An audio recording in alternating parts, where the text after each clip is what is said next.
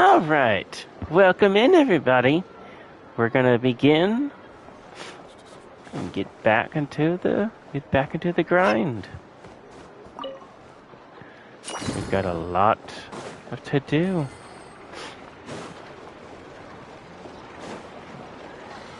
See, I've already talked to people inside of here, so.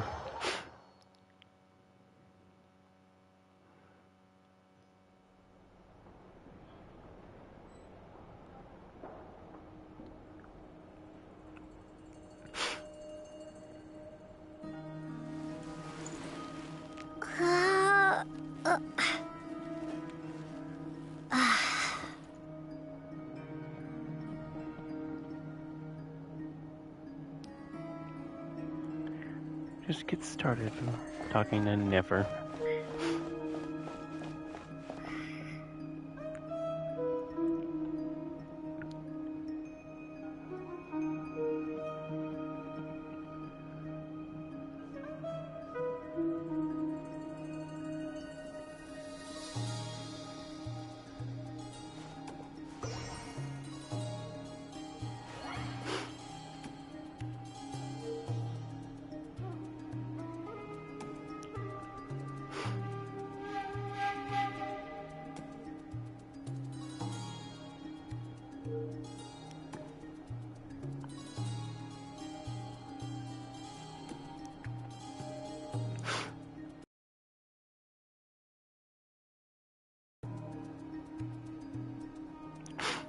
Alright.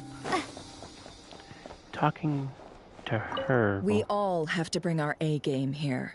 So, anything you need to wrap up before we leave?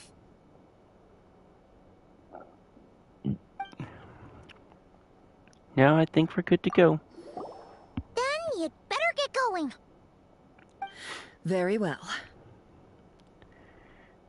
Okay.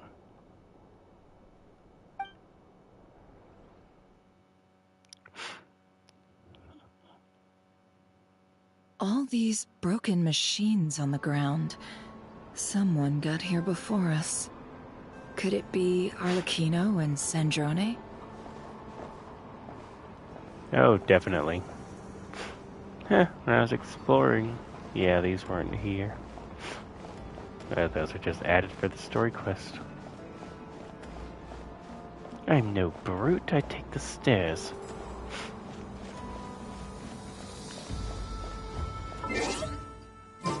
Okay. Enter the facility.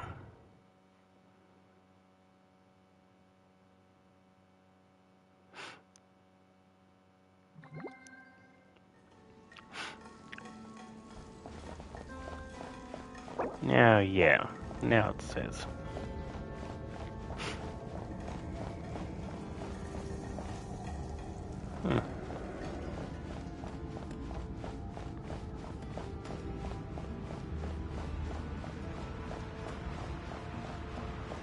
Yeah, this place is busted up good. If this was Arlecchino and Sandrone, imagine being these guys. And just... I mean, I know they're not directly under those two, but imagine being these guys. Loyal to the Fatui. Then two Harbingers show up who you're supposed to follow orders from. Just come up and beat the crap out of you. Wonder how terrifying that was for them. That's quite a welcome party. Oh. Wipe out!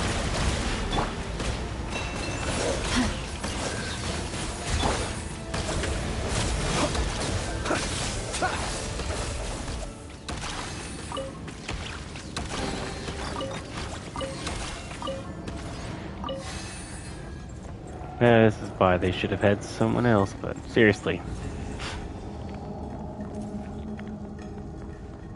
Seriously, Hydro Traveler.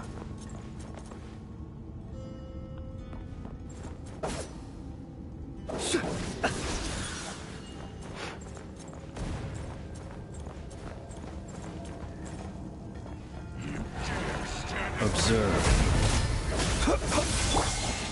No more lies. Seek within.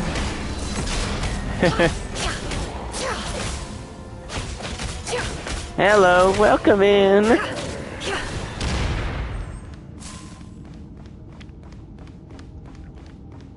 Get back! I said get back! Do you hear me? Okay. Some fish sharps. Oh boy. Why isn't it working? No! Don't come any closer! Don't! Well, we just watched a guy die.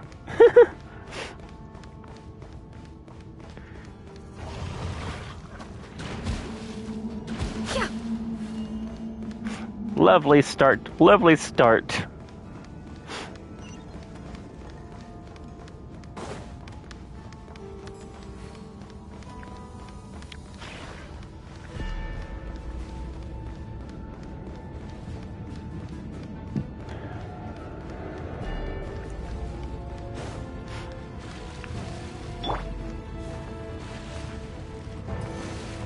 Forest, protect us. The night cometh. Steady now. You poor souls. May your spirits find peace. Grab that key on the ground. We'll probably need it at some point. Oh. Oops. Right away, Flins.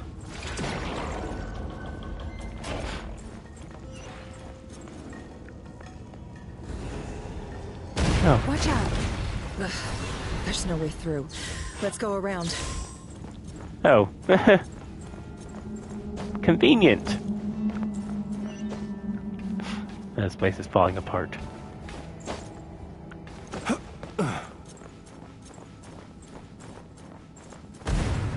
Ow! That's right in my face.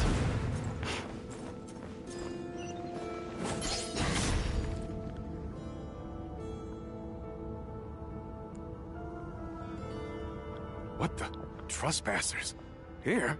What's wrong with you people?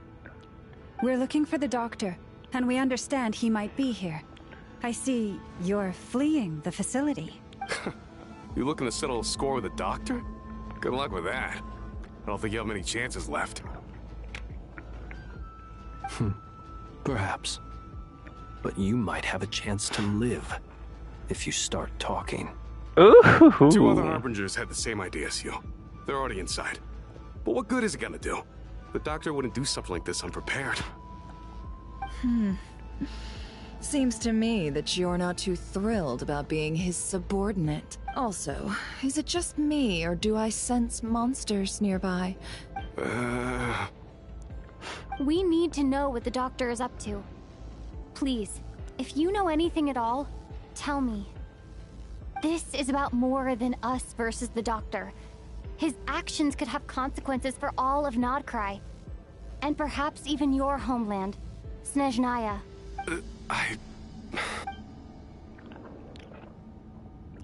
Oh. He's building something. Ambitious doesn't even begin to describe it. Clear my throat. Feels like this could be There the we go. big one. God knows how long he's been planning it. A while back, he told us he'd be returning to Snezhnaya. We weren't expecting him back so soon. This time he brought some gemstones with him, or something. 2 of them. The moon marrow spheres. He stole them from their rightful owner, Columbina. Oh, Lady Damselat? Last I heard, she left the Fatui. Before she went, she told us she'd finish what Her Majesty asked of her, and wished to focus on some personal matters. I remember thinking that leaving us might not be the best choice. I mean, I always looked up to the captain the most, and... The captain's gone now. Back when this all started, the higher-ups dispatched 3 units to Nodcry to execute their plan. They were led by the Doctor, Marionette, and the Damselet, respectively. I was a part of the Damselet's unit to begin with. She never really interacted with us much. In fact, she seemed sort of detached from everything. Not because she was distracted, just felt like she was indifferent to the world around her. Like she had no stake in anything that happened. She always seemed like she was staring off into the distance. Almost as if she didn't see anything worth living for in the present, so she had to look further afield. That's right. She always used to stare up at the sky. The doctor used to stand nearby and watch her. Apparently they got along well at first, but somewhere along the way, she grew wary of him. Started avoiding him as much as possible. I would After too. she left, everyone in our unit merged with the doctors. He's similarly indifferent to the world, except when it comes to the moons. He seems to have big plans for them. Right now, obtaining the 3 moons is his #1 priority. He even said if he can only get his hands on 2 of them, he'll create a 3rd one himself. Oh. How would he create an artificial moon marrow? Maybe the knowledge he gained from the Hyperborean phantoms has something to do with it. Thank you for cooperating. We appreciate the level of detail. Now punch him in I the get gut. the sense that you'd serve under Columbina again if you had the chance. Would that be fair? No, she's no longer a harbinger. As a member of the Fatui, my loyalty will always belong to the Tsaritsa. I'm only telling you all this because I don't completely trust the Doctor. His actions do not align with the goals that first brought us to Nodcry. I understand. We'll do everything within our power to stop him. The Knaves unit is based at the Kuvaki Experimental Design Bureau. Maybe you can seek refuge with them. Now we know what's going on here. Artificial moon marrow. He's likely well on the way to completing it. Dottore's technological capabilities are far more advanced than I thought. I fear this could get ugly. Everyone, prepare yourselves. Yeah, it's crazy how a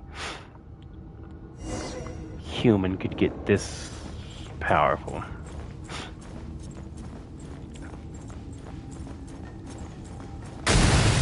Oh.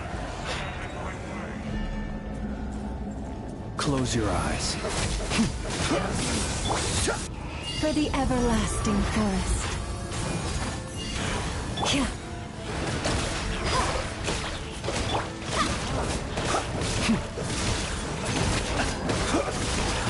Be silent. Observe.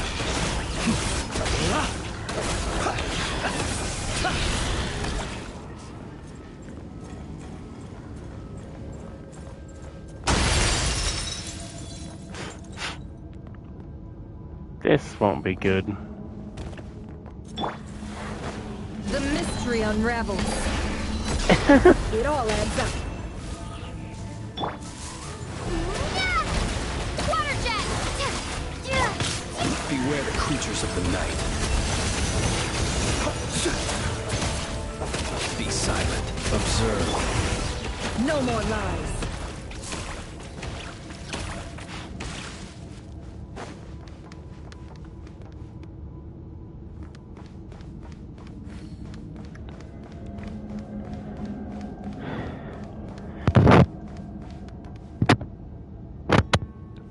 Okay.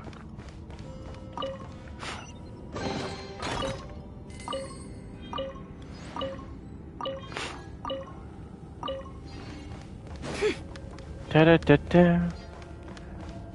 And get up there. Okay. This would be cool to explore every time, but it's just a domain.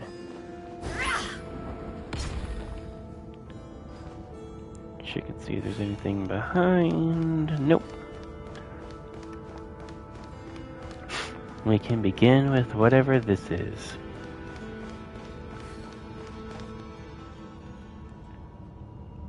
Oh boy. Welcome, one and all. I've been expecting you.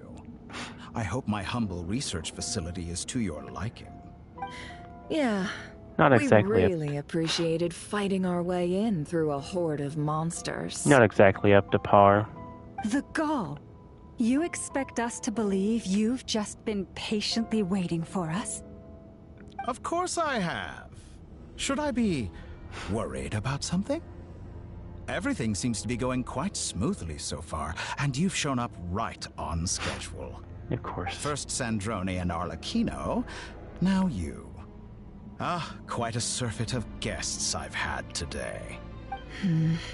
If you were looking for them, I should probably mention that Arlecchino disappeared as soon as she entered the facility. Not good. As for Sandrone, why, she stood right here only moments ago demanding answers from me at the top of her voice. Hardly out of character. She never was one for basic courtesy. But I have to admit, I was a little surprised to see her showing concern for someone besides herself. Does everyone you associate with undergo such a change in temperament? Speaking as a researcher, I have to say, it is not a change for the better. It threatens one's ability to remain objective. Yeah, Well, since you ask... So you've got your hands on the moon marrow, and now you're claiming godhood. Don't you think that's a bit of a stretch, Dottore? I must protest what you are insinuating with that phrase, claiming godhood. I am not claiming anything. I am stating a fact. You're a researcher. I'm sure you appreciate the distinction between the two. Oh, he already thinks he's a god. Huh? Wait, you really think you're all that? You'll excuse me if I'm not being a polite little lady for you. We're colleagues. We both know what kind of person you are. By the same token, I knew you'd respond along those lines. You and I both understand that facts speak louder than words. To that end, I've had my people send you a small gift. It should go some way toward helping you understand my present position. What gift? Where have all your troops gone?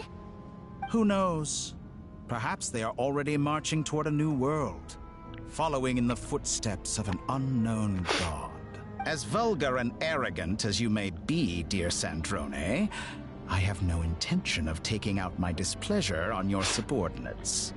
They will enjoy equal rights to my own. You sent your people to the Experimental Design Bureau? That's a Tsaritsa's property. Yes, and I am very mindful of Her Majesty's instructions. But you know full well that they do not conflict with my present goals. Is conducting another one of my experiments. Is there a problem with that? Yes. Now then, you have a judgment call to make. Am I simply lying to stall you? Or is it possible that every word I am saying is the truth? In which case, your subordinates really are in danger. So now you've turned on fellow Fatui soldiers. You're completely insane. I have set a new rule for myself. Oh, boy. Each person gets one chance. Naturally, that includes you, Sandrone. If you wish to leave, I won't stop you. We are colleagues, after all. Scumbag. Oh, for real. He thought of everything. Still, I haven't counted on Sandrone sparing any thought for the people of this world. Shame. I always found her self-centeredness to be one of her few better qualities. How can she ever hope to achieve greatness when she's so obsessed with protecting her little design bureau? It's more than a little disingenuous to speak of achieving greatness while taking hostages. Or does honor no longer mean anything to you? Honor. I have the marrow of 2 moons in my possession and will soon complete the construction of a 3rd. I will be the god of a new world. And you speak to me of honor? How charmingly naive. There's plenty of other gods that can stop you. Those are sacred relics. You do not deserve them. In my view, many in this world do not deserve to be alive. And yet, I mercifully permit them to go on living, do I not? Oh. You'll come to regret your actions. Will I now? Let's see if you can make me.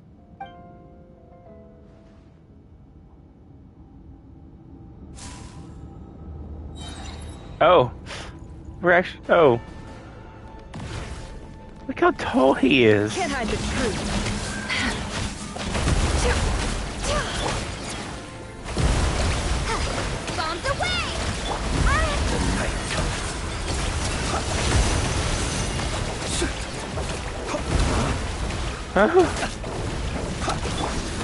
Seek within.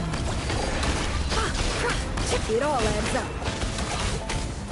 You won't feel a Poor thing. lost land. By the frost moon of old.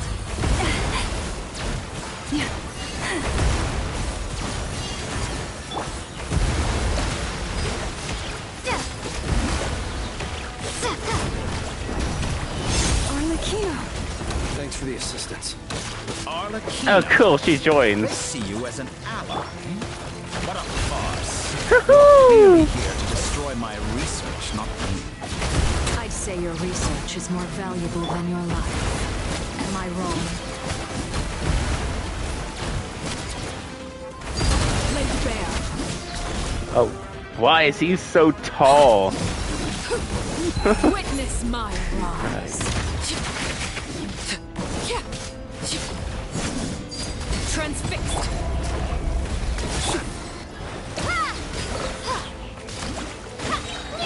Shatter like a reflection. Is that the best you can do? Forest, protect us. Close your eyes.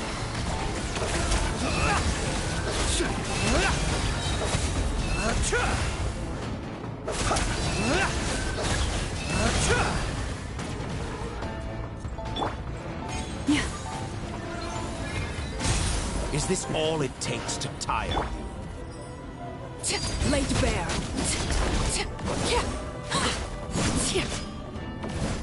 Your actions betray your fear of me. You won't feel a thing. Water jet! Leave this place. Have I brought this on myself? With one heart, we pray.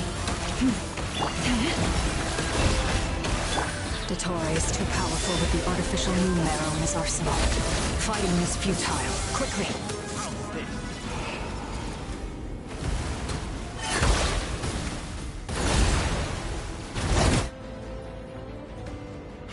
Let's go. Oh boy. He's doing all this, I'm guessing, with his vision and stuff. I've always thought it is wiser to flee than surrender.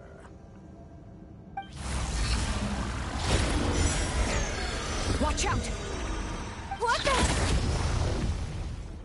Oh. Forget about me! You should... Where's the traveler?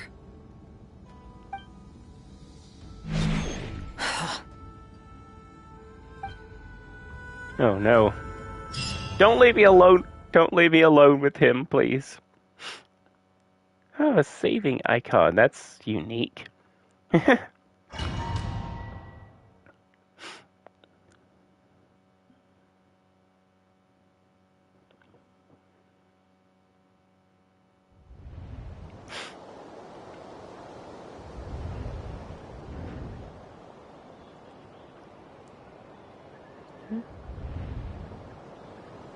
Back in What Nosh. just happened? Back in Nosh Town. Nasha Town?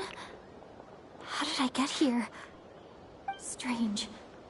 I remember being trapped by Dottore during the battle. And now, all of a sudden, I'm here. Something weird is going on. I guess I'll start by exploring the area.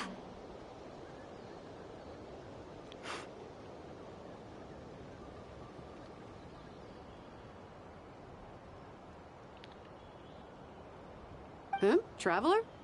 What brings you here at this hour? Huh?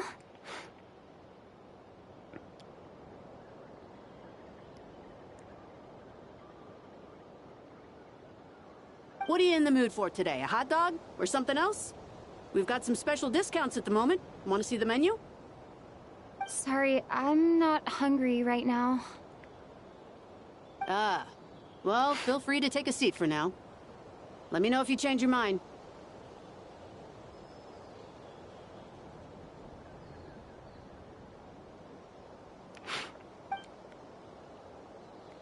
Everyone seems to be acting normal. Am I just overthinking? Oh, darling, Look who it is! One of our regular customers! Get the traveler something to eat, would you, dear? Regular customer? I don't think I've been here before. Wait. Why is he talking like that? Well, I'd love to, but can't serve a customer unless they order something. Anyway, I take it your business is wrapped up?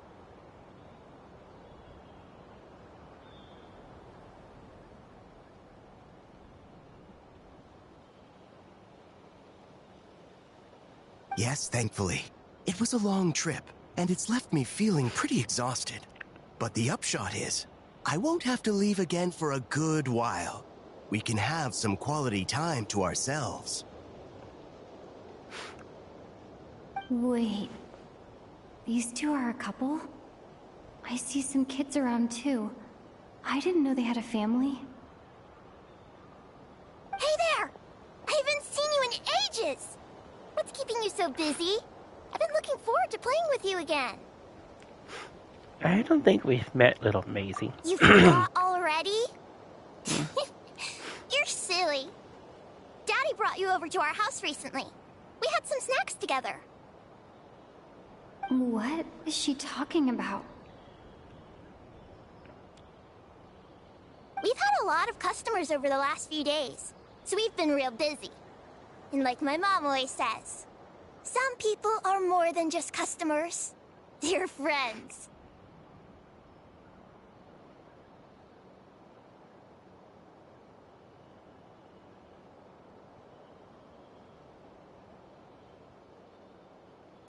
Oh!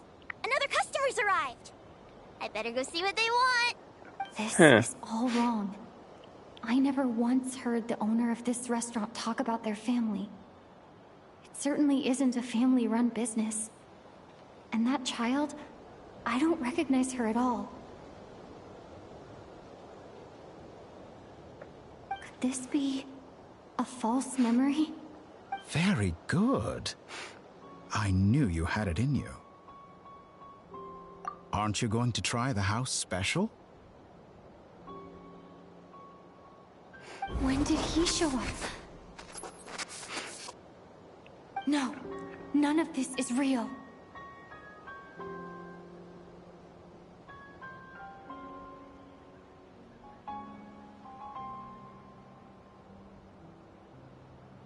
You don't seem to like it here. That's fine. We can change venues.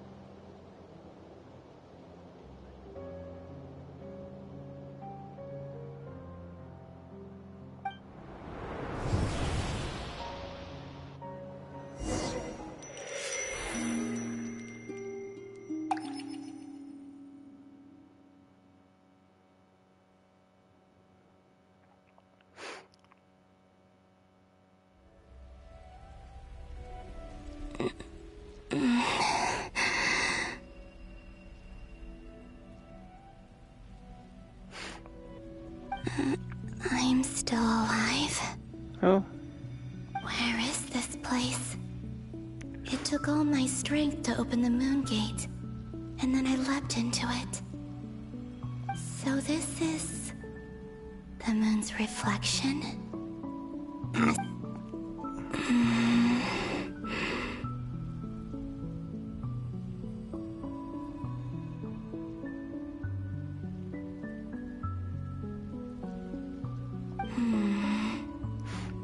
I can't sense anything. I guess I could try opening the gate once more.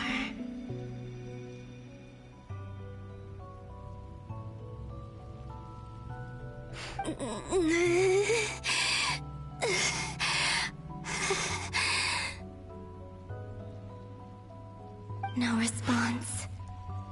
Maybe this space can't be opened from inside.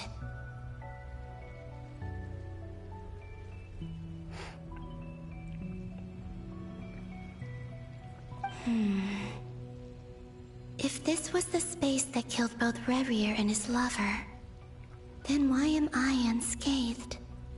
Or... no, I'm not unscathed. Even the air here feels... frozen in place. There is nothing here with which I can restore my power. I should conserve my strength and proceed with caution. I don't believe Dotori's scheming will stop just because I escaped. If there is any chance that I can get back to the others, any chance at all, I must return.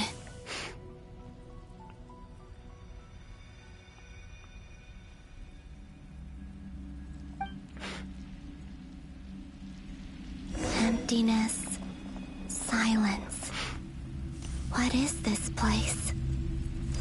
Or maybe the real question is, what is it for? What's this? Looks like it responds to my power.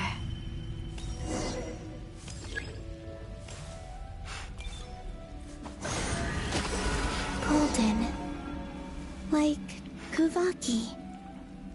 Is it some sort of guide? And why does it feel so familiar? I might as well follow it.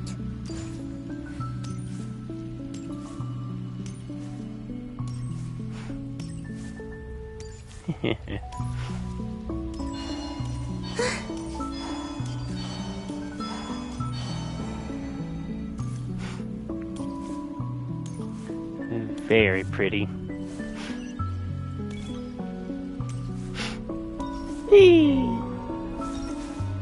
Where does this lead? Could it be the exit?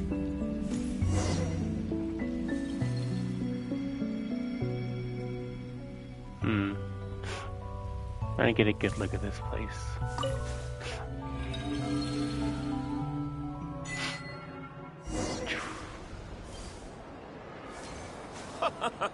Welcome home, Moon Goddess. Is this Nasha Town? But isn't Moon Prayer Night over already? It is. That's the kid we faced in a Pokemon style battle.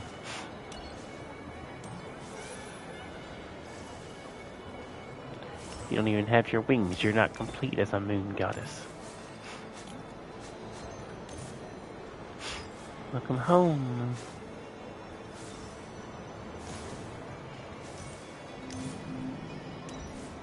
Moon Prayer Night.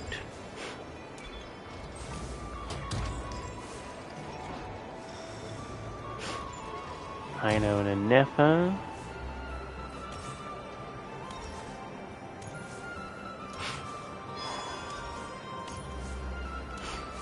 Androne should be standing over here, but she isn't.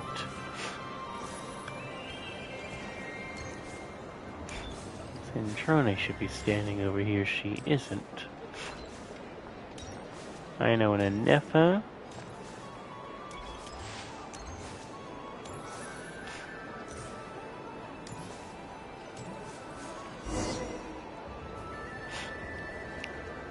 Goodbye for now, Columbina. I hope you have a wonderful night. Oh, that's when we're saying goodbye. I will. Everyone else. And me? Are these my memories?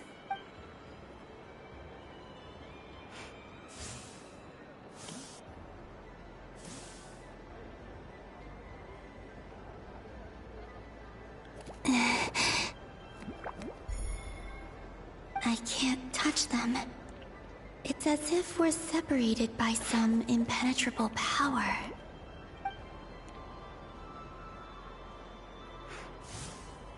Over here! Over here!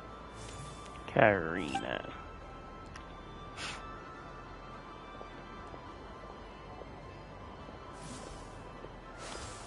The Dodocos.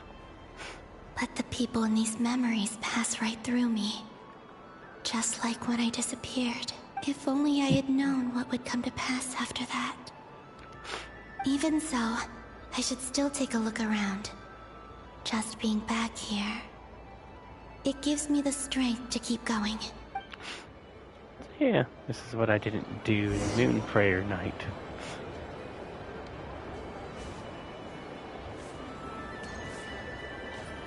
Welcome home, Moon Goddess. Oh, you're the genuine article. Alice was right. This moon prayer night was worth watching after all.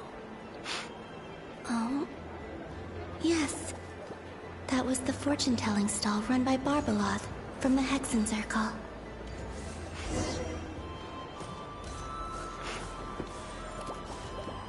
You guys are supposed to be in real animal. You guys are supposed to be in real animal form when you come to the human world. It's the traveler. Traveler in Paimon.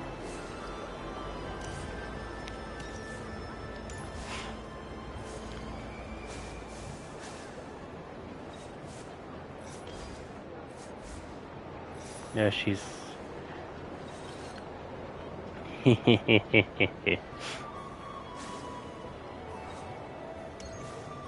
Nefer.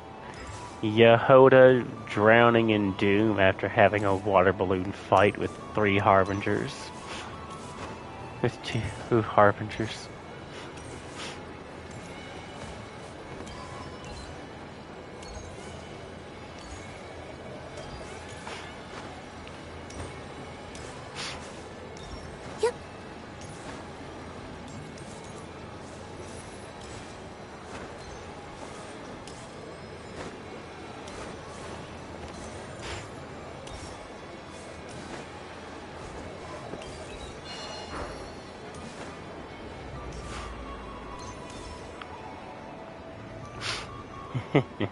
Okay. I can stop fooling around. Please, draw the first lunar arcana. This represents destiny and is the foundation for the divination as a whole.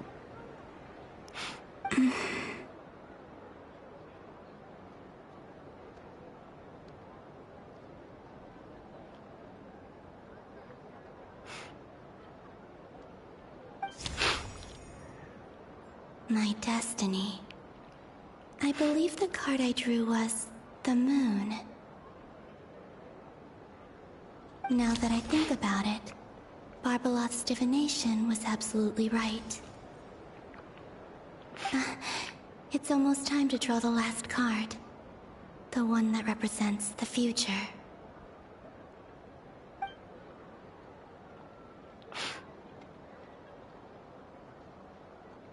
That was the card that popped out on its own. From here, I think. Ah, so it was she who did it. Kuvaki Pulse?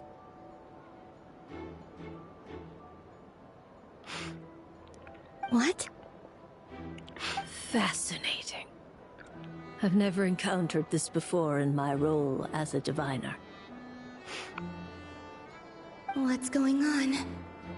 Did that card leave the deck because of my influence? All I did was try to touch it, and then...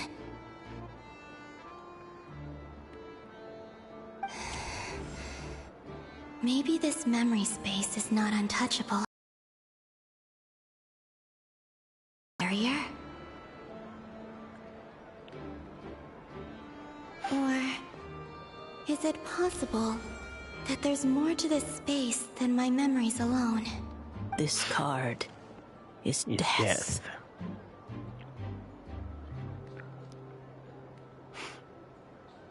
I need to get to the bottom of this. I'll try touching something else. Is this... the wind? No, it's gravity. It's pulling me outwards. No, Traveler!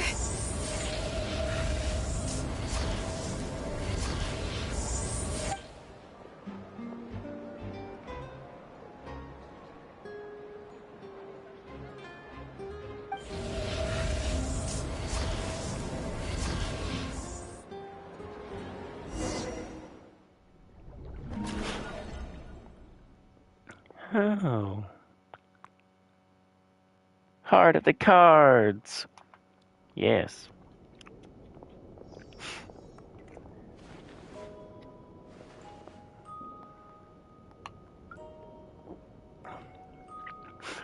They have to explain to Paimon. She's not going to be happy.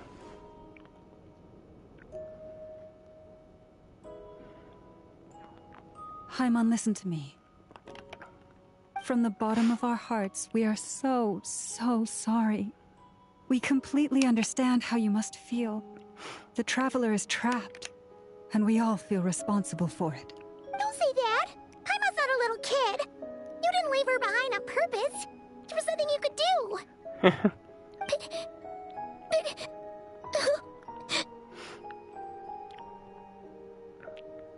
She's all alone in there!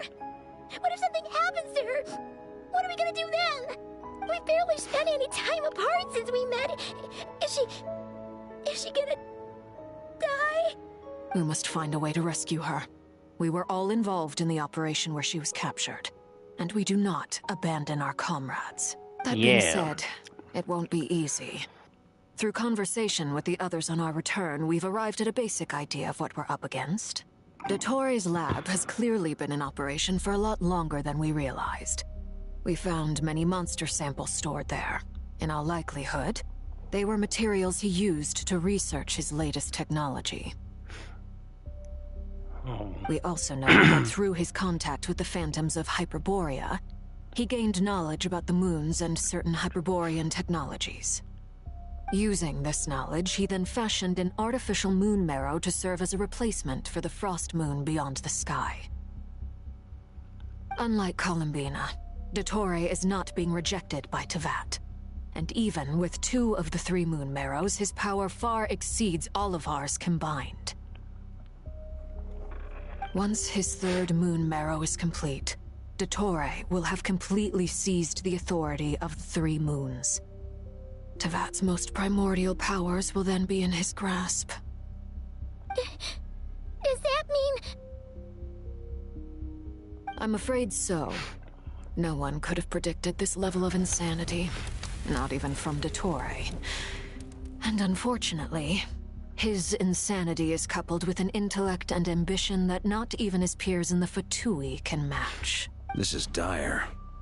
Sounds like the world is done for. The 3 moons' authority can influence the very fabric of time and space. I dare not imagine what a monster like him would do with that kind of power. The trouble's already begun, I'm afraid. On our way back, we discovered that part of Nodcry is being enveloped by an unknown energy. We cannot ascertain what is happening inside. I'm convinced this is Dottore's doing. Not that there's any way to prove it. The issue is, we have no idea what his intentions are. The only thing more frustrating than facing down evil is knowing that it will surely come, but not knowing when. Yeah. That's always dangerous. The Doctor is guilty of numerous crimes in Mondstadt as well. One of our knights, well, former knights. His father was murdered by Dottore. His ideology and methodology are a danger to everything in his path, from individuals to entire nations. He does not feel guilt, even when he acts against his own people. He doesn't see them as his own people, that's why. People like him see everyone else as beneath them. Right. He views other people only in terms of how they can benefit him. That's the basis of all his social connections. Granted, he's hardly the only harbinger to pursue their own interests. We all do. And Her Majesty is gracious enough to permit it. Still, her mercy has its limits. Dottore's actions have gone beyond even what the Fatui could have imagined. Usurping divine authority to become a god. For a servant of the Tsaritsa, that goes beyond being disloyal. It's treason of the highest order. We can't expect him to heed the Tsaritsa's will once he gains the 3 moons' authority. Even we harbingers consider him the most self-interested among us. Poor Traveler. Of all the people to get caught by... We have to go save her! Right now! Please! We gotta find a way! Paimon, I promise you, we are with you all the way. Yeah. I get how you feel. I do. but it's gonna take more than strong emotions to take down an enemy like Dottore. What we need now is more information. We don't have time for information. Right. Let's go. We can't even guarantee he's still at his research center. Before we can think about mounting a rescue operation, we need to confirm the Traveler's location. I'll find a way. Paimon knows, but she's so scared. If anything happens to the Traveler, she might be the strongest person Paimon knows, but she's still human. She feels pain and bleeds just like anyone else. Then think things through before you stick your neck out. Unless you want to lose your head. Oh. Sandrone.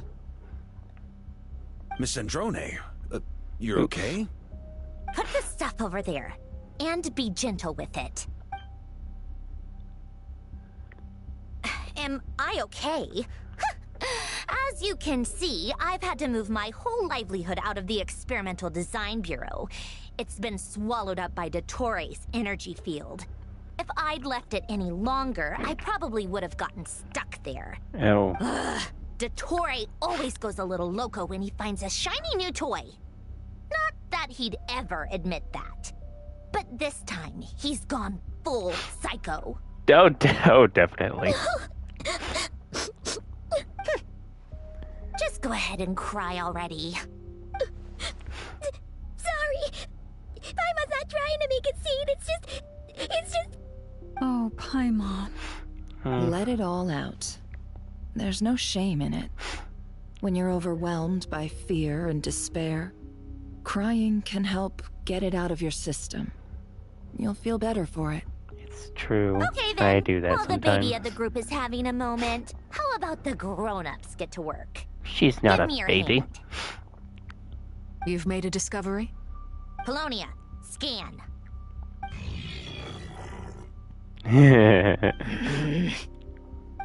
You, hand, now. Oh, I thought you'd never ask, my lady. Curses! You're next, then you. Dottore, you son of a... He's done something to us! Everyone who entered his research center has been implanted with some sort of curse. Oh. I don't feel anything unusual at the moment. Does that mean it hasn't activated yet? Is there a way to figure out its purpose and what might trigger it? My best guess is Dottore created it using the Moon Goddess's powers. 1 second, analyzing. Ugh! That friggin' maniac! So, what twisted game is he playing this time? The moment I analyzed the energy composition, some encrypted text appeared in my mind's eye.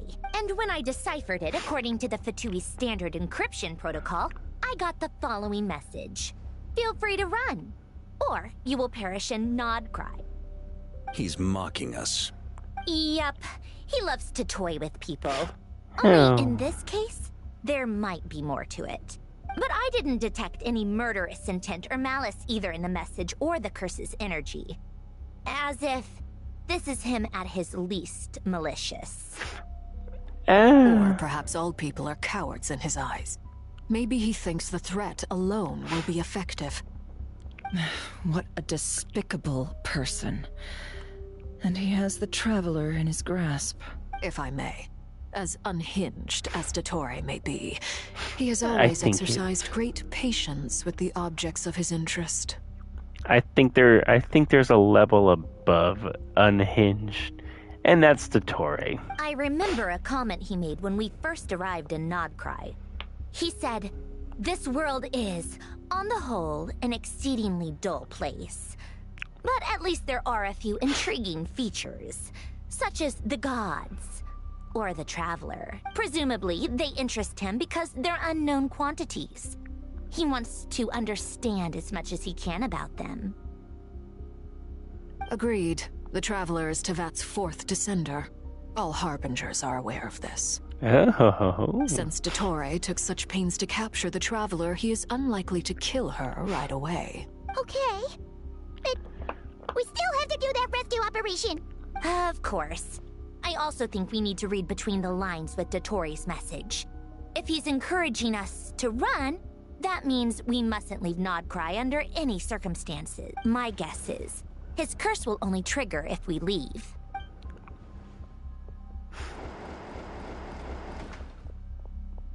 We've discovered multiple energy fields. Albedo is still attempting to analyze their structure. He told me to report back first. Each field is slowly growing, swallowing up more of the surrounding area in the process. And the pace of their expansion has increased since we first examined them. He's probably trying to swallow Nodcry whole. His nefarious ambition knows no bounds. If this continues, the whole of Teyvat will be in trouble, not just Nodcry. The loss of Columbina could not have come at a worse time. Do we think she's truly gone for good? She entered the space beyond the Moon Gate, knowing what became of Rerir and Thelindis. I'm sorry, but I fear the odds aren't good. Don't be ridiculous. If I know her, she's busy finding a way back as we speak just so she can annoy me. She isn't dead. Oh, lots of confidence. Whatever has become of her, the fact remains that we are two comrades short on the eve of a decisive battle. We need to find out the Traveler's location. But there is also other work to be done. Agreed. Whatever Dottore planning, we have to get the local populace somewhere safe. So, as well as a rescue mission, we have to organize a mass evacuation at the same time. It would be best if someone could approach leaders of neighboring nations and negotiate emergency asylum for Nodcry's inhabitants. Snezhnaya is one option. I'll see what I can do.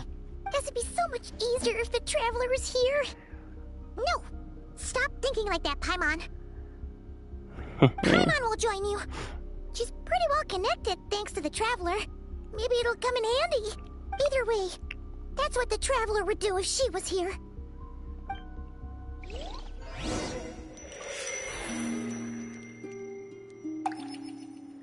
Doop. Do do do do do. Do do do do do. Yeah. Back here again. I was just about to say that. That gravitational force that pulled me back. Is this where it came from? When I saw that memory of Moon Prayer Night, I think I influenced reality. Was it just a coincidence? Or, if only I could have sent the others some kind of warning on Moon Prayer Night. Maybe we could have stopped Dottore.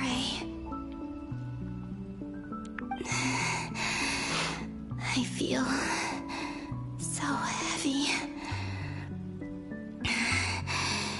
Does entering that space consume a lot of energy? Well, even so, I have to keep moving forward.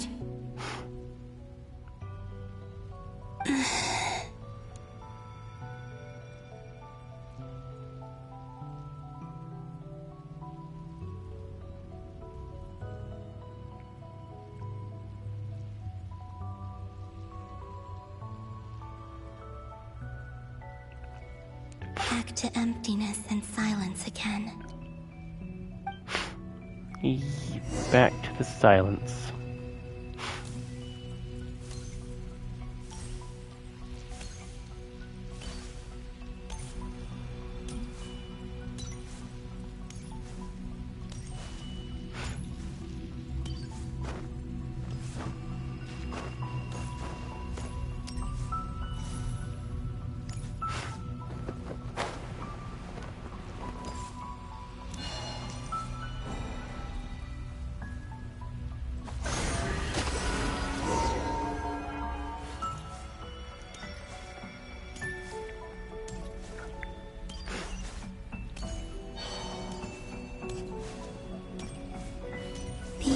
From last time isn't showing up. What am I missing? Looks like I need to gather these scattered fragments. Yes.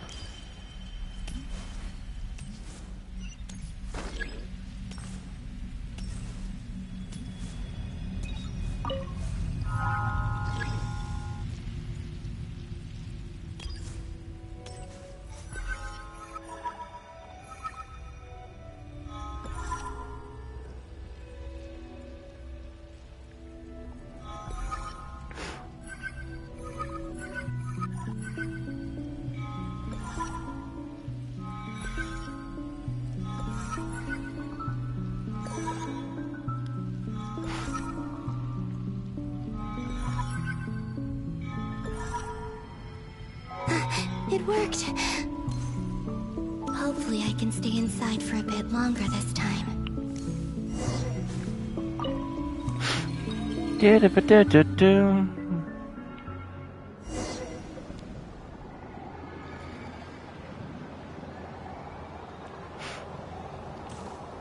Ad Astra Abyssosk. Welcome to the Adventurers Guild. What? This doesn't look like Moonprayer Night. That doesn't even sound like Catherine. Extra, extra! Latest issue of the Nasha Express! I don't think I've ever been here. Maybe this space isn't comprised of my memories after all. There aren't any festive decorations around. Is this Nasha Town after Moonprayer Night ended? Did Dottoro's plan not affect the town? Or is no one aware of what happened because he used the Three Moons' authority? Let me see if I can influence anyone else. So, what do we do next? Wait, that voice. Paimon? The most important thing right now is to find that mage. Lauma, the Traveler, and Mr. Varga are here too. I'd better go pay the Fatui a visit. Traveler!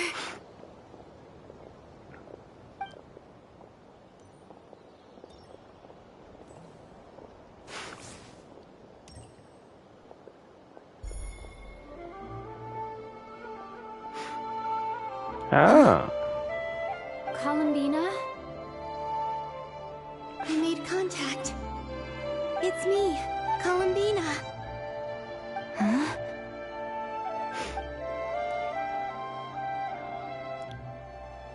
Traveler? Yeah, that makes more sense. Let's go! This is no time to be spacing out! Huh? Huh? Wait a moment. This has happened before. Huh? This is what happened when I disappeared. I stood right over there, thinking that no one would ever find me again.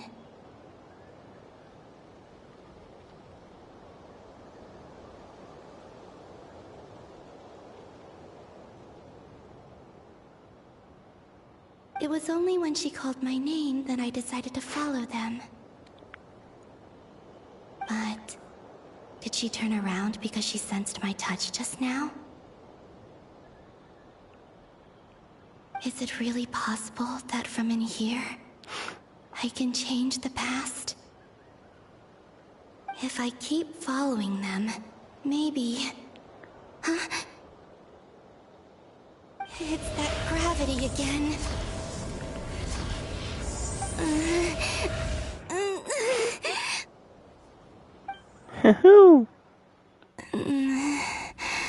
Every time I influence reality within that space, this force intervenes and pulls me back. It's as if it's trying to stop me from leaving. I'm getting weaker and weaker. I'll just have to try another approach next time. Come on, Columbina. Keep going. You have to tell everyone what happened. We can do... Heh.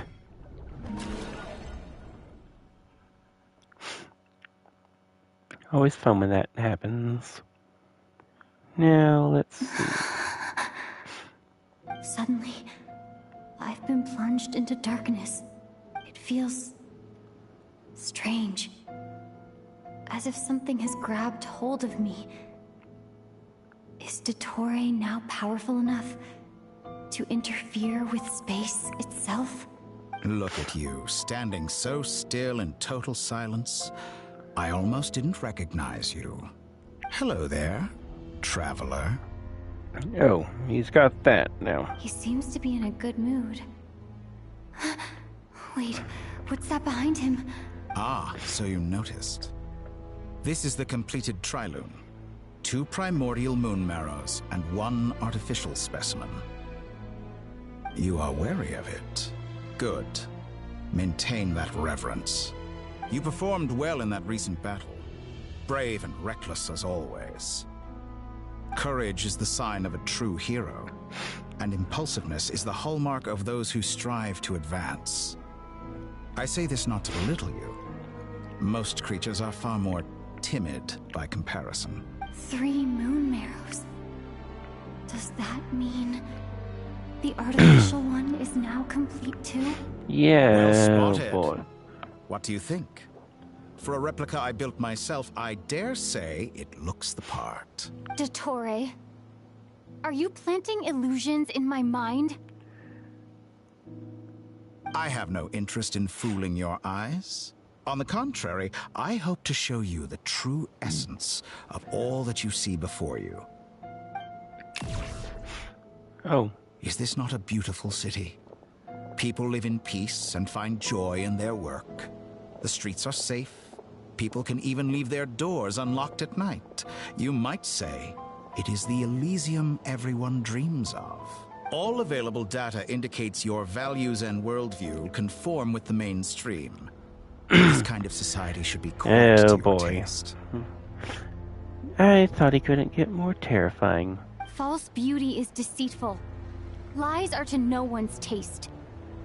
I wonder, is it your moral standards that are too high, or your expectations of reality? Answer me this. If someone existed in a sweet dream from the moment they were born, a dream in which they never once felt pain, which do you think they would consider superior? The dream or the reality?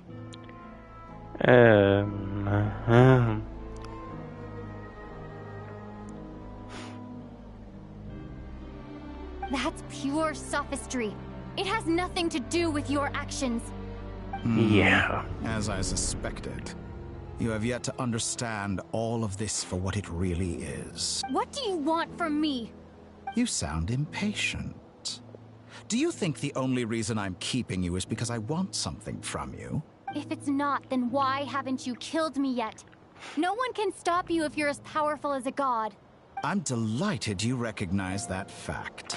Oh, that is what you get for being the number 2 of the Harbingers. I believe we last squared off in Sumeru. Ah, the memories. How time flies. You and I have both grown. We didn't really fight in Sumeru. I'm not surprised that Arlecchino and Sandrone worked with you. You've always a way of slowly but surely ingratiating yourself with all levels of society. People laud you as a hero, but I suspect there's more to it than that. Oh, but to be clear, I don't say that to flatter you. Do you always give your opponent an appraisal before you deal the final blow? Call it a long-time habit. I'm a researcher, and one of my duties is to give an objective assessment of my subjects. But you misunderstand. We are not opponents. Not at this moment. I just want to talk. Think back to Tartaglia, Arlecchino, Capitano, Colombina, and now even Sandrone.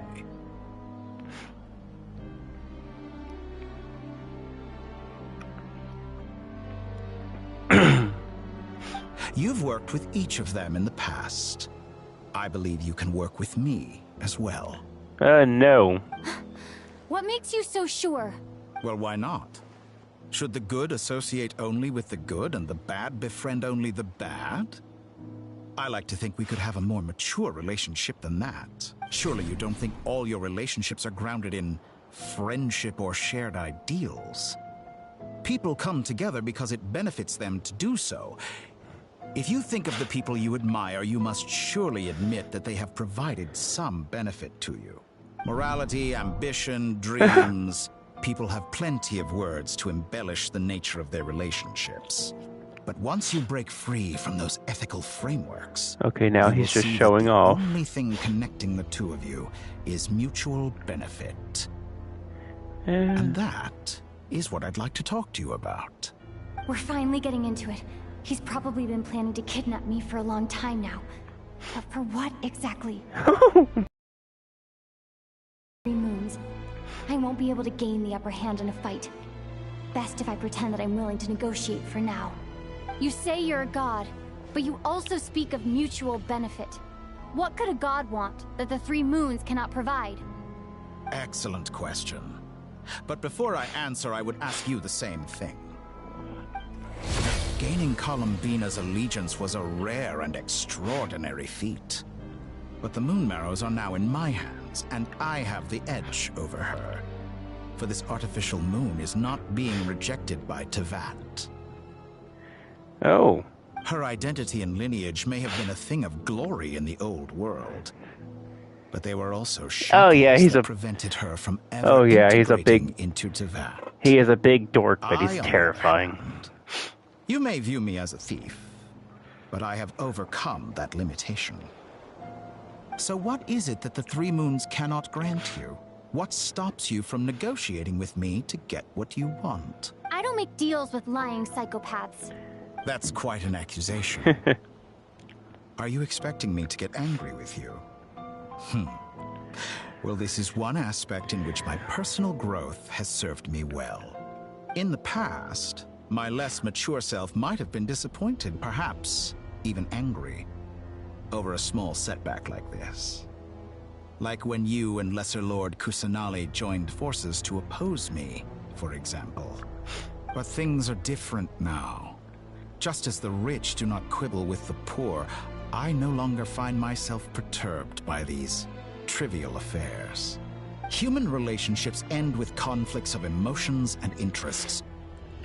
But relations between humans and gods are different. And ours is even more unique. I have ascended to the highest heights and laid claim to unprecedented horizons. And you were no ordinary person to begin with. I don't think you've ascended quite yet. You'd be welcome to Celestia at this point, which you haven't. You're still stuck down here with us.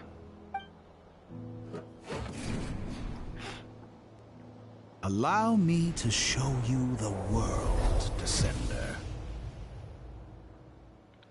Oh.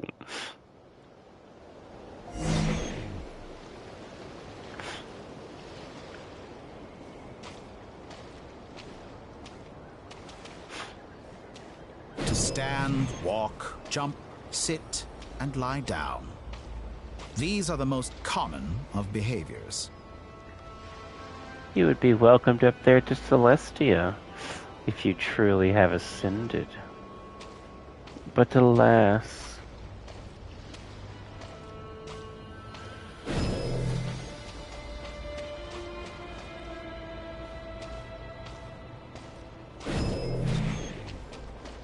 Okay, he's not as tall as he was in that boss fight for some reason. Have you ever wondered why we were born following such laws? Who stipulated that we could not fly instead of walk?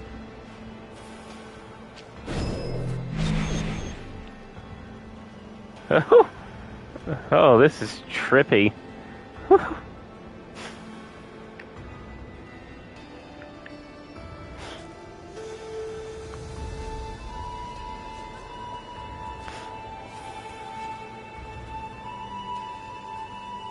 I'm looking down!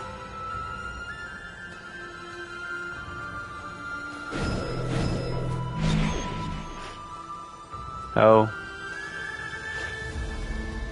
Or even higher.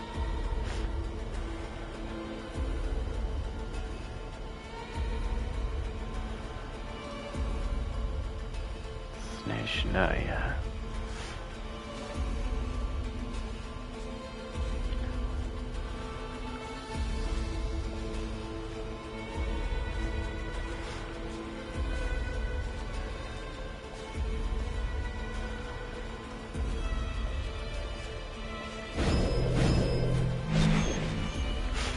Oh, we're even higher now. Can't even see the ground. We're on top of the... above the clouds. Someone of your talent and experience must surely know of the 4 great rulers who serve the heavenly principles. They govern life, death, time, and space. One wounded by a blade will die from blood loss or infection, and one who falls into a lake will drown in agony. The elderly wallow in solitude, and the solitary age faster. Eventually, new life is born, only to embark on the same path of suffering. These 4 divisions anchor the world and shackle those who live in it. But they themselves transcend its boundaries, squandering the power bestowed by the heavens.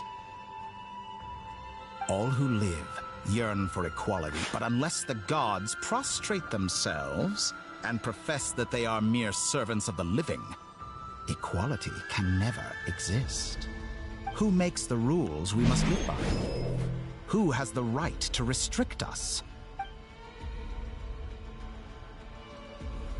The limits of the body can be rejected.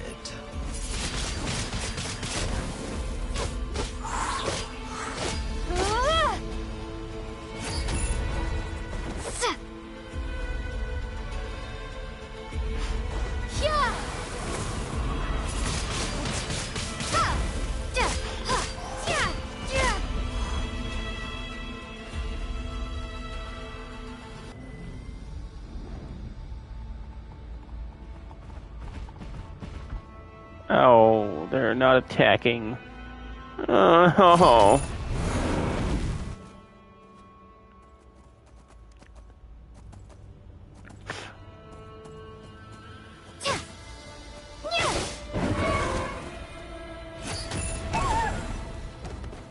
He's making me do this. They're actually being peaceful. Oh, not this thing.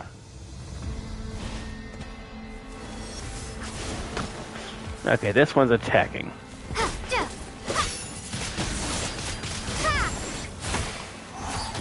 How does it feel to be among those with absolute power?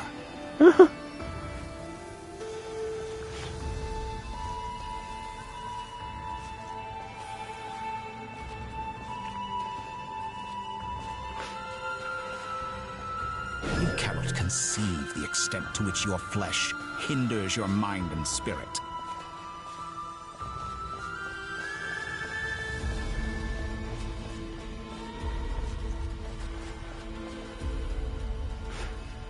Okay, yeah. He's just not as tall as he was in that boss fight. But he's still tall.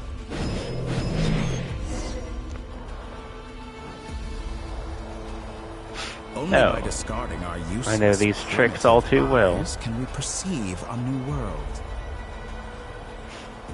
How narrow-minded we all were in the past. Why should the final answer of the world not be the power that predates those of life, death, time, and space? The power of the Trilune. Oh. I know these tricks all too well. Through it, I have glimpsed new experimental possibilities. Nature suppressed, authority exiled, souls controlled.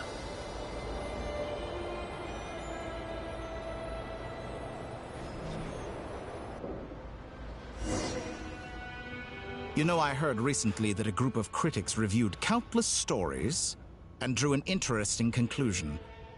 They found that it is more often than not the villains who strive tirelessly to push the boundaries of progress. In fact, long before this, someone voiced a similar idea in an academia editorial. I felt a great affinity with this perspective. I have never been afraid to step up and play the role of the villain. Good.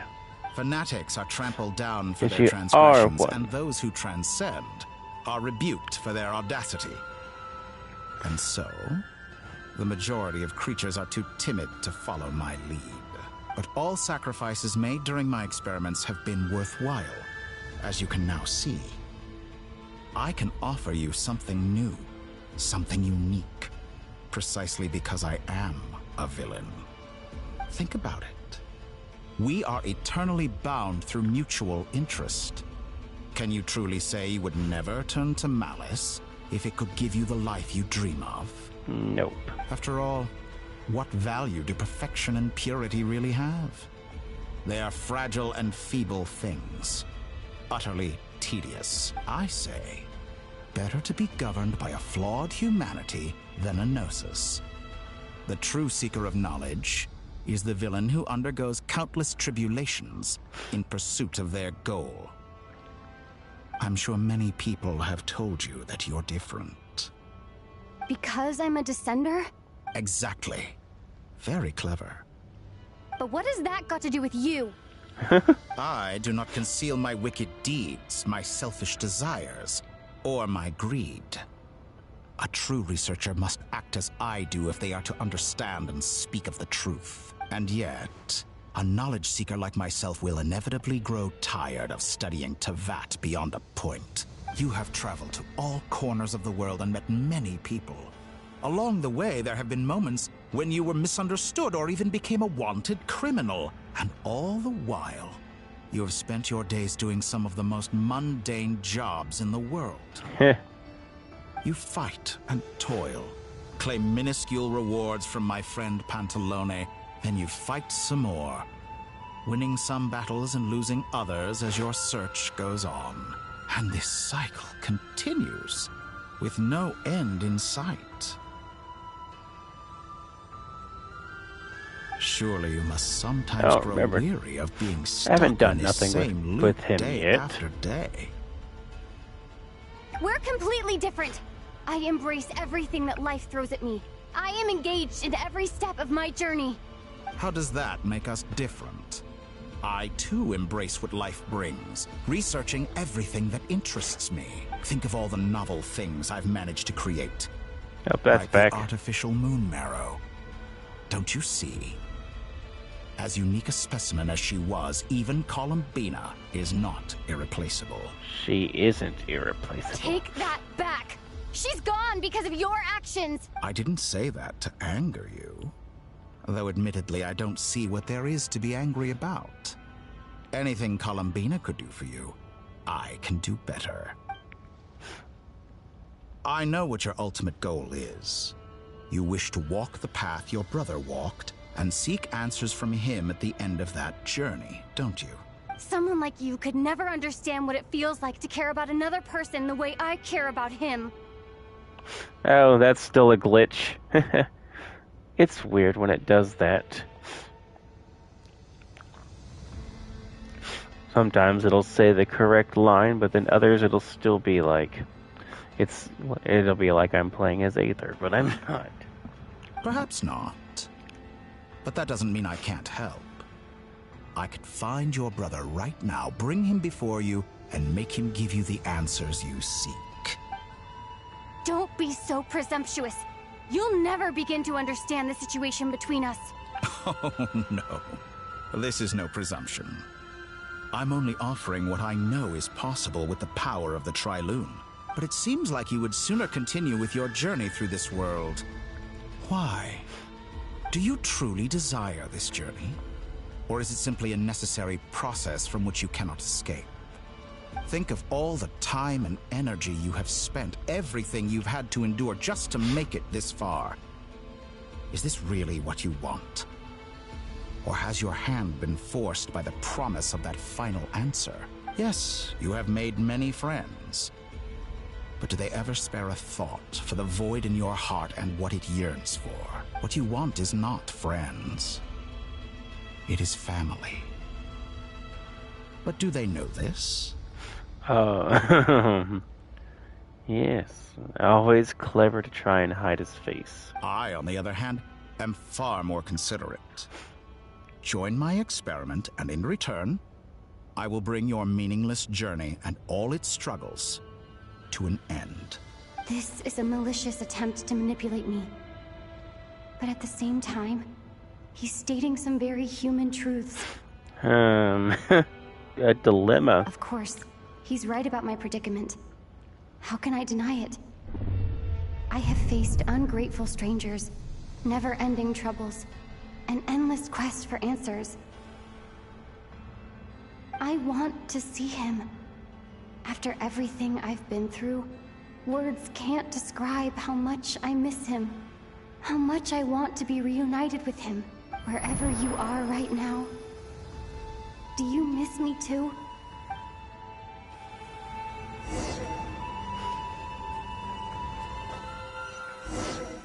Oh.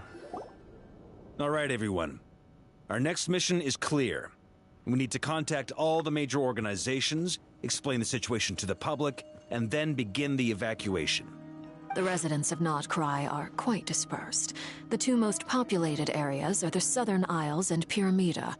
Miss Lauma, I will leave Hisi Island and Nasha Town in your hands. I will liaise with the Fatui and Pyramida. Agreed. We will reach out to Natlan and Snezhnaya. Anyone found north of the Experimental Design Bureau should follow the Fatui to Snezhnaya. As for those dwelling south of that line, I will ask the Voynich Guild to help persuade them to leave. Then I, Mr. Varka, and the Frostmoon Scions will escort them to Natlan. Friends and family are important. The Voynich Guild has dealings with the Curatorium of Secrets. I will send them a letter vouching for your credibility. Yehoda, you should help Lauma. This is too big of a task for one person. My wish has come true. You're willingly lending me your most capable employee for the day. Well, good for you if all this only takes a day. Boss, wait! Don't I get a say in this? Oh, I'm sorry. Something to add, Yehoda? Well, no one's more important to me than you, boss. And remember how Lauma healed your eyes after that big battle? I think that's worth at least 2 or 3 days' work for the Frostmoon Scions. Are you completely incapable of acting in your own self-interest? Or do you simply devalue your own labor? Are you sure you don't want to come with us? Who will see to our other work if we're all busy evacuating residents? Sandrone insists that Columbina is still alive. But boss, I'm just worried that... Well, Nefer, I'll link up with you once my tasks are complete. What makes you think I'd need you to do that? I'll need it. And considering the way you approach certain matters, I think you'll be better off with me present. That's quite enough. Just focus on your work first. I bet we're in for an uphill battle here. But we can help out too. Inefa and I are gonna help Nasha Town's residents carry their stuff. Loading schedule. Store essential local research data and technology samples, then escort the people to Natlan. Understood. I will execute this to the best of my abilities. Great stuff. Thank you, ladies. I've contacted the Lightkeepers. A colleague of mine will join us shortly. I will persuade them to conduct a thorough search of the region to ensure that no civilians get left behind. As for me, I guess I'll be making an early return to Sumeru. I don't think so, Dory. I think it's important that someone informs the Dendro Archon of what's going on in Notcry. Roger that. Someone should inform Mondstadt, too. Yes. Mr. Duran, can I trust you to handle that? I think you fly faster than any of us can run. As an added incentive, get there fast enough and I'll see about getting your gliding exam waived. Really? Ha! Mission accepted, sir. I intend to stay behind and help Miss Sandrone with her research. She has some alchemy-related questions that she'd like me to explore. She recognizes your expertise, then. I wish you a fruitful collaboration. Thank you. In truth, I was surprised to hear her express an interest in subject matter outside of machines. I believe she has been investigating some Fontanian technology recently. She made a point of bringing the relevant materials with her when she left the Experimental Design Bureau. She's sorting through everything in her room as we speak. I should mention that we have one other friend who isn't present. He hasn't made his position in all of this clear. But if we know anything about him, he's likely investigating on his own. Paimon's been very quiet today. But I know how close she and the Traveler are with the Natlanese. She should come with us to the border. Okay. Paimon will do her best. Make sure to heed Sandrone's warning. Many of us have been cursed by Dottore. As such, under no circumstances should anyone cross national borders. Remain within Nodcry. That aside, personally I have faith in Columbina. Things look grim, sure, but who knows how it'll play out. Same goes for rescuing the Traveler. Both of them are important allies and friends. We'll be counting on you to gather intel on them, Miss Nefer. Oh, wonderful. You're all here. That voice again. Nicole? Nicole! Whoa, that was loud. And it came out of nowhere. So mysterious. Sorry, this is the only way I can speak to you all right now. Please accept my apology. Anyway, time is short. I'll cut to the chase. We're still facing quite a catastrophe here at the world's borders. Alice has roped in every Hexen Circle member she can get a hold of. Except for me. She told me I had to come and help you all out as a matter of urgency. I quote, "You love talking, don't you? Well, now it's finally your time to shine. Take these. Make sure the whole party gets one each. You'll be in charge of making sure everyone stays connected." Huh? Is this a Dodo communication device? Scanning. Unknown device. Analyzing. Unknown device. Conclusion. Cute. Affirmative. It is cute and good. I believe that I quite like it. This is no ordinary Dodo communication device. It's my very own special modified version, specifically... sorry. I almost went off on another tangent there. Anyway, help yourselves. It will allow us to communicate over long distances within Nodcry. No more worrying about shuttling messages back and forth. What astounding technology. Am I right in assuming that it relies on your personal abilities to function, Miss Nicole? Yes, exactly. Right on cue, Albedo. I'd love to brag to you all about how it all works. But no, next time. Anyway, I'll be right with you all, serving as a communication hub. That's all from me. Head off as soon as you're ready. I'll be staying here to keep watch. All right.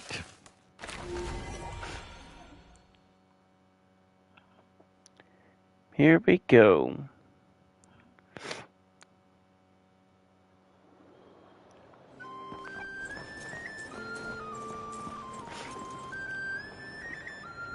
There he is.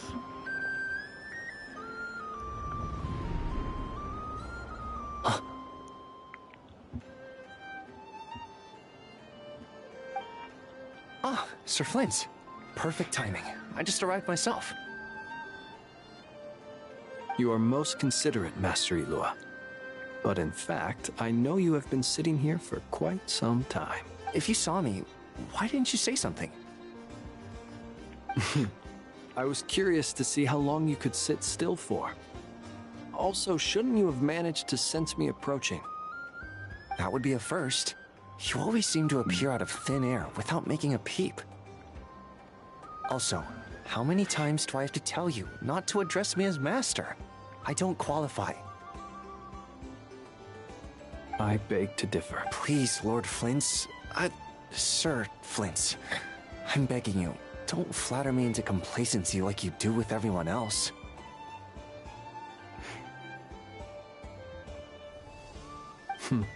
You understand me better than most. My newest acquaintances tell me I love complimenting others. What do you think? I think they don't understand why you do it. You just love puffing people up till they're a big, happy ball of hot air that floats away into the sky. In all sincerity, I can only hope that they bring good tidings when they come back down to Earth. Is the situation that bad? We just held a strategy meeting. Let me fill you in.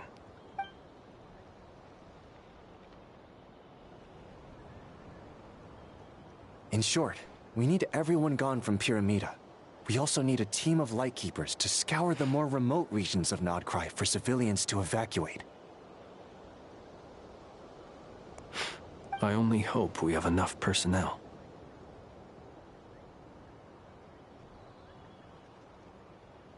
We do. Old Man Nikita will definitely help. And we can recall anyone out on patrol to focus on this instead. Good. I'm sure you and the others will make short work of this. Now, don't forget. Once you've completed this task, make sure you and the rest of the team evacuate to either Snezhnaya or Natlan as well. Flint's? If you've got something to say, Master Ilua, why not guess what I'm thinking right now? You mentioned that you have something else to deal with later. How difficult is it going to be? I doubt it will be easy. I know you're a Lightkeeper, and it's your duty to protect others in times of crisis. But I have a feeling that you'll be walking into grave danger.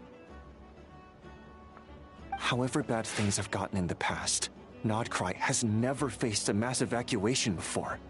But from the sounds of it, you don't intend to come with us.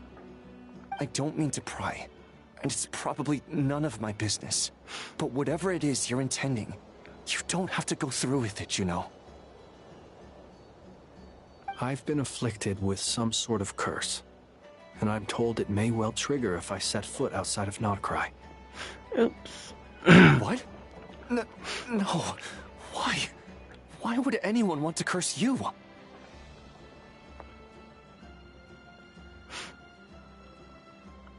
There are plenty of people out there willing to trample over others in pursuit of their own goals.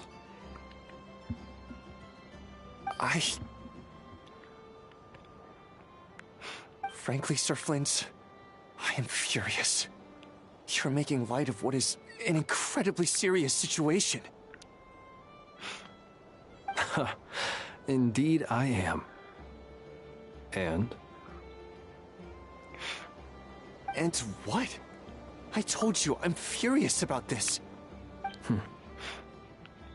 Nothing I can do about it, I'm afraid.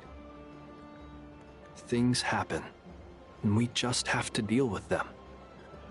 If you find yourself feeling angry, perhaps start by drinking a big glass of water. Hey, you mean you're completely unmoved by my anger? I'm devastated. Then allow me to express my sincerest regret. Come by the lighthouse sometime. We'll catch ourselves a few fish, have a little barbecue, play some cards, and bask in the sun. Maybe I need to spell this out. Lean in a little, Flint. Oh my, this doesn't bode well. Where do we go? Word is that you were caught up in a real horror show recently. People were amazed that you returned safe and sound. They've been debating whether you're even human. I've returned safe and sound from plenty of crises. When you say people, do you mean other people? Or do you just mean you? Fine. I'll be frank. You're not human, are you? Help. Heavens. Now that's a horrifying thought. You know what? Forget it. We'll revisit this once it's all over. A sound plan. Albeit a little ominous sounding. Just promise me you'll come back in one piece. All right? For you, Master Ilua. How could I refuse? Also, please pass my regards on to our colleagues. Tell them, thank you all for your assistance. Please put safety first as you proceed with the operation.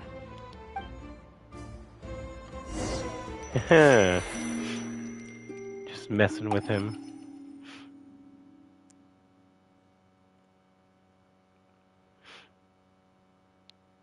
I have to keep searching for a path toward reality.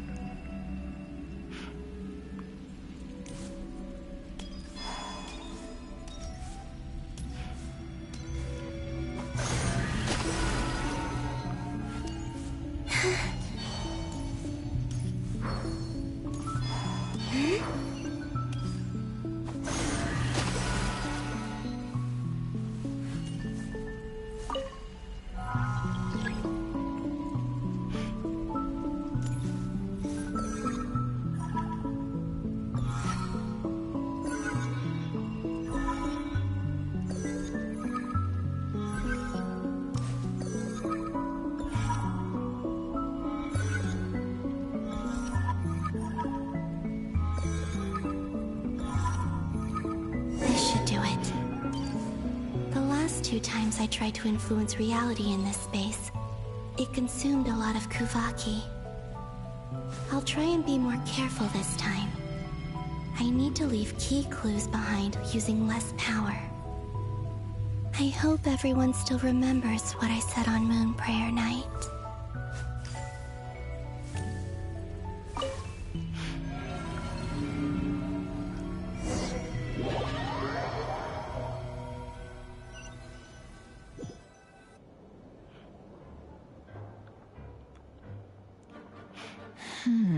Nothing here either. Flints? Ah, Miss Nefer. What are you doing here? Unless... I just spoke with Itlua about arrangements for the search and came for a walk nearby. As for you, why would... It appears we think along similar lines. And neither of us likes to accept things at face value. As well as figuring out how to gather intel on the Traveler, I wanted to confirm some of my own suspicions. Also, we'll need to bring a lot of force to bear against Dottore. Even if we're only looking to rescue the Traveler, we can't leave anything to chance. You don't think Columbina perished either, do you? I'm merely considering the possibility that she survived, just as you are. How much can we really know about a deity like her anyway? Do you remember what she said on Moon Prayer Night? About using moonlight to send messages to us? Of course. I think that's why we're both here. Where have you checked so far? I've been focusing on the outdoors. Anywhere the moonlight shines. I checked most of Nasha Town, but didn't find anything. I checked the Curatorium of Secrets, and a few rooms where I thought I might find some leads. But no luck here either. The only places I haven't looked yet are the rooms in the flagship. But process of elimination isn't the only thing that brought me here. Oh, really? What's your other reason? After all that build-up, our mystery ally never showed up even once! Huh? Am I imagining things?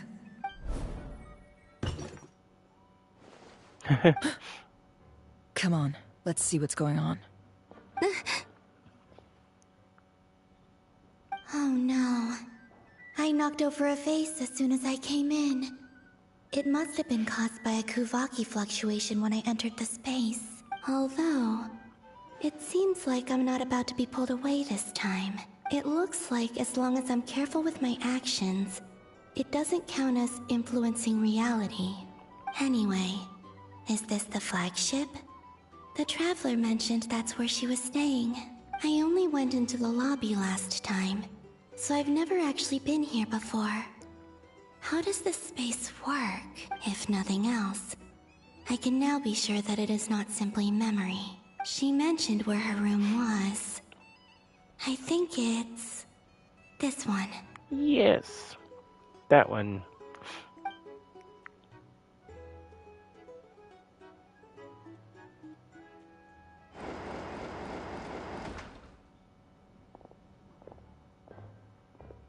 The door is closed. But if this is anything like when I disappeared, then maybe...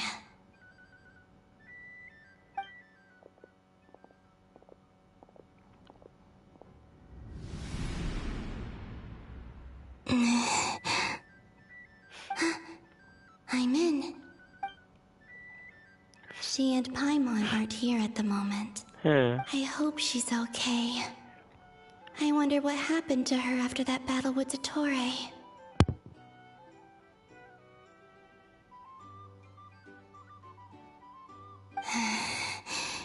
Best not to dwell on that for now. Yeah. I need to try and leave them some clues. Please, Traveler. I really hope you find this.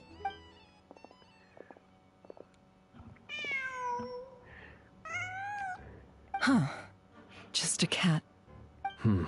Nothing else here strikes me as noteworthy. Didn't you stay here for a couple of nights once? Before Rerir showed himself, yes. It's also where the Traveler and I first met. Good time. Did you notice anything unusual during your stay?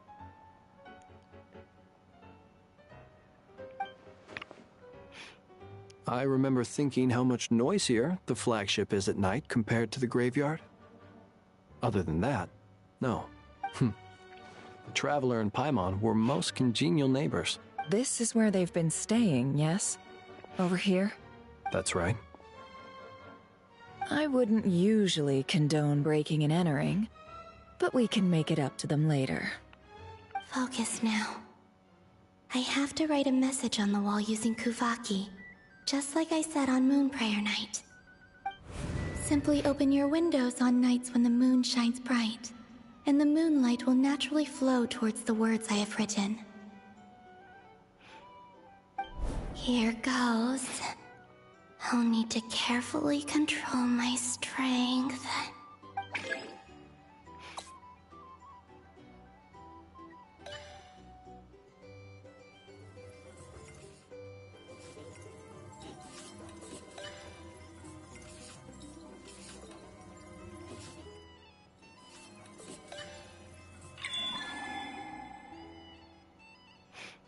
Oh.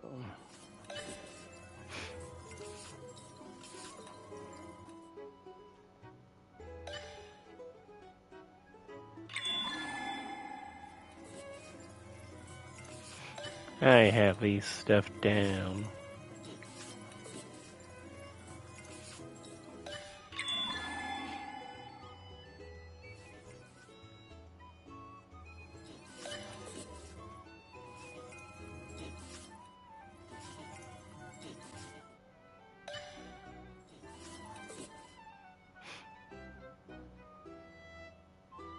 Okay.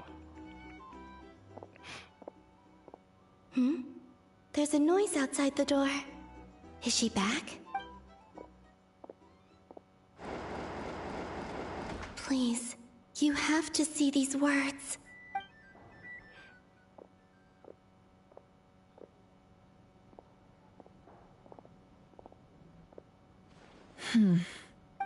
Well, do you sense anything?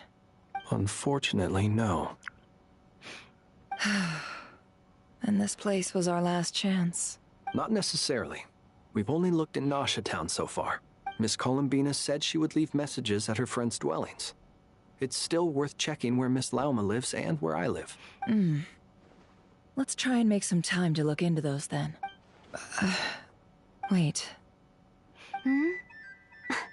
What are you waiting for? Paimon might have overeaten slightly. Uh... What's that look for? This is a victory feast. It's normal to eat a little more than usual. The Traveler and Paimon. It's really you. But why are they talking about a victory feast? Huh. You worried Paimon sick while you were out there fighting Rerir. So this is your chance to make it up to her, alright? Wait. So this is the night after the battle against Rerir. How did I end up here? That's quite a long time ago now. Wait. Time. That's it. Every time I've entered reality within this space, it's been at an earlier point in time. Every one of those points has been before I fell into the moon's reflection. And everything I've done to affect reality really did happen in the past. Does this mean that within the moon's reflection, time flows backwards, starting from the moment I fell in. Not long till Moon Prayer Night now. It's gonna be even livelier than tonight. Although, it's gonna be sad saying goodbye to the damselette. She seems like a really nice person. Paimon. No, I can't. Even if I make contact, they probably won't understand what's going on. And in any case, I'll likely get pulled away again if I do. Instead, I have to find a way to get them to notice what I've written using the moonlight. Wait, even I hadn't thought of doing that before Moon Prayer Night. They'd never conceive of that possibility. Is there truly no other way? Don't lose heart.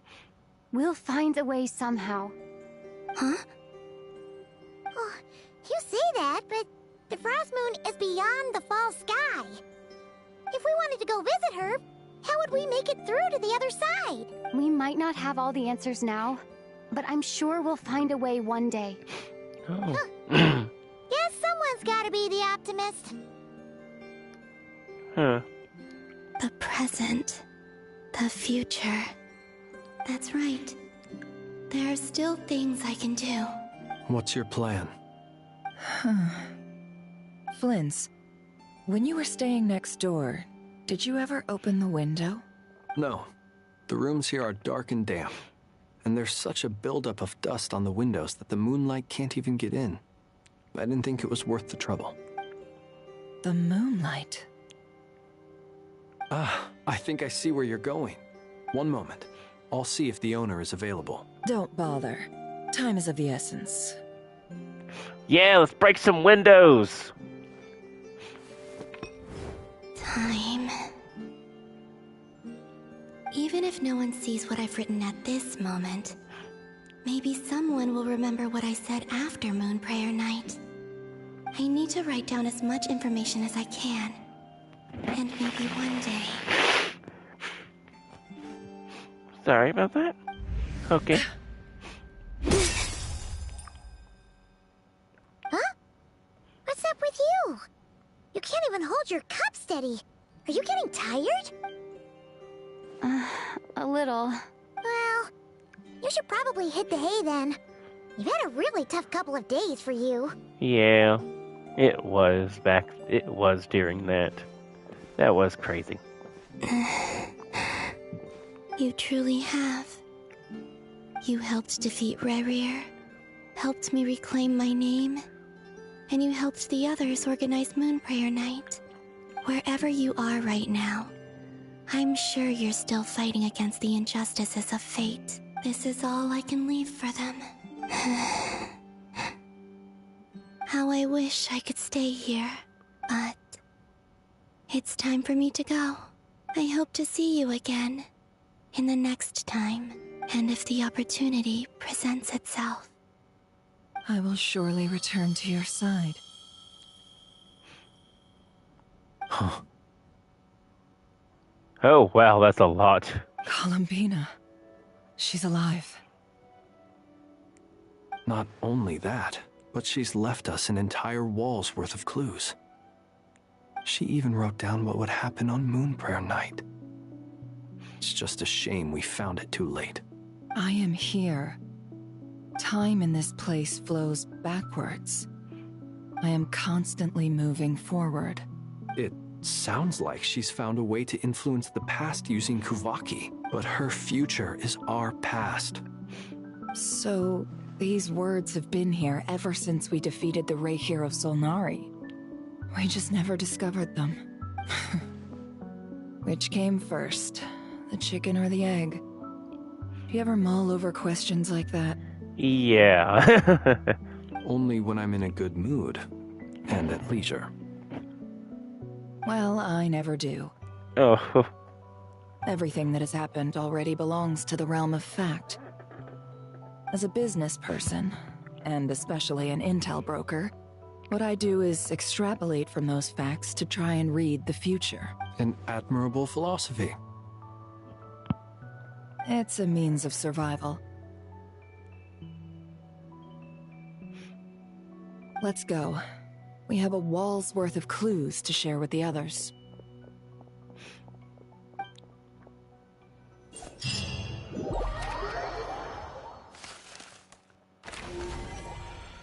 Ah, Sandrone and Albedo. Curious duo. It appears that the Doctor's energy signature has changed to something similar to Kuvaki. But not like the Kuvaki we're used to. Nodcry's Kuvaki devices will only have a limited effect on it. I can see why you've chosen to place your hopes in alchemy instead. Also, I must say these books are rather profound.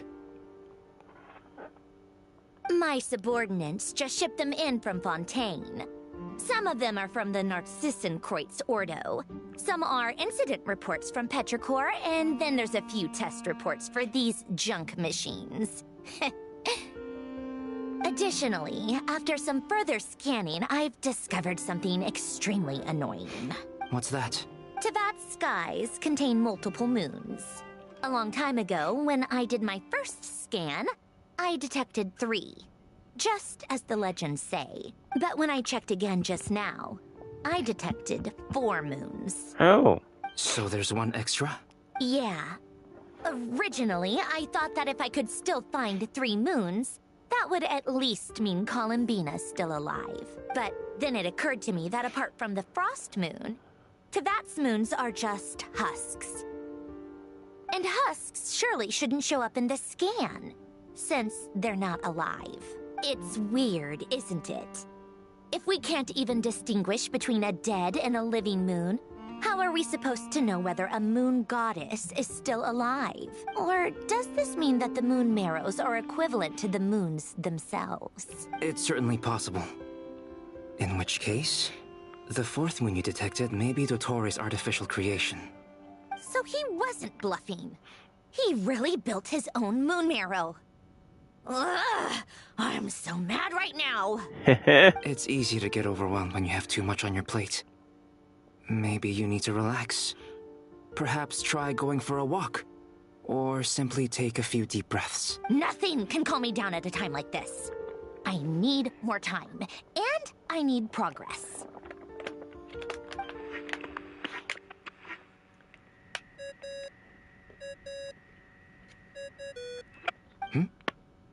It's Mr. Flynn's. I really hate that ringing tone. Ugh. First the 4 orthants of the Narcissenkreuz, then moon marrows. Now what? Oh, sorry if we're disturbing you. Might I ask what's troubling you? What do you want? We're busy. Are you still at the Curatorium of Secrets? Yeah. Look, everyone else is still out, so there's no hurry. Plus, I'm busy, so I would appreciate if you gave me some space. Even though we have crucial intel to share? Fine. I'm listening. Do you intend to share it via the Dodo communication device? Ordinarily, I would, but this is a unique situation. I think it's best that we discuss it in person. See you at the Curatorium.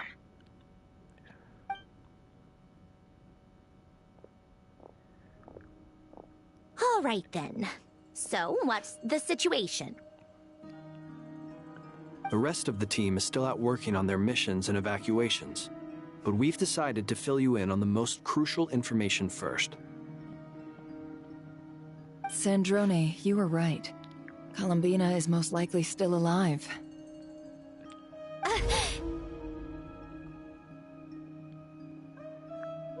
That's the best news we've received in a while. By a long way.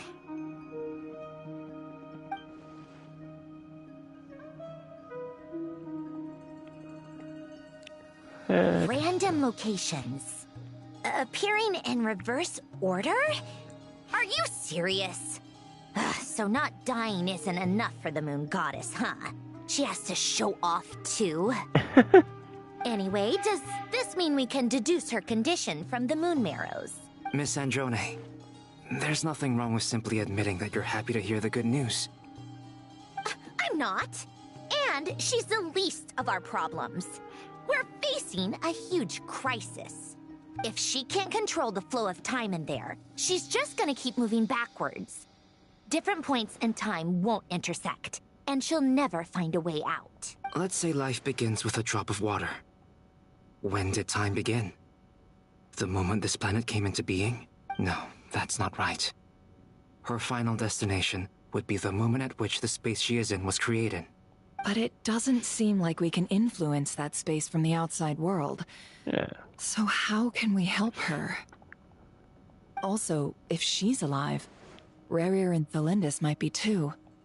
But as far as we know, neither of them have come back out. That space may not have an exit at all. I'm afraid I must concur with Miss Nefer in this. Can't exactly argue with that. Let's leave it there for now. I've taken notes on everything you said. Will it help with your research? I doubt it's gonna help with breaking Dottoro's energy fields. But who knows when it might come in handy. Better to have it all written down than try to remember everything when I need it. All right, I need to get back to my research. Mr. Albedo has made a lot of suggestions that will require my undivided attention. Sure, I'll stay here. I have things to work on.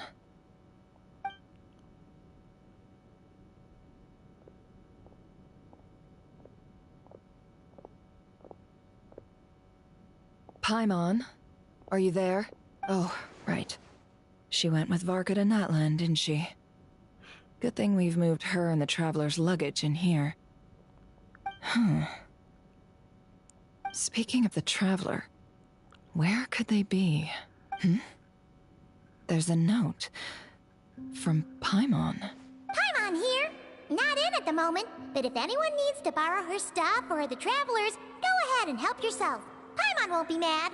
Also, Traveler, if you get back before Paimon, make sure to get some rest. Paimon misses you a lot, but put your health first, all right? Oh. How sweet. Well, since you offered, Paimon, don't mind if I do. This is the Traveler and Paimon's luggage. All the items they use day to day are here. Wow, that's a lot of luggage that we never see. It's well organized. I wonder which of them is responsible for that. What do we have here? Oh. The camera captured a special moment that can only occur between people who are close to one another. You can really sense how the photographer feels about their subject. I wonder why this picture was placed outside. Is it because Paimon recently looked at it?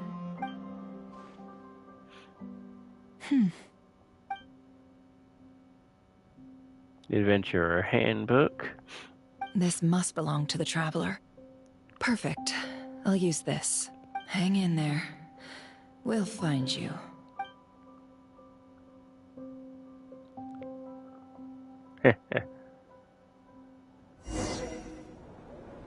Oh my gosh. Polonia. Search keyword world formula and bring me all relevant books. This is Oh wow, this is crazy. We're playing as Polonia. Wow, yo, you're big. Oh, you're a big boy.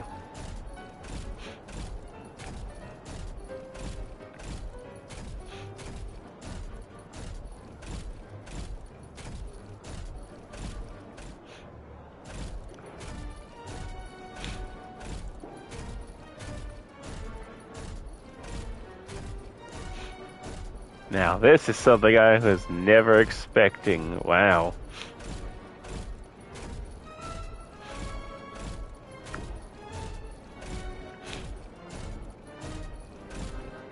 Look how tiny look at the tiny normal-sized bar stools compared to him.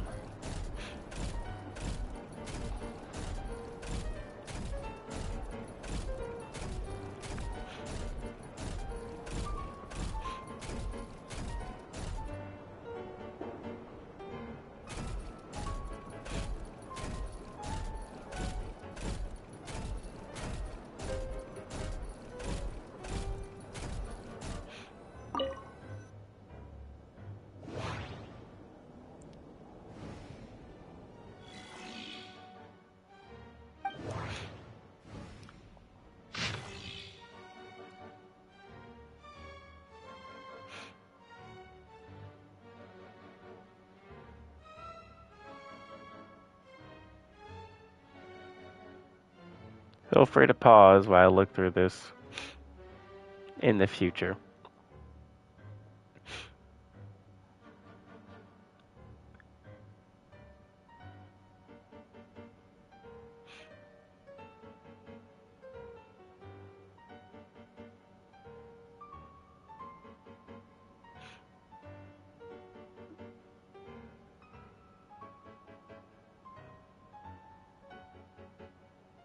Elaine's sister, Jacob. It's about the Nazarick and Odo.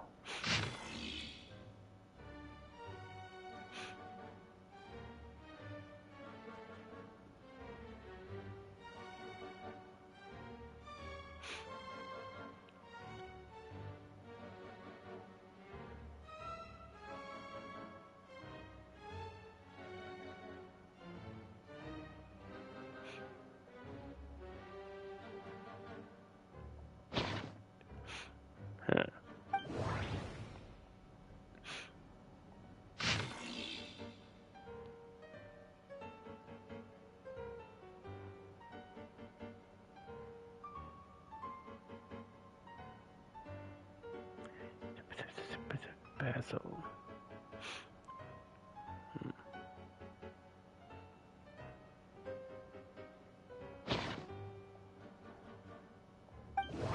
Always the last one you check, huh?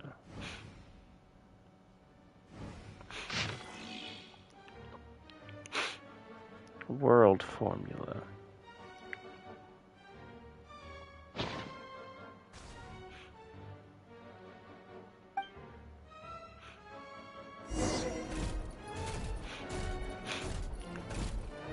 I thought we would be playing it. Yes, a lot of work. I thought we would be playing as Albedo or something, helping her, but playing as Polonia. Wow, look at him hold the book. This is cool.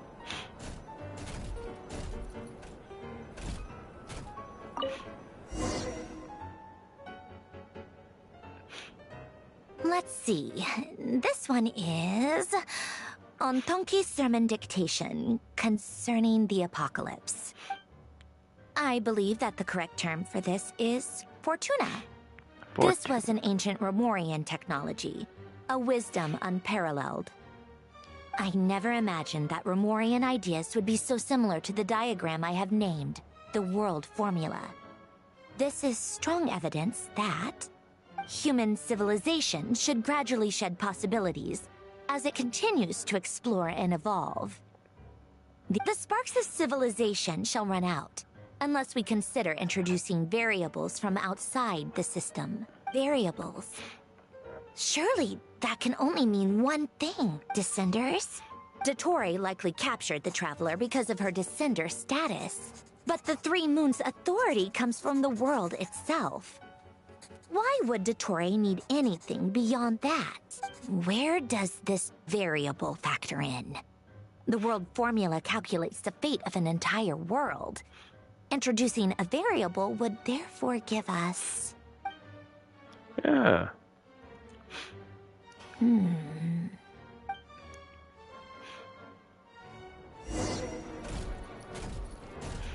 Polonia, search keyword pathway and bring me all relevant books.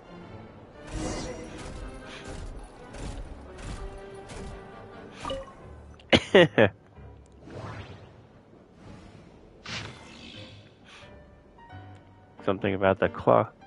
This is about the clockwork mecha.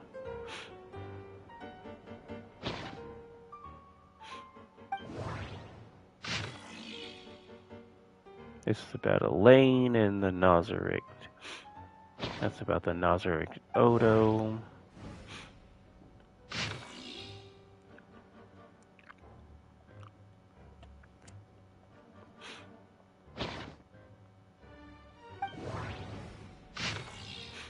Pathway.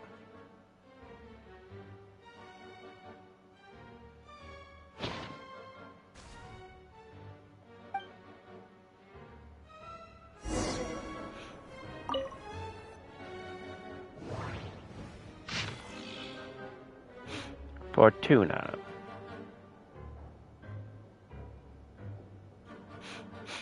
Ah, yes. The alchemist symbol.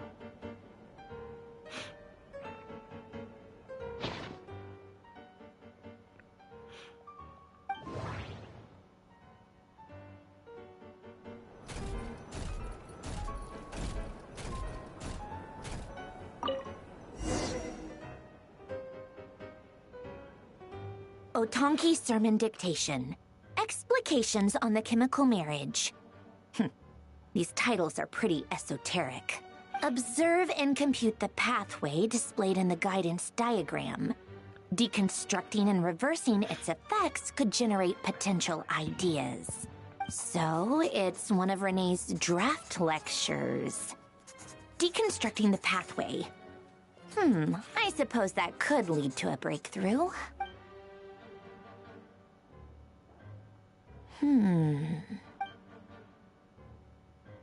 This is so long. This guy sure loves showing off his knowledge.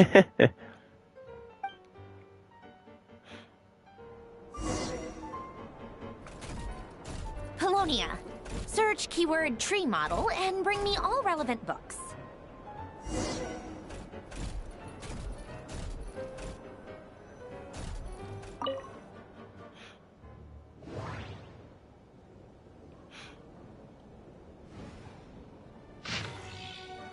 Chapter 4.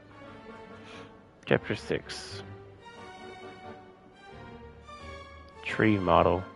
Oh, I found it on the first try.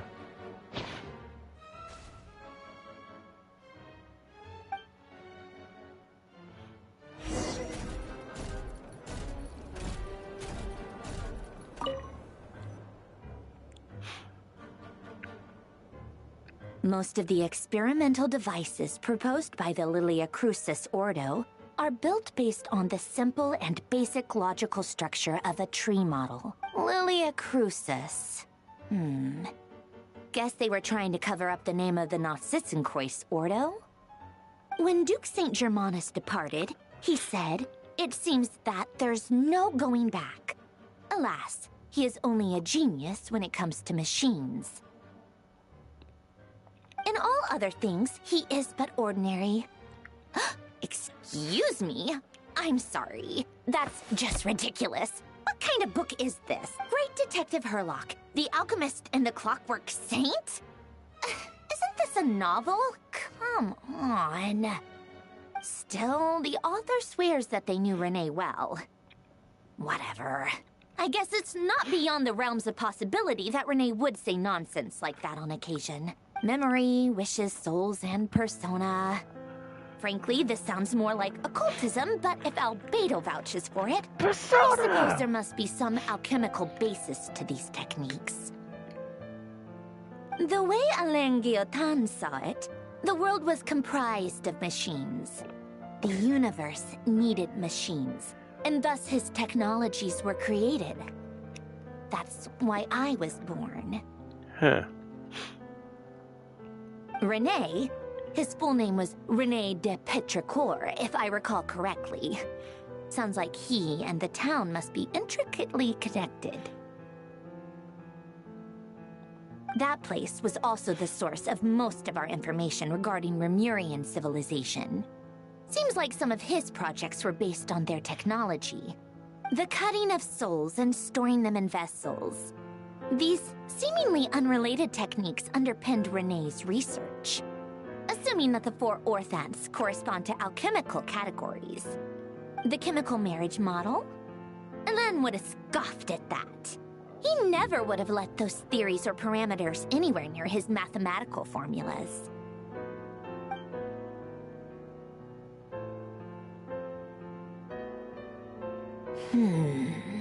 What was Alain's view on René? I know he mentioned the name, albeit very rarely. Oh, now I remember. Alain's old notes are here too. They mentioned René once. René seemed most out of sorts when he spoke to me. A lack of sweet foods has dulled his mind, I should think. Either way, his words are not to be believed.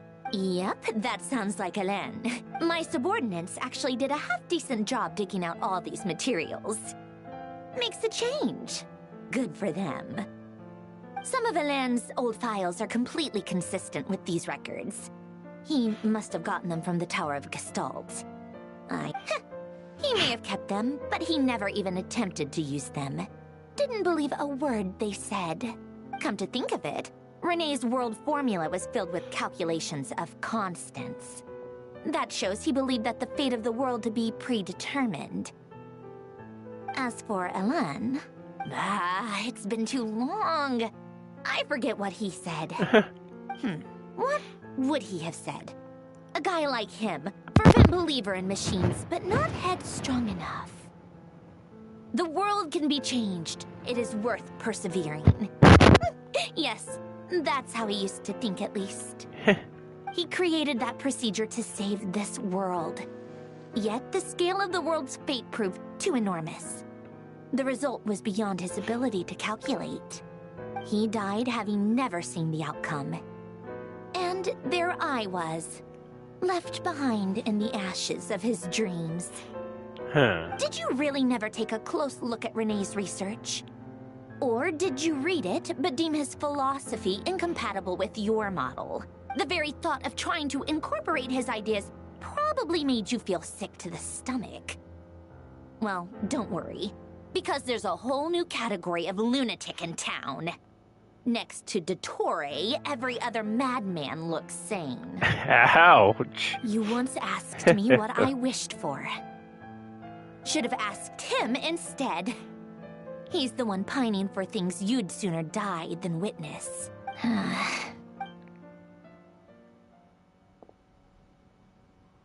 Even the tiniest variable can make big waves in the present. Now then, allow me to put these incompatible fragments together in your stead. First, establish and verify the existence of the Great Circle. Absolute nihil on one end, absolute reality on the other. Now, search between these two extremes. Then, the construction criteria. Variables. The sparks of civilization shall run out unless we consider introducing variables from outside the system. Input variables. Traverse the world, space-time, and civilization. Then extract the essential nodes from the records to determine which variables they point to. The primordial power that differentiated itself from the void. The PAL records. Hyperborea. This is so horrendously complicated. After all that, I'm still missing a few variables. I need to think this through again. How do you think it looks, Polonia? Like the frenzied scrawlings of a madwoman? Fine, keep it to yourself. It's not like you can talk anyway. I'll assume you gave it a passing grade. I jest. But true madness does often start with trying to save the world. Yeah. What would Arlecchino and Columbina think if they saw this incomprehensible hen scratch? They'd probably have me institutionalized. Yeah, it's too much for my brain too. So would Rosaline. She's been dead for a while now. When I close my eyes and think back, I can still see her face. And that enormous dress she used to wear. Such a bizarre choice. What possessed her? Oh, and the clack-clack of those heels used to drive me insane. No one's asking me, obviously, but I hope you all know that I never wanted to save the world. I'm not crazy. I don't have delusional ambitions, and that's a clinical fact. The world needs a solution, but I don't need the world's validation. It's the world begging me for answers, not the other way around.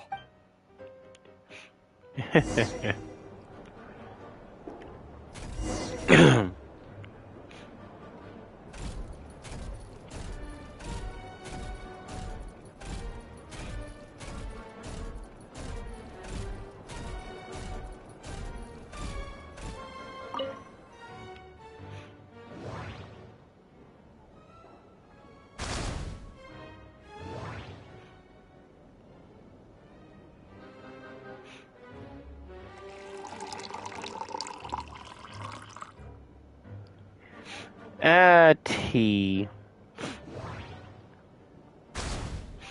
Yes, Polonia, the strong silent type.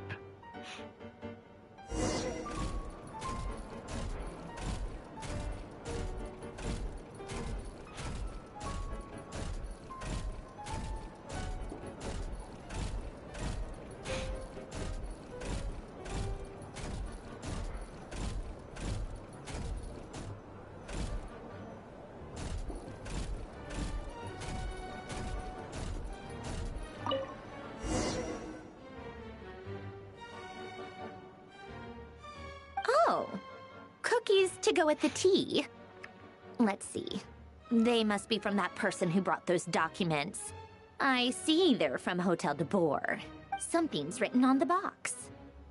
We are proud to present this homage to the Fortress of Meropede's fun-filled mill collection system.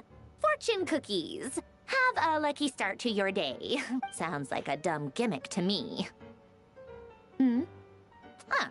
Be early to bed and early to rise. Get plenty of sun and drink plenty of water. Then things will surely go well for you. What? Are you kidding me? Somehow I doubt that an early night and a glass of water is magically gonna save a world on the brink of existential peril. She's not happy with her fortune.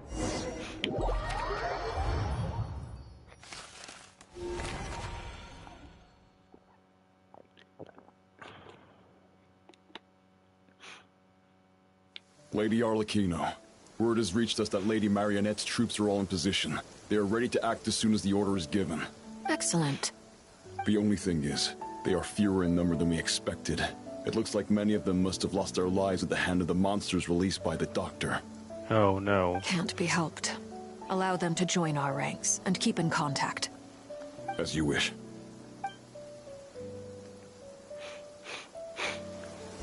Oh, they are actual little dome things.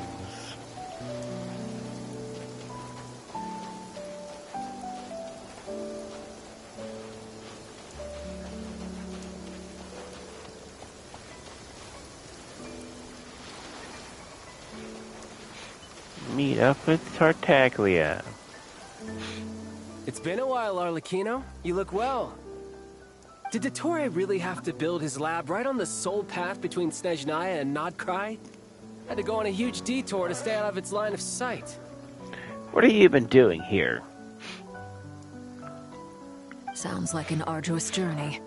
I assume you've brought word from Her Majesty? Of course, all part of the job.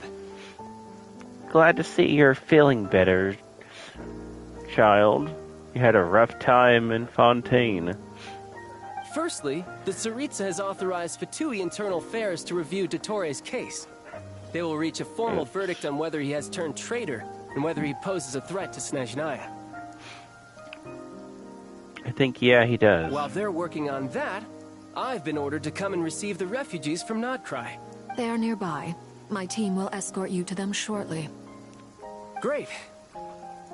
Aside from that, Her Majesty has a message for you and Sandrone personally.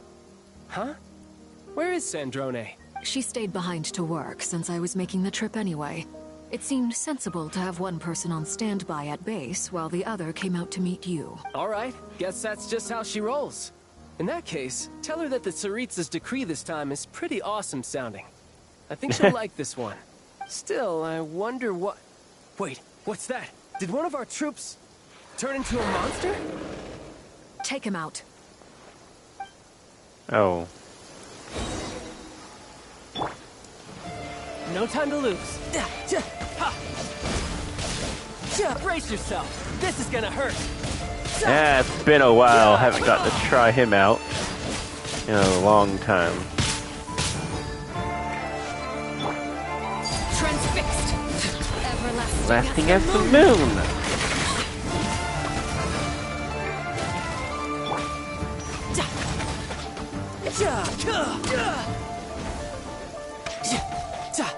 You've gotten stronger, Arlecchino. Nice. Stop that right now. I appreciate the praise, but I am not fighting you today. I knew it.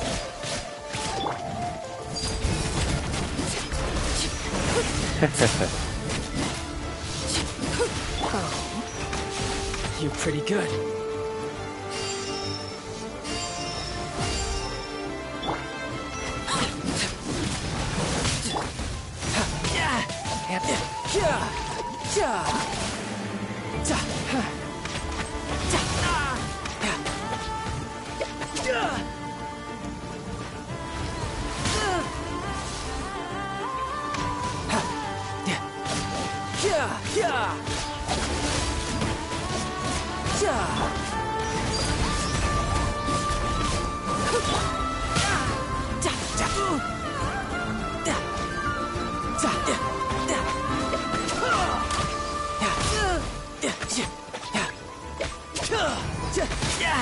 Amateur.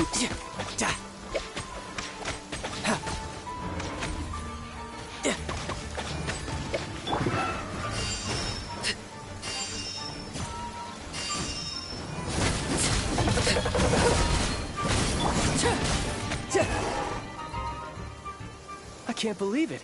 He was a living, breathing human one moment, and the next? Another fine piece of work by our dear colleague, I'm afraid. What in the world has been going on in Nodcry? A lot. But long story short, Dottore stole 2 moon marrows that should have belonged to Columbina, then built a 3rd moon marrow of his own to concentrate the Tri-Lunar Authority in his hands. What? What do you mean he built a moon marrow? People build roads and houses, not moon marrows. What's his next DIY project? He's gonna build a god? He's already done that. And he's already built a god in Sumeru in that turn, and that was a disaster. You could stand to be less surprised. We are harbingers. The work we are engaged in makes the creation of gods seem mundane by comparison. I tell everyone who asks that you once crossed swords with Rex Lapis while serving as a key supporter for Rosaline's plan. But right now, you're acting like a common adventurer. Thanks for speaking up for me. Those 2 really took me for a ride back then. Then again, surely no common adventurer would manage to get tangled up with them the way I did. That's gotta count in my favor, right? It almost sounds like you wish to repeat the experience. I might have to lower my opinion of you.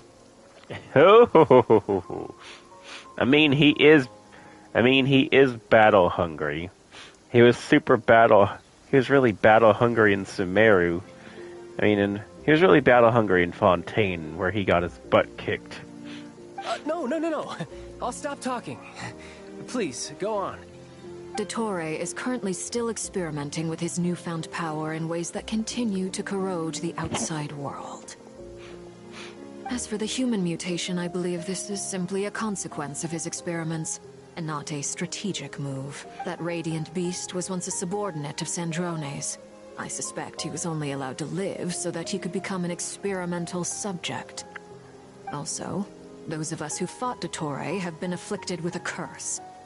As such, I cannot leave Nodcry. This is so much worse than I thought. No wonder Her Majesty's decree is so extreme. While these exceptional circumstances persist, the Harbingers are hereby authorized to use unilateral executive powers. Should Dottore pose a threat, Arlecchino and Sandrone are permitted to eliminate him. Oh yes, Sandrone will definitely be happy about that. My thanks to Her Majesty. I will pass these good tidings on to Sandrone. Her Majesty has also declared that she will refrain from launching an attack on the now evacuated Nodcry due to the presence of unretrieved research material. A wise decision. By the way, how's my old partner doing? I'm assuming they're with you? Partner? You mean the Traveler? I'm afraid I have bad news. She was captured after our failed assault on Dottore's lab. Her whereabouts are currently unknown. What? Why? Since when does Dottore have a bone to pick with her? That is indeed the question. I'm not sure he does. He must have some other goal in mind. Oh, he's genuinely worried about us. This won't do. I have to rescue her. You can't. We have no idea where the Traveler is. What am I supposed to do then? Stand here twiddling my thumbs? Sandrone is working on it. The best thing you can do right now is complete your mission. Fine. I guess I'll leave this to you then. One last thing. Tell the rooster to get the message out to the gods and citizens of every nation in Teyvat. Beware, an uncontrollable pollution is spreading forth from Nodcry. The source of that pollution is a madman drunk on the success of his experiments. The Fatui and our allies will endeavor to contain the threat. However, if Nodcry falls, things are likely to escalate. Considering Dottore is one of our own, all Fatui stationed in Nodcry consider it our duty to stay and fight him to the bitter end. Hey, don't be too pessimistic. If it comes to it, I'm sure Her Majesty won't stand by and do nothing. I hope you're right. Oh, wow.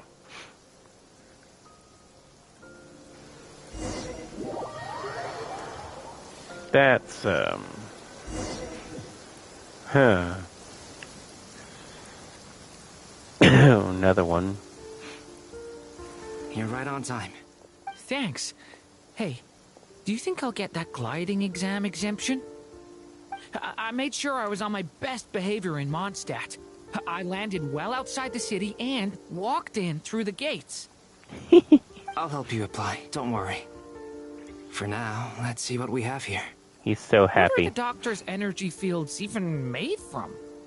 The usual attract and repel principles that govern Kuvaki don't seem to apply to them. They are very mysterious. But ultimately, they appear to be comprised of energies from the three realms. Thanks to research by Master and the Hexen Circle, we know that Teyvat's 7 elements are derived from the more primordial power of the Light Realm, which is antagonistic with the power of the Void Realm. Since you have the power of the Dragon Durin within you, I'm sure you can already tell that this energy field contains no abyssal energy. That's true. It's not abyssal energy, it's something pure, wild, and untamed. I've been thinking about something. Do you still remember the device that Dory supplied from the Academia when you and Miss Columbina fought Rarier? That was one of the most marvelous feats of ingenuity I've ever seen. The design, the craftsmanship, the material selection. I couldn't fault any of it. Not to mention the operating principles. Surely the most ingenious feature of all.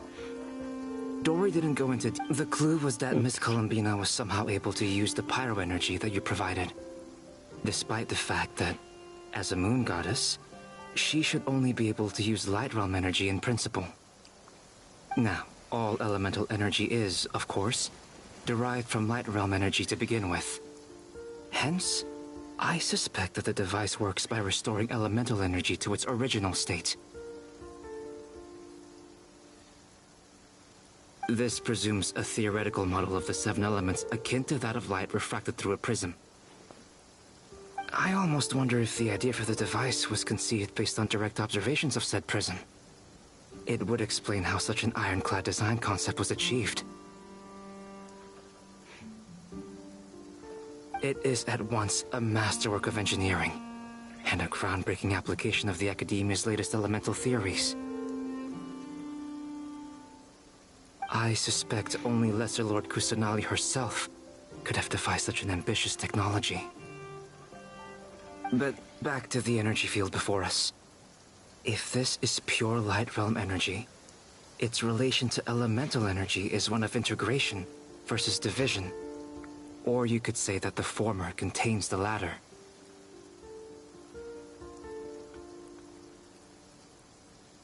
Could this mean that elemental energy can dilute the power of the Light Realm? Should we give it a try? We should.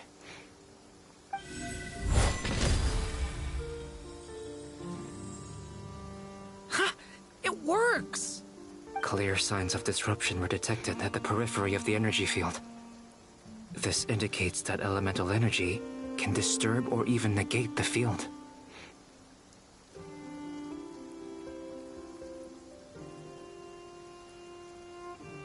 Now you try. All right, here goes. Here we go. It's working! Switch to abyssal energy and attack again. No surprises there. Abyssal power drains the energy field to a significantly greater extent. I now feel confident in asserting that the energy field is indeed pure light realm energy, and that elemental energy can dilute it. All right. But the energy field is huge. How much elemental energy will it take to neutralize it? We don't have to neutralize it completely. We can try other approaches. That's all for theory. Would you like to continue watching? So you knew I was here? Yeah. Huh? When did you get here? A while ago. But Albedo sounded like he was working on his thesis defense back there. Back in Sumeru. You can end a person's whole career by interrupting them mid-speech. Very thoughtful of you. I'm truly touched. Could I ask you to lend me a hand? With what? A little test. Try using Anima to unleash a concentrated assault with circular blades, with the goal of breaking through at a singular point. Nice! This time it tore through the field. Tremendous. This is a major breakthrough. Yes, I love Doran. He's so awesome. Should we go through? We probably shouldn't risk having mutually antagonistic energies in such close proximity. Durin, you stay here and watch the entrance. Hat Guy and I will go in to investigate. Oh. Sounds sensible to me. Keep your eyes peeled, Durin. Don't worry, I got this. You two be careful in there. Just give me the signal if you need help, and I'll dive right in. Dive on in. What do you mean, signal? It's based on a new alchemical concoction I developed last month. When 2 bottles of it are smashed on the ground together, they emit a blinding burst of light. If it comes to that, remember to shield your eyes with your hat. Glad I asked. Thanks for the heads up.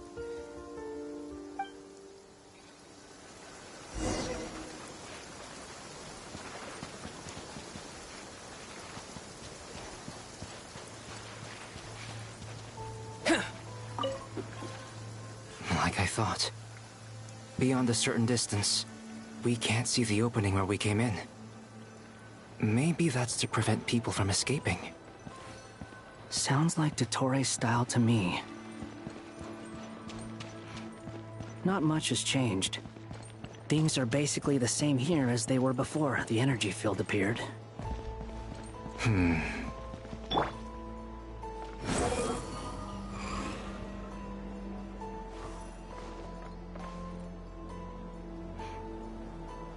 Oh no.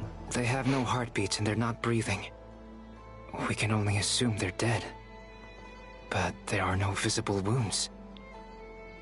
Also, there's an animal squatting next to each body. It's watching us. That's not an animal's gaze. What are you trying to tell us? Doesn't seem eager to talk. I guess maybe it's just an animal after all. Let's keep looking around. Oh boy.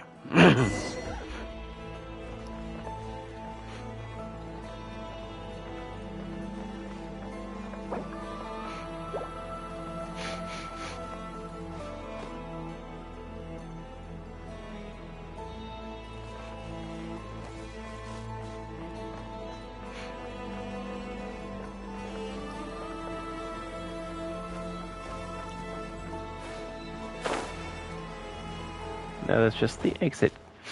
That's just the exit thing, Cad. Do not go back down there. Just keep following this path.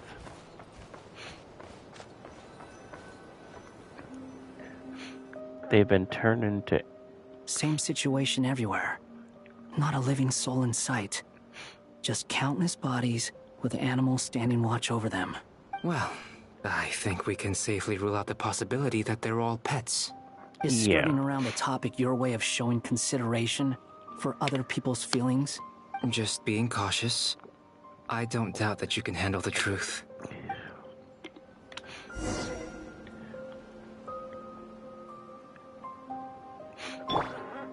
How often do I get to use Albedo?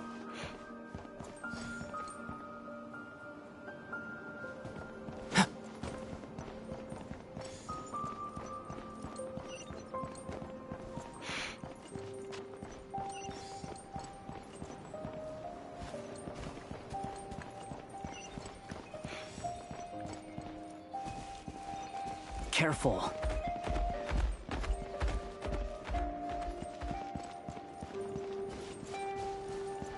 Please. Help us. Please. Over there. I hear a voice. Oh boy, the music's getting glitchy. Behold.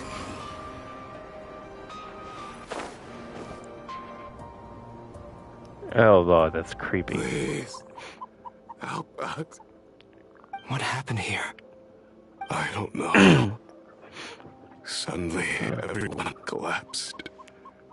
Then my line of sight got lower. I still have some of my senses left. I gotta get out of here. It looks like there's a huge experiment going on inside this energy field. Oh no. Maybe each energy field is its own giant experiment. Vile. He's swapping human minds with those of animals. Even without the other circumstances, this would be an extremely radical experiment. Those people may have lost their sense of selves, but they are not fully animals either. If they were, they would have left. But instead, their instincts are driving them to remain by their dead bodies. Albedo's voice is getting glitchy. We should go. No sense in sticking around here longer than we need to. Agreed.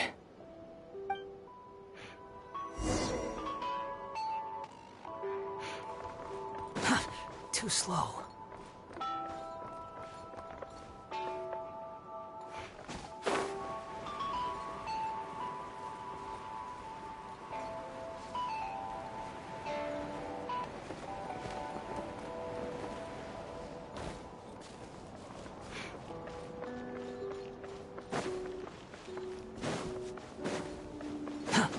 Squall and Fury!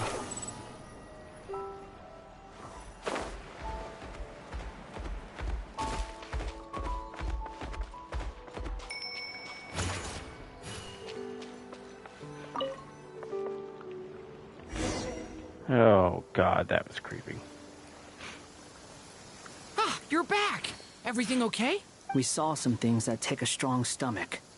Otherwise, we're fine. Yeah, definitely. We should share our findings with the others.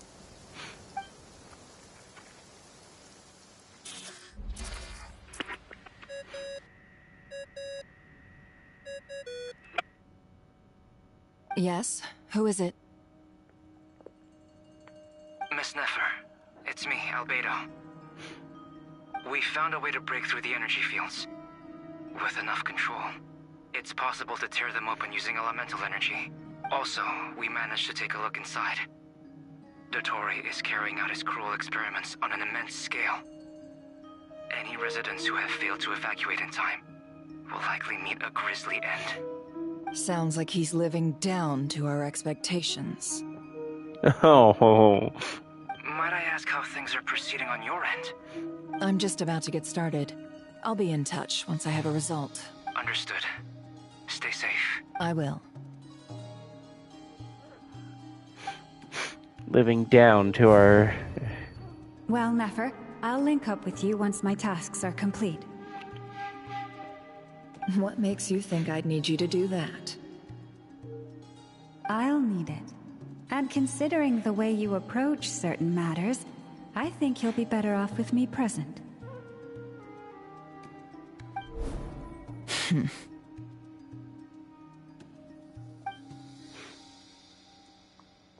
Let's begin.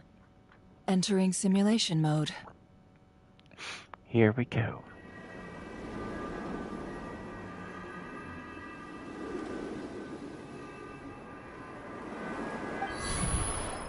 A vast wasteland. Is this the Traveler's inner world? I was expecting something more vibrant, to be honest. Wait, someone's there.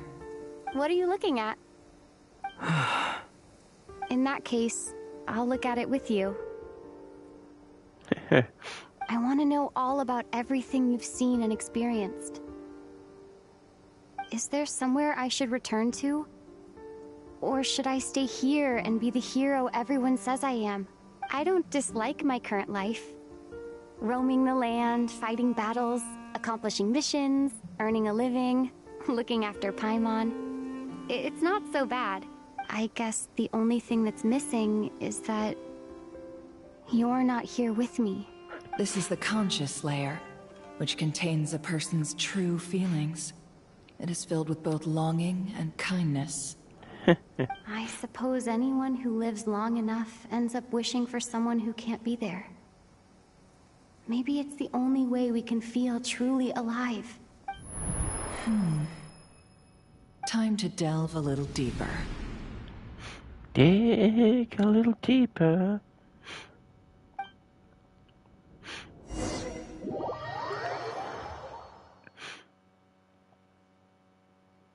Nasha Town is hardly the optimal choice for a place to live, but it has character and a reasonable population density. What are you trying to say? Oh, don't be nervous. I was just thinking where might make a good starting point for your journey. Perhaps I should send you further afield. Conria, perhaps. Oh. Conria ceased to exist long ago. Once again, you fail to understand the possibilities that the Tri-Lune creates. Anything that has existed in the past, I can now recreate. You simply do not wish to see that happen. That might be because you miss your sibling and fear getting answers that you are not ready to learn. But if we are to collaborate, we need to maintain an amicable relationship. In a moment, you will be able to... Oh no. What are you... Oh, wow.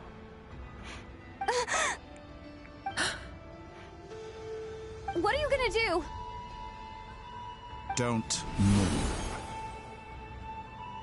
Something unwanted has crept into... Oh? Gone as quickly as it came. Oh, he can see her. Oh no.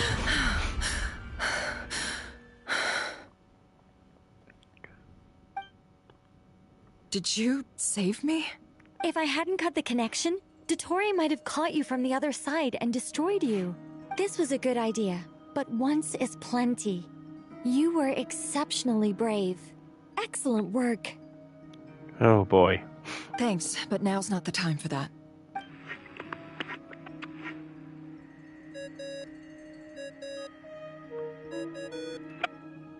Albedo speaking. I think I know where she is. What is this endless darkness? I can't see anything, even though my eyes are wide open. But why? What happened?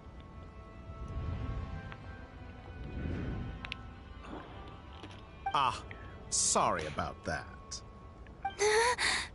I take it you didn't notice. Just now, a friend of yours took a little peek into your mind. Could it be Nefer?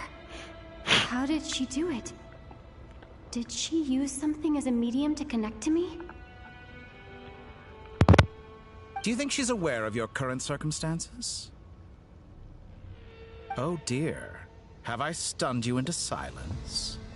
I only wanted to slow down your time a little so I could stop your intruder in her tracks.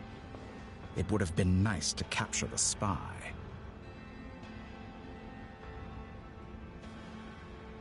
I must say, I'm finding the ability to adjust the flow of time rather intriguing.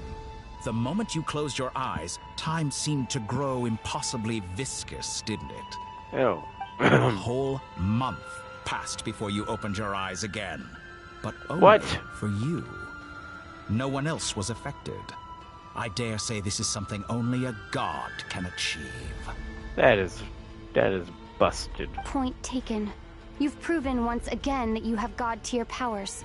Oh, you misunderstand. This wasn't about proving a point.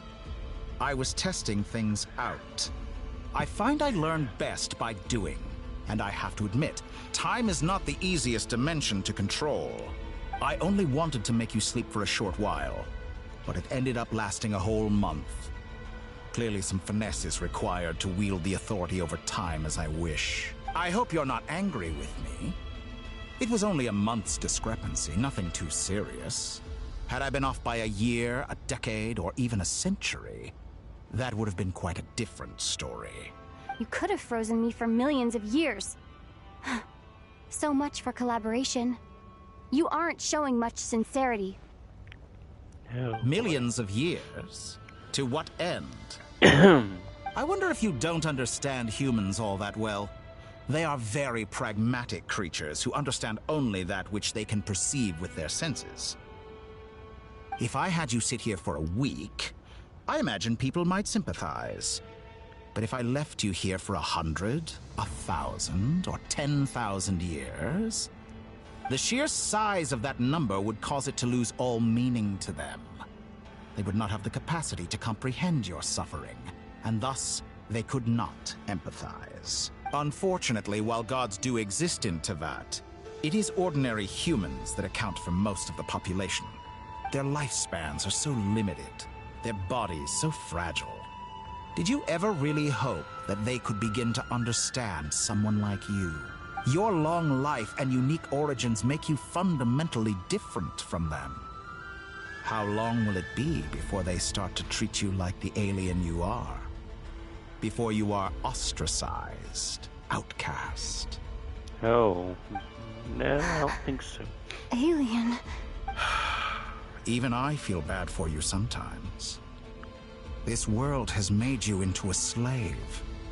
So many times you have served its will, and not once have the powers that be ever thought to grant you the one simple thing you wish for. You have been treated most unfairly.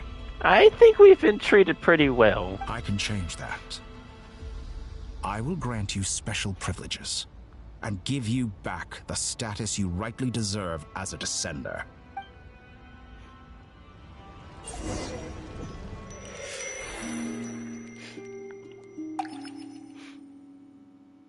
We get lots of hospitality, names to be called by. I've entered the past 3 times at this point, but I still have so many questions. For instance, beyond each point being further back in time than the last, what determines the specific locations at which I can make entry? So far, the common thread linking all 3 scenarios is that the Traveler has been present. But it's more than that. I know I sensed something familiar around her. What was it? I'll keep this question in mind as I carry on.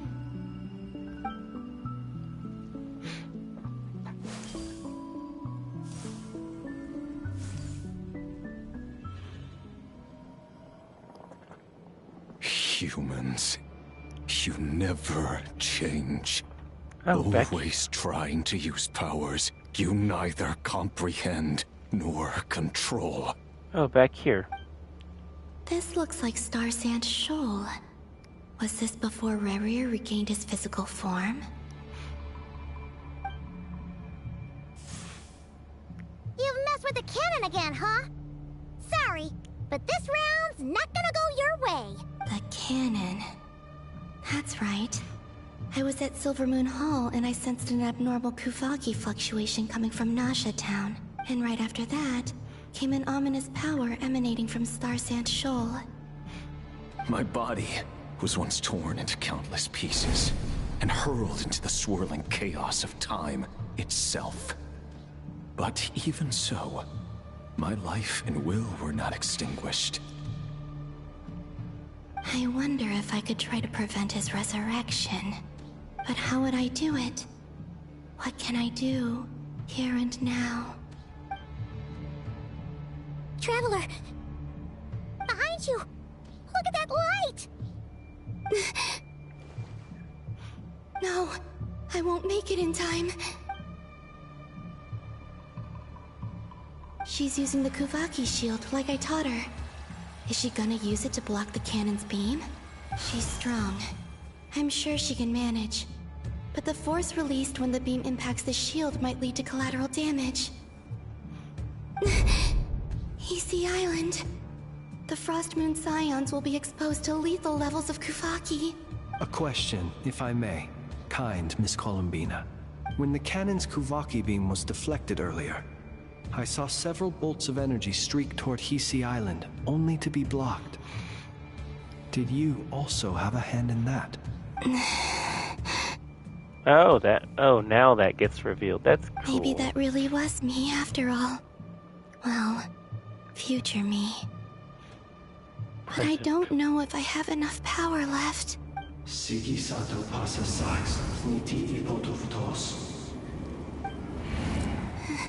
There's no time. I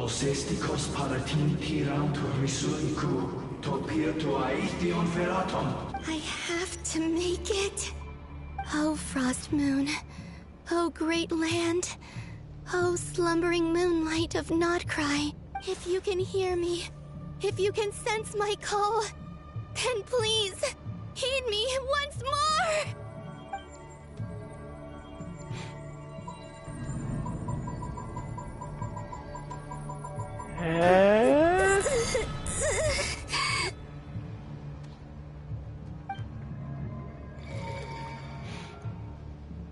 Did it work?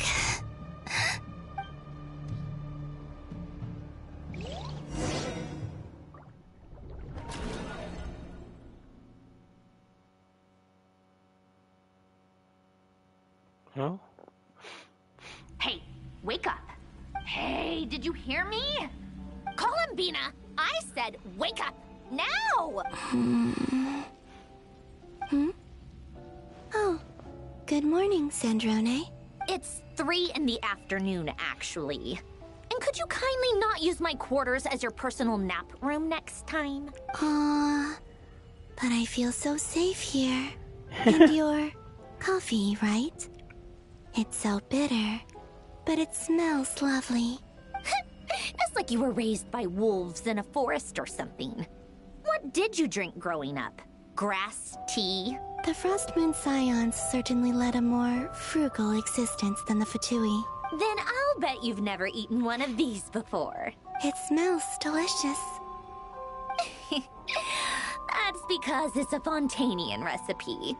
I had a little free time today, so I made a batch. Rosaline will be here shortly, but if you really can't wait, I guess you can go ahead and... Hey, at least let me finish before you start eating! Did the Frost Moon Scions not teach you basic table manners? Or did the rules not apply to you because you're the high and mighty moon goddess? These are so tasty. Of course they are. I made them. I was worried they might contain traces of machine oil. What? You know, there's something I've always wanted to ask you. Why did you leave your old home and join the Fatui? I mean, I'm sure their food was awful. But there's gotta be more to it than that. Well, life there didn't go quite how I imagined. What were you expecting? You're a god. Your followers are gonna make some demands of you, right? Surely you can just answer a few prayers here and there in return for the free food and drink. How bad can it be? Well, would you help other people just for free food and drink? The doctor told me that you were created by a great mechanic. Lord something Fisher. The Lord Artificer. Ugh, some people can't keep their mouths shut. Oh, so she is a machine. Oh, Lord Artificer. And didn't he have something to do with the, narcissist? Narcissenkreuz Ordo. Yes, that was it. Narcissenkreuz Ordo. So, would you try to fulfill their wishes? You must be joking. I wouldn't go even if they paid me. I don't even know them. Exactly. Well, I felt the same way. I did not know the people who made demands of me. What do you know? We're on the same page for once. In his later years, Alan did ask me if there was anything I wanted to do. If I had any wishes of my own. Well, I don't. And I'm not in any mood to fulfill someone else's either. Who's Alain? He was the... You know what? Never mind. You're not gonna remember. Anyway, the point I'm trying to make is, neither of us is the self-sacrificing type. Let me ask you this. What sort of place would you like to live in, if you could choose? A place where people don't ask me for things I cannot give them. Where they don't worship me, or fear me, but just want to chat with me like a normal person. I'd also like the freedom to come and go as I please. And ideally, it would be somewhere with the smell of coffee and snacks. Not to burst your bubble, but no such place exists in the world. Now, take your snacks and scram. Bright light, bright light. Very bright light. Did I pass out? Of course. I'm back here again. I dreamed of events from my past. Sandrone. Traveler. I miss you all so much. Back there. I guess I managed to harness all the Kuvaki energy on Hisi Island. But how did I do it? Time is flowing backwards here. And I can use that familiar power to enter the world of the past. That mystery ally everyone talked about. It was me all along. I can sense that there isn't much more power remaining up ahead. What lies at the end of all of this? Will time keep flowing into the past? And will I ever find my way back?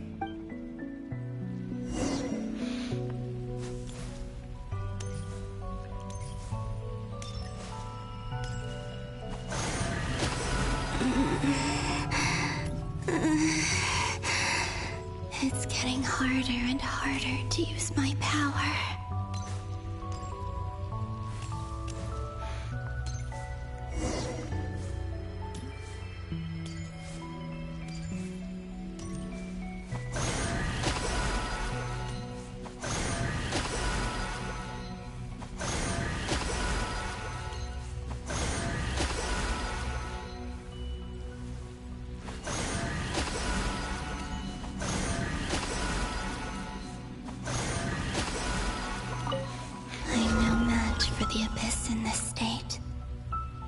To avoid the contaminated fragments.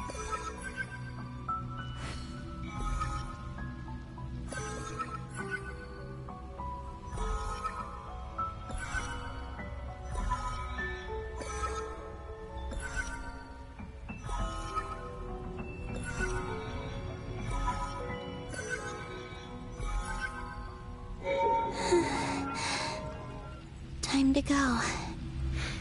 I wonder where I'll find myself this time.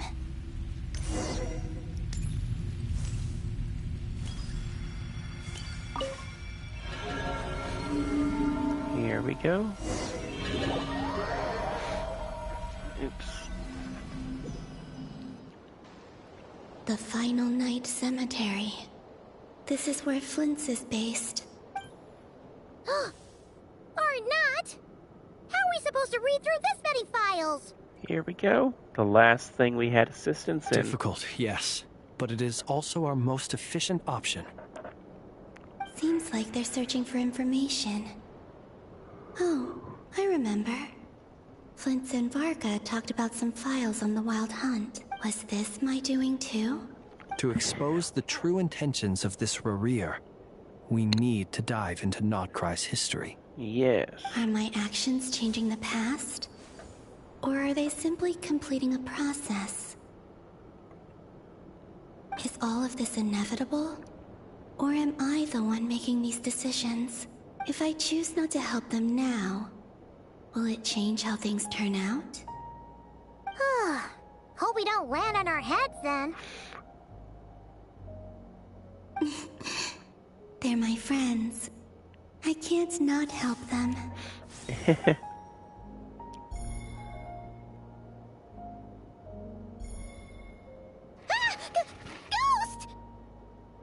And the other one was... here.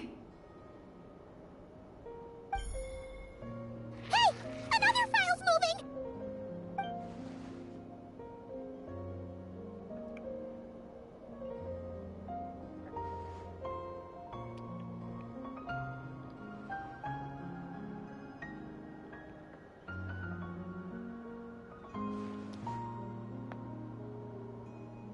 That should do it. Hmm? Luanatar? You can sense my presence? Wait!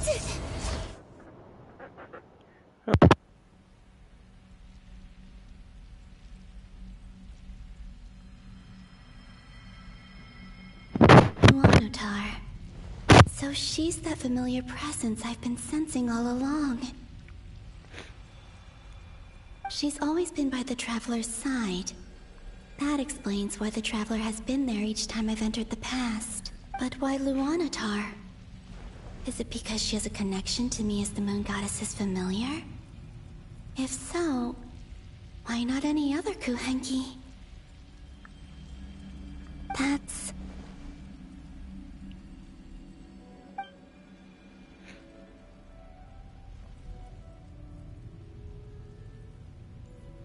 Huh.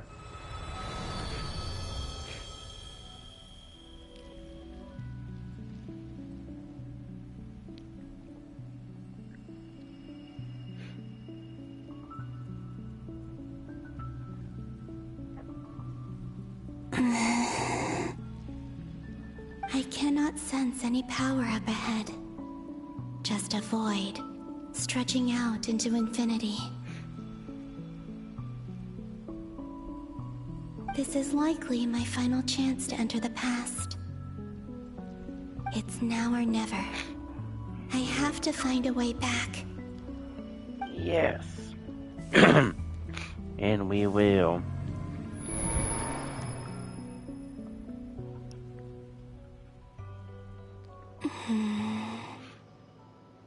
Hisi Island? How far back in time is this? Where's Luanatar? I can't sense her presence this time.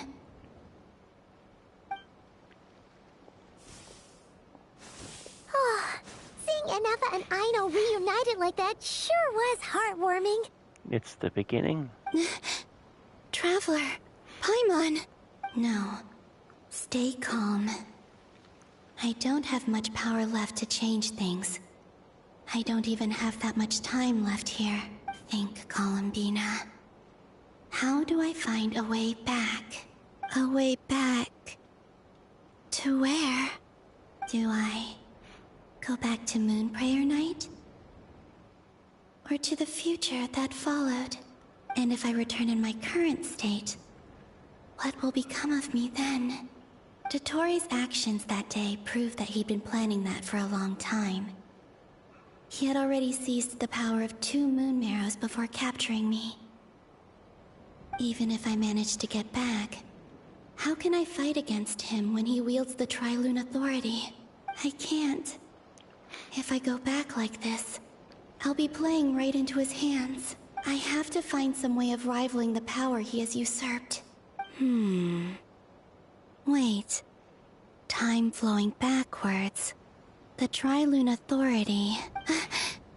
Does that mean... I think I know what the final destination of this lunar reflection might be. I know what I must do. Speaking of homes, we must already be close to where the Frost Moon Scions live. The vibe here feels different. Just like the scenery. But how do I communicate my plan to my friends? Should I write it down here? No. Someone else will see it. I need something with a close connection to me. Something I can use as a medium to tell them what's happened to me in here. Now it makes sense.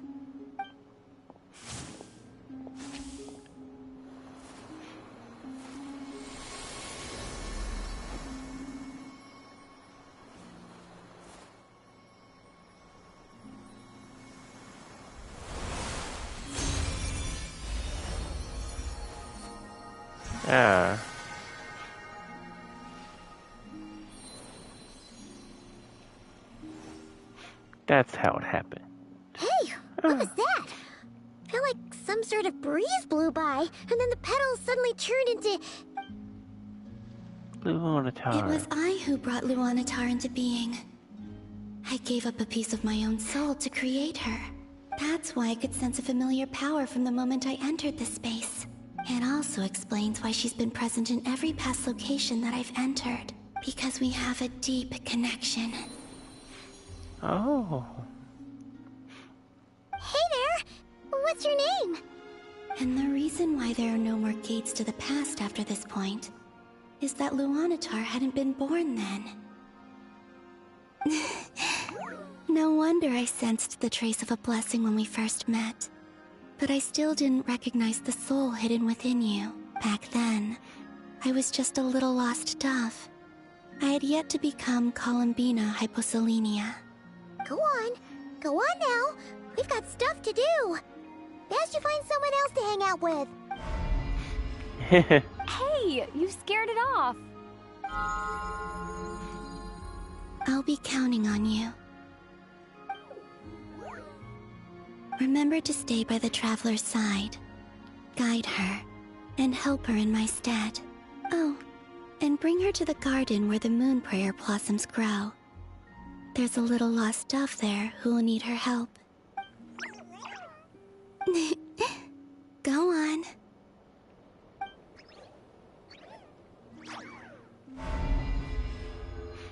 Ah.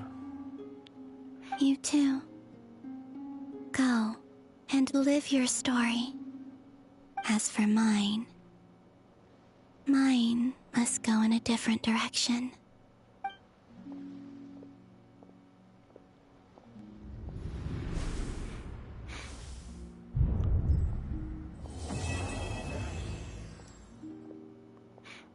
Chapter Act 6. Act 7 complete. Saving.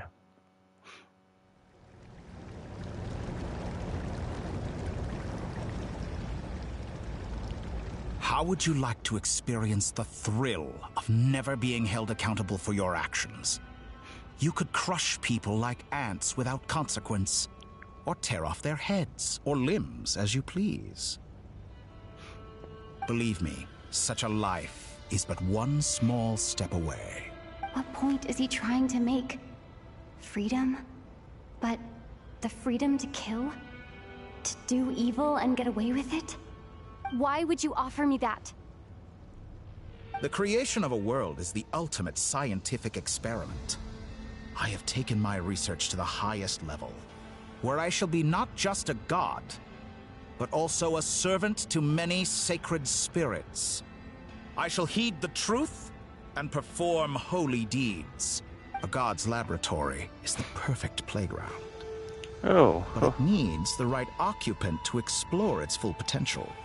Mortals are found everywhere one looks. Not so with Descenders. I'd prefer my first guest to be a distinguished individual such as yourself.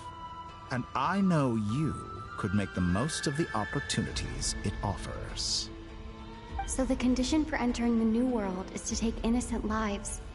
The same dilemma that Rerir once faced. Could I really bring myself to kill others for my own benefit? Rerir did. And look where it got him. Have you made up your mind? I can't do it. Your playground is no place for me. You're putting your hopes in the wrong person. But we both know I'm not quite the hero you say I am either. I have my own reasons for the journey I'm on.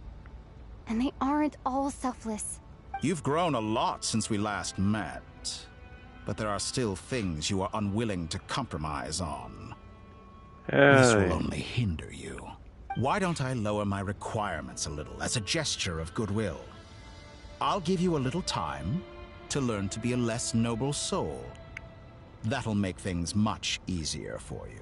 I really doubt I could live that sort of life. And yet you already sound less defiant than a moment ago. The benefits appeal to you because you can read the signs of the times. Why don't we return to my research facility? Your last visit was so rushed. There is much that I have yet to show you.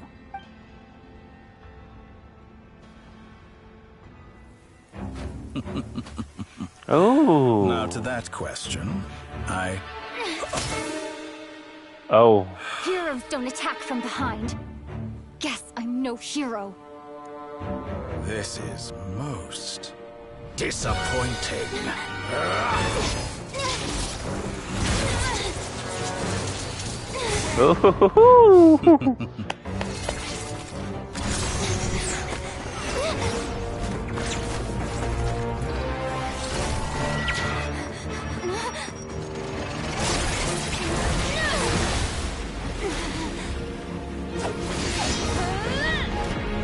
Pyro.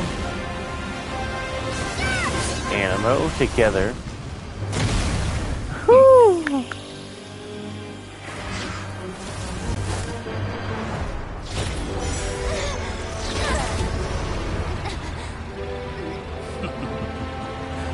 Now then.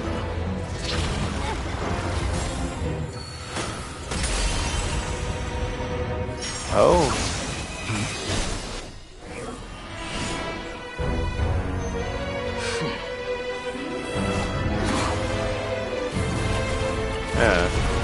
I wonder if he's an exception to the rules. A new face. Interesting. Oh, a new face.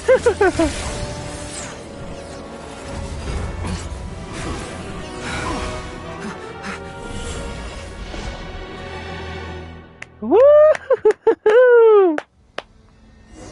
Awesome.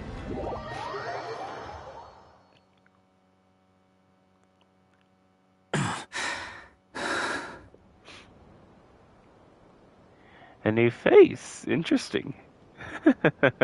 You're still gonna call me Hat Guy after that, huh? I didn't see anyone else in there who needed saving.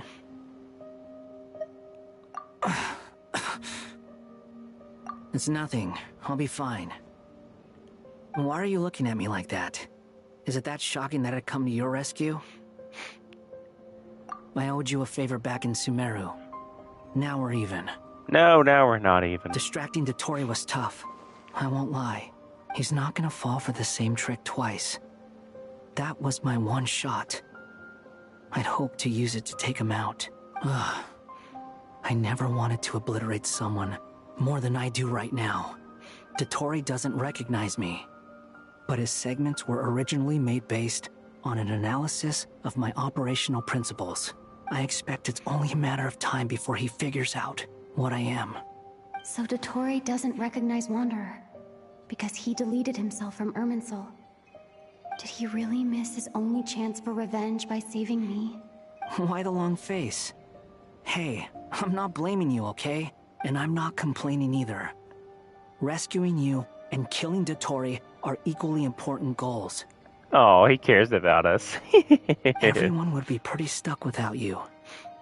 It's best you live to fight another day. How are you holding up? Are you alright? Hat Guy said to put safety first, so we agreed to run as far away as we could after leaving the energy field, and only meet up once it was safe. You don't look injured. It seems that Dottore didn't do anything to you. Alright. Rescue operation complete. Let's head back. There's a lot more work to be done before this is over.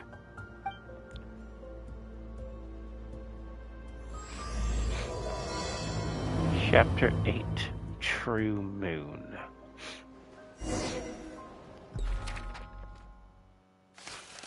Everyone's back to normal.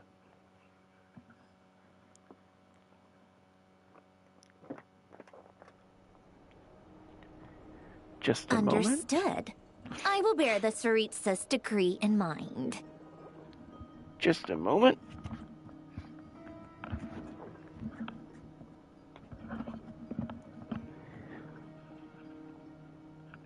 I don't see what's so awesome about it, though. Does he really think everyone else is as immature as him? I'm not stooping to Tartaglia's level. I thought you might say that. How's your progress? Quite promising, actually. That alchemist Albedo gave me a few ideas. Remember how I asked you to look up some files for me? That stuff on the Nachtschitzenkreuz Institute. Rene de Petrichor and Jakob Ingold. Alain Guillotin despised Rene's theories and methods, but he never managed to come up with better alternatives either. So I adopted some of Rene's ideas. I thought Alain was like a father to you. He and Rene were mortal enemies, were they not? And what would you say if Lenny and his friends one day learned something useful from someone you utterly detested?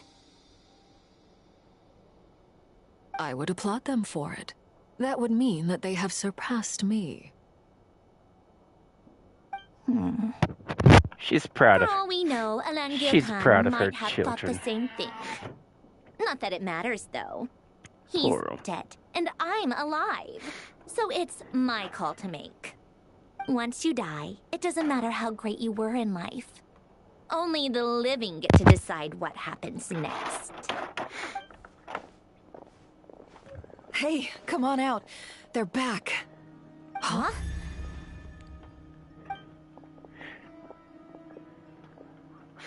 You're back? And your head's still screwed on? And you still have all your limbs? What does it look like? Way to keep your composure, madam. Excuse you. I am perfectly composed. Glad you're okay. Yes, it's a huge relief. Worry? Oh, yeah, right. You think we, the Fatui, were worried about you? Yes, you We were. were worried sick. Hey! The Traveler and I were already friends. You are free to join this mission in whatever capacity you please. Much like your tea parties. It's a laugh a minute with you guys. I must say, I was quite surprised when Mr. Albedo told me he would need no additional aid. We discussed this on our way back as well. I am rarely so unequivocal, but in this case, we had full confidence in Hat Guy. He said he knew what he was doing. Albedo and I pretty much had to just wait outside on standby. Meanwhile, Hat Guy broke into the energy field and rescued the Traveler solo. You didn't have to mention that. Well, I'm thoroughly impressed. You are a force to be reckoned with, Hat Guy. Is she back? Is she really back? Here we go. Traveler! It's really you! Oh, thank goodness! Paimon missed you so much! You can finally breathe easy, Paimon. It's great to have you back in one piece! Oh. Paimon's been having nightmares the whole time you were gone! Look at them. You know, once you reach my age, there's nothing better than watching a misty-eyed reunion between friends. It's nothing. Same goes when you get to my age, too. I bet Ino and Anefa would be tearing up as well if they were here. Oh, definitely. Varka, I'm not sure Anefa can cry. She can. Oh, yeah, good point. Hey, your eyes are looking a little red and puffy. Come here. Let's hug it out. What? Ew, no. No, thank you. You're not my dad, okay? Knock it off. Let him comfort you. I'm sorry for all the trouble I caused you. But the silver lining is, I didn't come away from this ordeal empty-handed. While I was being held captive, I learned a lot about Dottore current capabilities and what he plans to do with them. Allow me to explain.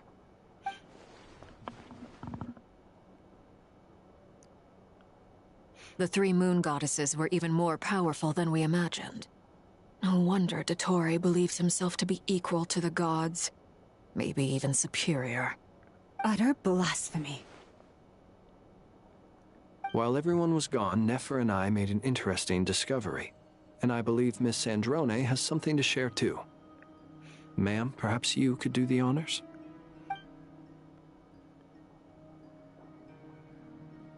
Called it. Getting rid of a pesky troublemaker like her is like trying to clean up after a crumbly cake. It always comes back to haunt you. Our next step is to find a way to bring her back. A place where time flows backwards, with no destination in sight. Surely it must have been created for a specific purpose. But I fear the answers are buried deep in Teyvat's history, held by great powers beyond our reach. It sounds like she's on a specific path through time, just traveling in the opposite direction to us. The question is, where does that path lead? Or will it keep going to infinity? We considered that question as well. Strictly speaking, time is not infinite. Indeed not. Every road has an end. Nicole! You sure love quietly sneaking in mid-conversation. I do, in fact. It's something I've always done at our mages' tea parties. Quiet, mysterious, and persuasive. You wonder what lies at the end of her road. Well, just as the world has a beginning and an end, so too does time. And so, the end of the road is the moment that Teyvat was born. But where Miss Columbina will end up along this road, that depends on where this particular river of reverse time began. What about the original moons and the moon goddesses? Do they have a beginning too? All things do. In the beginning, no moons adorned the sky. It was the Dragon King Nibelung who raised the 3 moons into the heavens, and thus were the moon goddesses born. They were shadows of the planet, born to wield Nibelung's authority and oversee the world on his behalf. They were extensions of his will, manifestations of his majesty.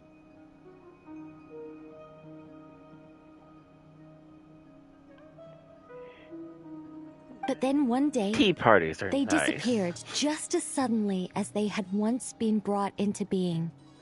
Nobody knew where they had gone.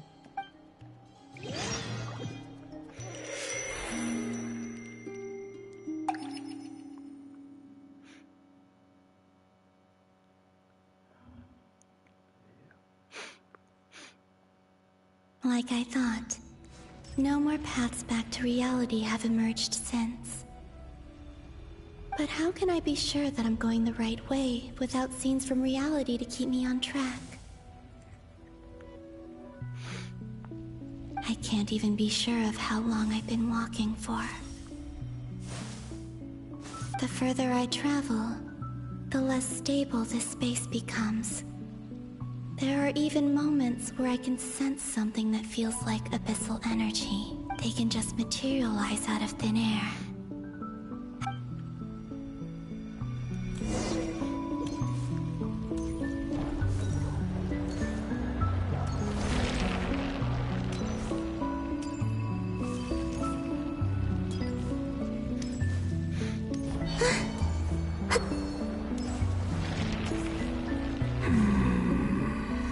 Oh no.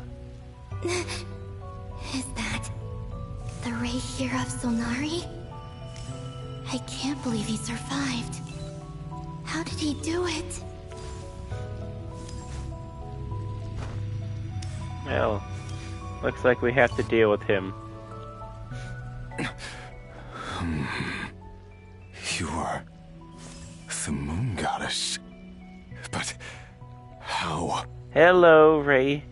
Ray's here. Please, there's no need. I'm not interested in fighting anymore. I find that a little difficult to believe. Yeah. Honestly, so do I. The way you used my own power against me was... It was a brilliant strategy. And then, in the final moment before I was thrown into this space, I got to see an old friend. Yeah. Mr. Dainsleif. Right. It was so long ago now. But we were friends once. When I first got here, I was filled with hatred, remorse, and rage. How I cursed and devoured. I tore everything here apart. I was consumed by the desire to leave this place and have my vengeance. But to no avail. This is a place with no exit. This is the second time I've entered this space. Though I have no memory of the first. I was torn to shreds the moment I entered. But this time I survived. It must be partly because of this new body. And partly because of all the Kuvaki I absorbed in Nodcry. Are you the source of the abyssal power in here? Not all of it. Some is from when I first arrived here and tried to destroy everything. But there was already a degree of abyssal power here before I entered. And like a venomous snake baking in the merciless sun, it tried to slither into my shadow. Tried to? So, you rejected it? Yes. Because after that, the world suddenly became silent for a moment. What do you mean? The voices in my head. They were gone. And then I saw her. Her? Thelindis. My former lover. Never mentioned that she saw a memory of Thelindis leaping into the moon's reflection. More precisely, I saw her afterimage. I'm sure the real her is long gone. She was just an ordinary Conrian. She couldn't have survived here for very long. Anyway, why have you come here? Didn't you know it was a dead end? If I hadn't escaped through the moon gate, my friends would have been in far greater danger. Oh, I see. Because of your power. The power of a moon goddess. What? You'd like to know how I know, wouldn't you? The one who resurrected me said so. I could hear a deep lust for power in his voice. Do you mean... Dottore? Dottore. So that's what he's called. He'd been collecting fragments of my body for a long time. All so that he could resurrect me at the moment of his choosing. I had no interest in his research. But being as corroded by the abyss as I was, we were aligned as far as hunting the moons and recovering my strength were concerned. So that's why the Wild Hunt suddenly became so active in Nodcry. When I left the Fatui in my weakened state, Dottore must have felt that his time had come. Moon Goddess, could I ask a favor of you? What? I know this is a lot to ask, especially from someone who tried to kill you. If you refuse, I won't fight it. But this is the only thing I desire now. Nothing else matters. What do you want? I'd like you to take a message to Thelindis for me. Thelindis? But... Yes, she's dead. But like I said, I saw her afterimage. I can sense that some part of her soul remains here. Far, far ahead. Why don't you go and speak to her yourself? I can't. I don't know why, but I can't move freely in this space as you can. All I can see is a glimpse of her, walking away. Just like the moment when I last saw her in life. Oh. In return, I will clear these abyssal obstacles for you. No, not in return. I'll clear them for you. Whether you want to help me or not. It feels like something I ought to do. Why? Yeah. Why, indeed. I've been asking myself that question a lot recently. Why did I do the things I did? I'm tired of it all. Tired of the person I became. People used me. And then I turned around and started using others. I hurt a lot of people. I think I grew tired of it long ago. But I wouldn't admit it to myself. And ultimately, that's how I ended up here.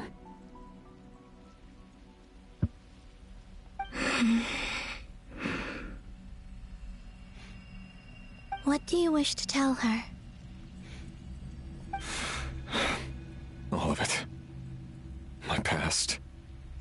My mistakes. Everything that happened after we were separated.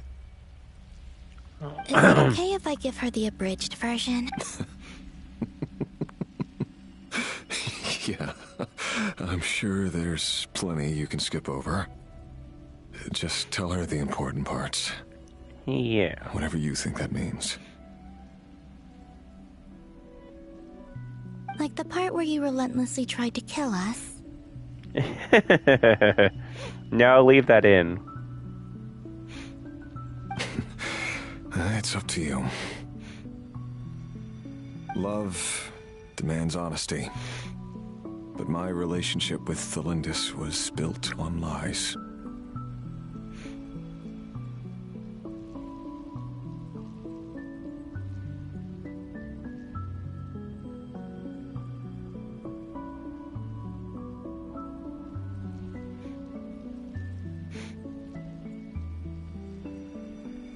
We hid too much from each other. But after living my whole life in the shadows, I don't want to hide anything anymore. I will do my best.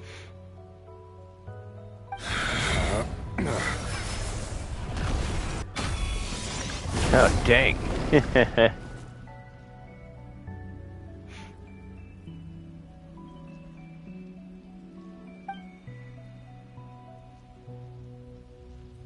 There. The abyss will no longer stand in your way.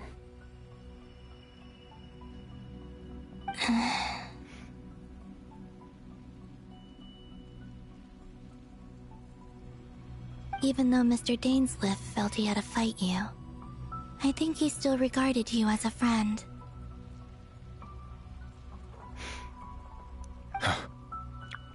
Dane? He said that you betrayed him, but he also felt great remorse at never having understood what you were truly going through.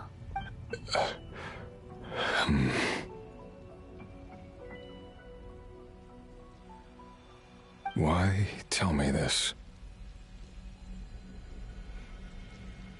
Because if he'd known that someone could take a message to you, I believe that's what he would have said.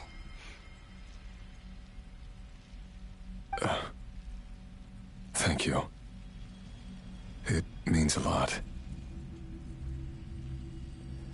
I know this will sound strange coming from me, but don't die, Moon Goddess. I can tell that you're determined to get out of here. Bye-bye, Riri.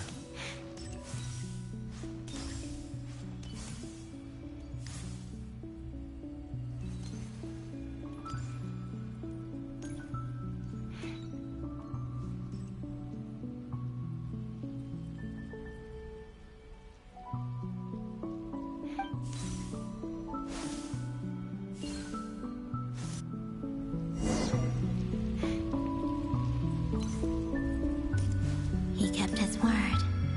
The abyss is no longer obstructing my path.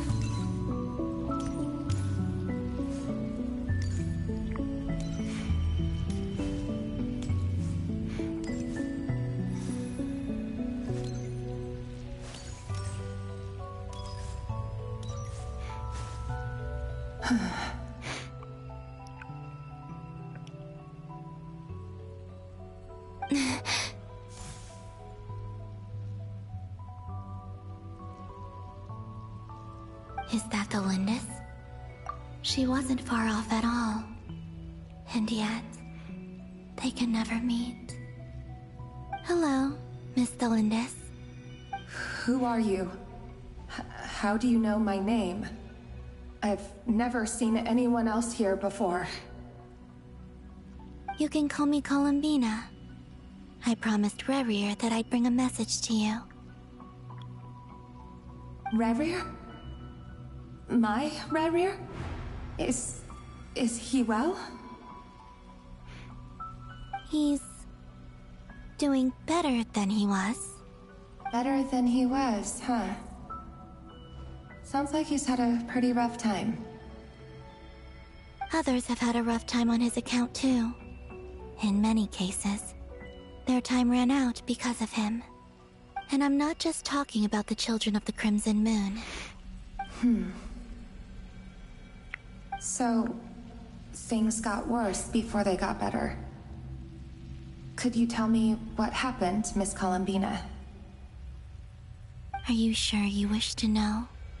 Yes. This is my opportunity to learn the truth. No matter how hard it is to hear, I have to know. I admire your courage. However, time is short. I cannot stay here for long.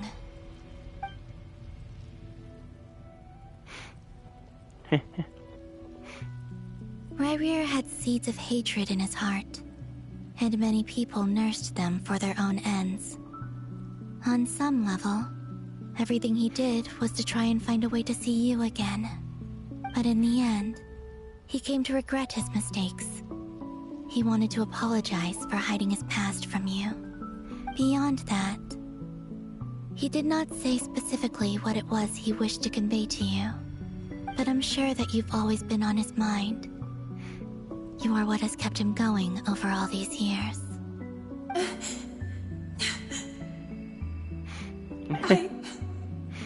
I'm sorry, Miss Columbina. This is so upsetting. I'm not sure how to put my feelings into words. It's all right. I understand. Well, that's everything from me. So, I guess I'll be... Wait. One moment. Time flows backwards here. The road ahead only leads further and further into the past. I know. I intend to reach the end of that road. Without a moon marrow, without the 3 moons' power, you won't make it far. Wait, unless... Are you one of the moon goddesses? You could say that. I see. I often think to myself, if life is like a train ride, why haven't I reached the terminus? Where am I even going? And it's not just me, it's this whole place. Wherever it is, it seems like it's existed forever. Don't worry, he's a good boy now. It's such a mystery. Where is it going? I must seem so ridiculous. I can't answer these basic questions, and yet I jumped right in here without hesitating, only to be torn apart the moment I entered by powerful energy currents. Only my soul remains now. Thinking back, I was suddenly overcome with fear and terror in that moment. Perhaps I too became bewitched by the abyss. I may have been the leverage it needed to control Rerir. I used to be a researcher at the Universitas Magistrorum in Conria, researching the iridescent moon's marrow. Eventually, I came to the conclusion that time in here flows in reverse. Rerir was one of the Finster King's retainers. With me, he was in an impossible position. It plagued him constantly.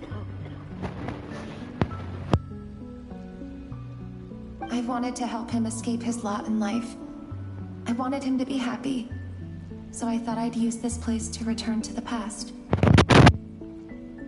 At the time, I thought I could just go back to the day that the Finster King first found the prince. It was only after meeting the prince that the Finster King started going too far with his research into the abyss. That was the day all of our woes began. I thought I could stop the king from ever meeting him and solve everything. I couldn't kill the Finster King himself, so I had to find another way to save Rerir. That's why I wanted to go back, to kill the person who had brought new possibilities to our realm. I'm sure it was a futile endeavor, but the Abyss probably enhances the basest human desires. So I naively hoped I could change everything, but I was simply too weak. She is glitching. Like a speck of dust against the whole universe. Look at me. I didn't even survive the journey here. Not physically, at least. I know I'm never getting out of here. But you're different. You can make it, and I want to help you. I owe you that much. How do you plan to help me? Have you noticed the golden energy that exists here? Based on my past research and my observations since coming here, I believe they carry you forward faster. I can share what I've learned, and help you understand the pattern in which this energy appears. I think you just might... Now, I know you will be able to change the past. Also, I've been speculating about where this phase ends.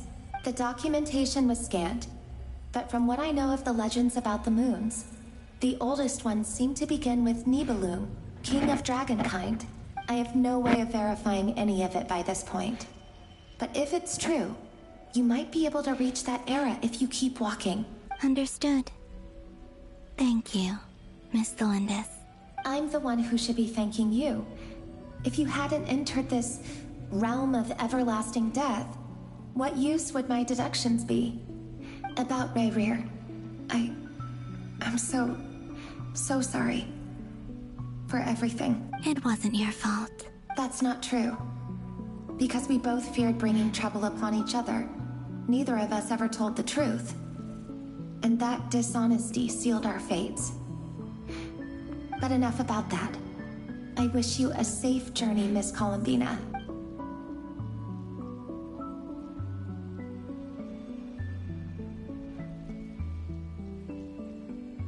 And may the outside world never have to experience pain like this again. Rayrir, you're there, aren't you? I cannot see you, because you exist in the future. I expect we'll be trapped in this prison of space-time for all eternity. Oh. But please, gaze upon the past, and then sit for a while. Let's find a place to sit down together, just like we did when we first met. I do really feel bad for the guy.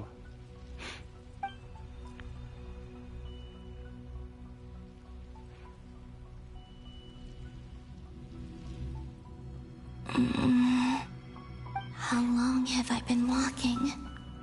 How much further till I reach the end? Is there even an end to be found? Everything's getting blurry.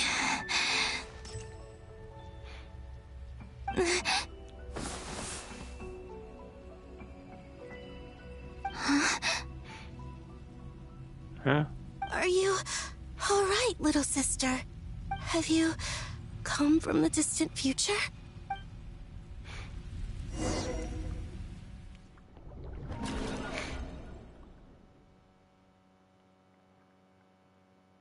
Huh. How exactly did the moons just disappear? Shouldn't it be a little harder to get rid of major creations like moons? The world is a vast and ancient place. On a certain scale, all life lasts for but a fleeting moment. Miss Nicole explained that the moon goddesses likely perished in the War of Funerary Flame. The moons themselves were also destroyed at that time, save for the Frost Moon, from which a new moon goddess was later born. Am I missing something then? 'Cause the stories say that the moon goddesses were born on the moon, but doesn't Columbina say she was born in Nodcry? Huh, you're right! Why do their birthplaces differ? What's the difference between the two generations of moon goddesses? Also, remember what Sandrone said? Her scans detected 4 moons. In other words, 4 moon marrows. Technically, the result of the scan means that 4 moon marrows were detected and positively identified as moons in that moment. In other words, This piece of information alone isn't enough for us to know how Miss Columbina is doing right now. Yep. We have no way of staying up to date on whether she's dead or alive. She's on her own for now. But at least she's trying her best to get back to us.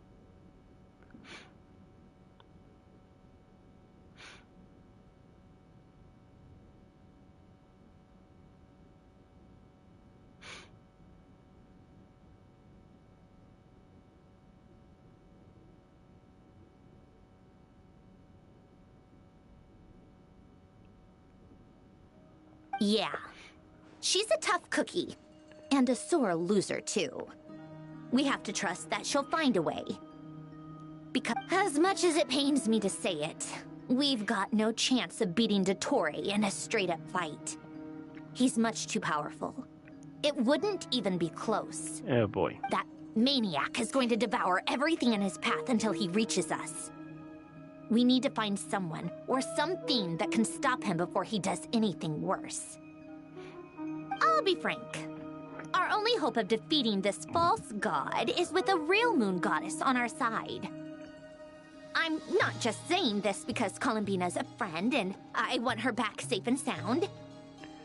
It's just the truth. And I know that even she was no match for him when he attacked, but I don't have a better solution. We're not giving up on saving her, whether she can defeat Dottore or not. Right. Don't worry, Miss Sandrone. We're all aligned on saving Columbina. No one's trying to argue that we can only justify saving our friend because it will help save the world. This is about multitasking. We want to save both. So, she's more than just a moon goddess to you guys? Yes. Absolutely. Have you not been paying attention? Duh! She's part of the gang! And you are too, you know. Come on. Yes, I know. You don't need to labor the point. I knew that the moment I came running over with my documents that I was part of the in-group. I mean, if Arlecchino can fit in, I certainly can. Now everyone give Sandrone a big hug. Anyway, as for how we get Columbina back, I've been working on it constantly. But I think I'm still lacking certain information about the moon.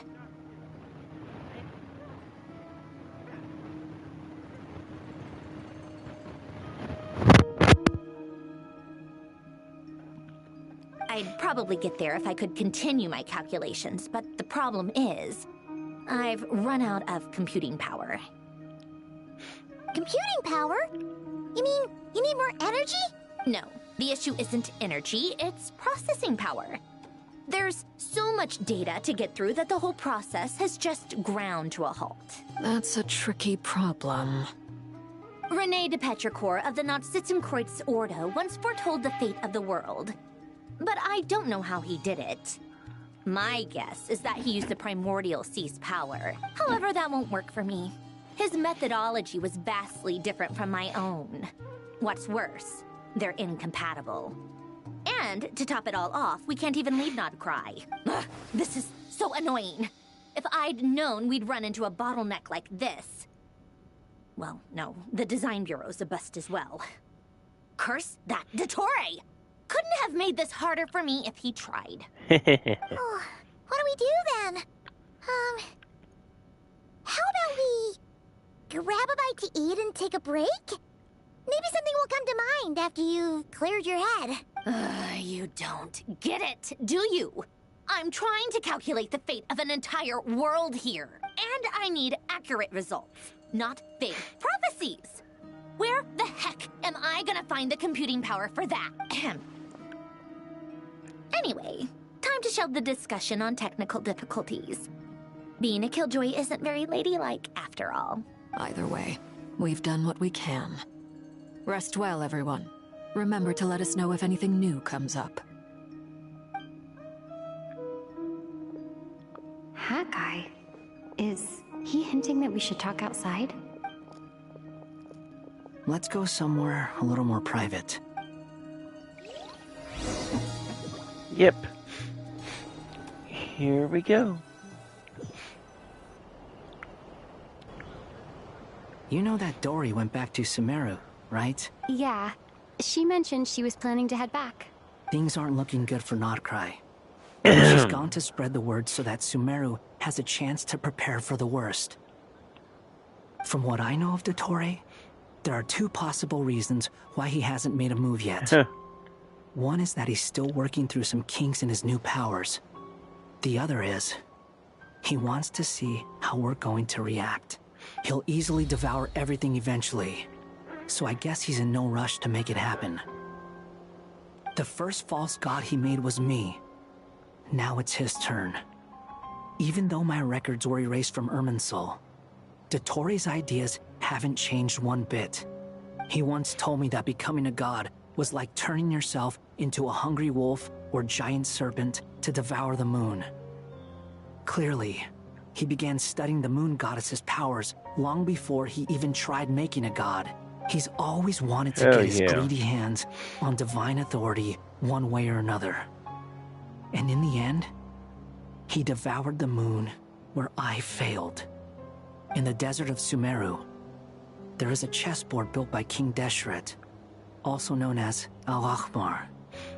I don't know if it was a real game, or if he was just trying to challenge his servants and citizens in some way, but creating games and setting rules.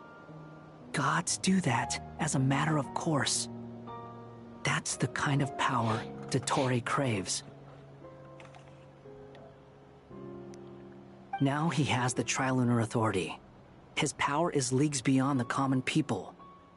I don't think there's any point in other nations rushing to the front line.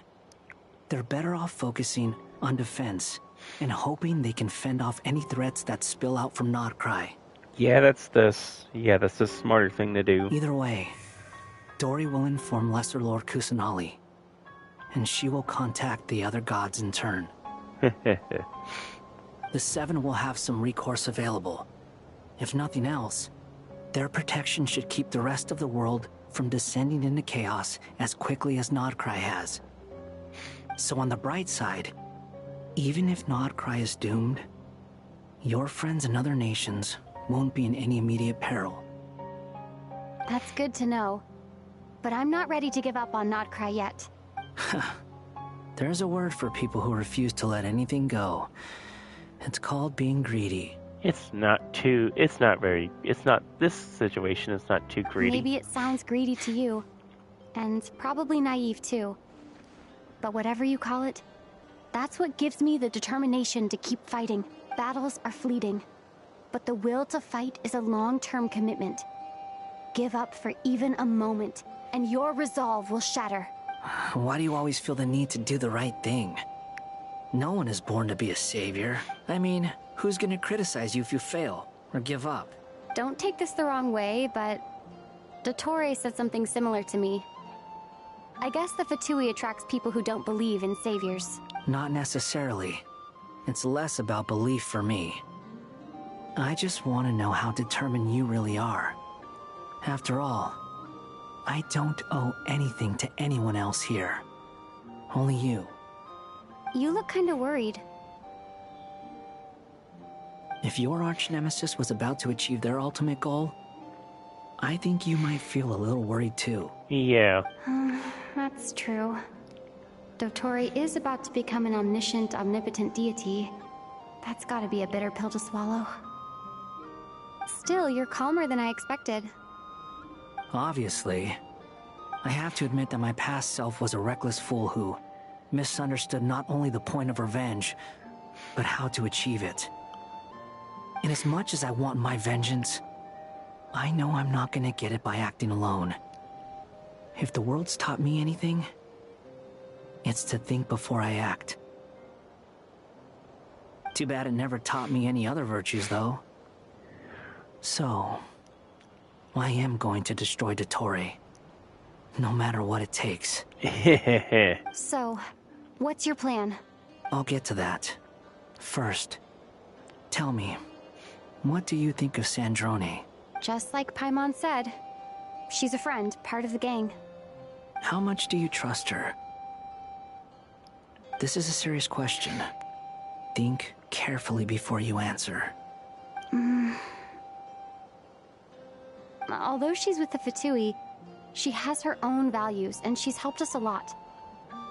If nothing else, she's clearly going the extra mile for Columbina. I see no reason not to trust her. If you say so. In that case, the three of us need to talk. I have some thoughts about her computing problem. It can be solved, but it will come with a cost. How much? If I can afford it, I'll cover it. Sometimes your heroism really backs me into a corner. You know that? Come on, let's go talk to her.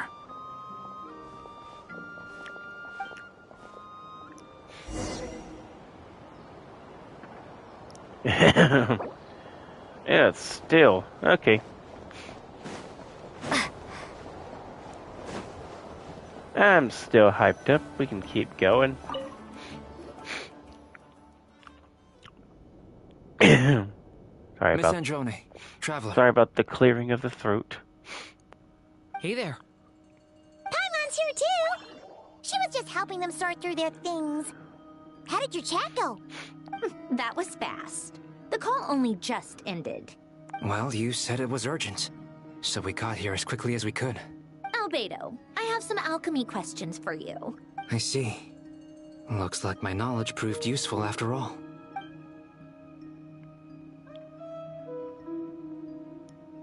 If I might ask... Yes. What is the end goal for the modified formula you'll be using?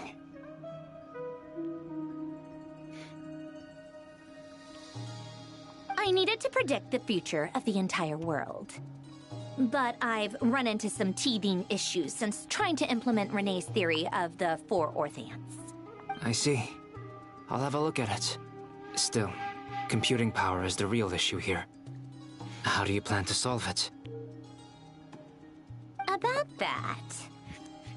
It's been sorted. Oh, with the Traveler's help? Actually, you're not wrong. She found the person with the solution. Was it Hat Guy? Yeah, it was him. Wow! Go, Hat Guy! Seems like all that time studying at the academia is paying off big time. But where is he? Wasn't he the one who asked Albedo and I to come here? Come with me. Oh boy. He's gonna be in pieces, isn't he? Nope. Hat Guy? What's happened to him? Meditating like his mother. Hat Guy! Can you hear us? No response. I guess he's in hibernation. Hat Guy mentioned that he was a puppet. It seems that his functions are currently shut down. I presume this has something to do with the solution to your computing problem. That's right. He and the Traveler came to see me. Wait, what? You have a solution? Would you calm down? Why do you always react so hysterically to everything? Excuse me? How would you know? You shouldn't be so quick to judge complete strangers. It's very bad manners. Oh, please. It doesn't take that long to figure out that you have a temper. Where does a mere student get that kind of confidence? I've actually published more papers than you. Not that status counts for much. Even Paimon's applied for academia admission. Oh, wow. Huh? Are you serious? See? This is why I can't be bothered to explain myself. She recognizes no one's skills but her own. Okay, fine. I'll hear you out. So, tell me, how do you propose to solve my computer? This world itself is constantly processing all kinds of information. If it's the world's future you're trying to calculate, you need a processing device that's designed to cope with that volume. Easier said than done. Only Irminsul can handle that kind of... Wait, is that what you're suggesting? But surely we can't just plug my formula directly into the ley lines. You should be able to tell that I'm not human, right? Yeah, I noticed. The technology, though, seems pretty ancient. Very different from Fontaine's. It's a completely different system. Conrian, to be precise. I'm what they would have called a puppet. Puppets need an energy source and processing power. The artisans who built them sought out the materials most suited for that purpose. You? Do you mean... The Traveler and I have talked it over. She's willing to vouch for you. So, I'll allow you to borrow my core for your calculations. It was built using wood from a silver white tree, which makes it a small part of Irminsul. Conrian technology and Irminsul wood. Who in the world could have built you? Are you sure about this? A puppet without its core will cease functioning completely. And if it's left in that state for too long, it might not recover. You could die if you do this. You do realize that? I can put 2 and 2 together, yes. No need to rub it in. I won't lie to you. This has never been done before. I cannot guarantee your safety. Hey. The person who built him was an Archon. Doesn't matter. I'm prepared for the worst. Did you two actually talk this through? Is he... Are we really considering this? Yes, we discussed it. The bottom line is, he trusts me and I trust you. Let's give it a shot, shall we? Honestly, I have no clue where this kid even came from. But for whatever reason, he lent me his core to use in my formula. I'm very close to finishing my calculations now, and the core is currently in use. So I'm sorry, but I can only show you a sketch right now. This is what the core looks like. Huh. A silver white branch. It certainly matches the legends told about Irminsul. Is Hat Guy gonna be okay? He's not gonna die, right? In theory, he should be fine. As long as we put his core back in time. Beyond that, all I can say is that I'll try my best to avoid risk and make sure the core doesn't sustain any damage. I think I know why you called us here now. Someone needs to watch over his body and make sure it's protected until the process completes. Correct. He said that the only ones he trusts here are you two, and the Traveler. And the Traveler will have other work to do. He will have our undivided attention. Aww, Hat Guy. On a more positive note, things are progressing steadily on my end. I'll call everyone in for a meeting once the results are out.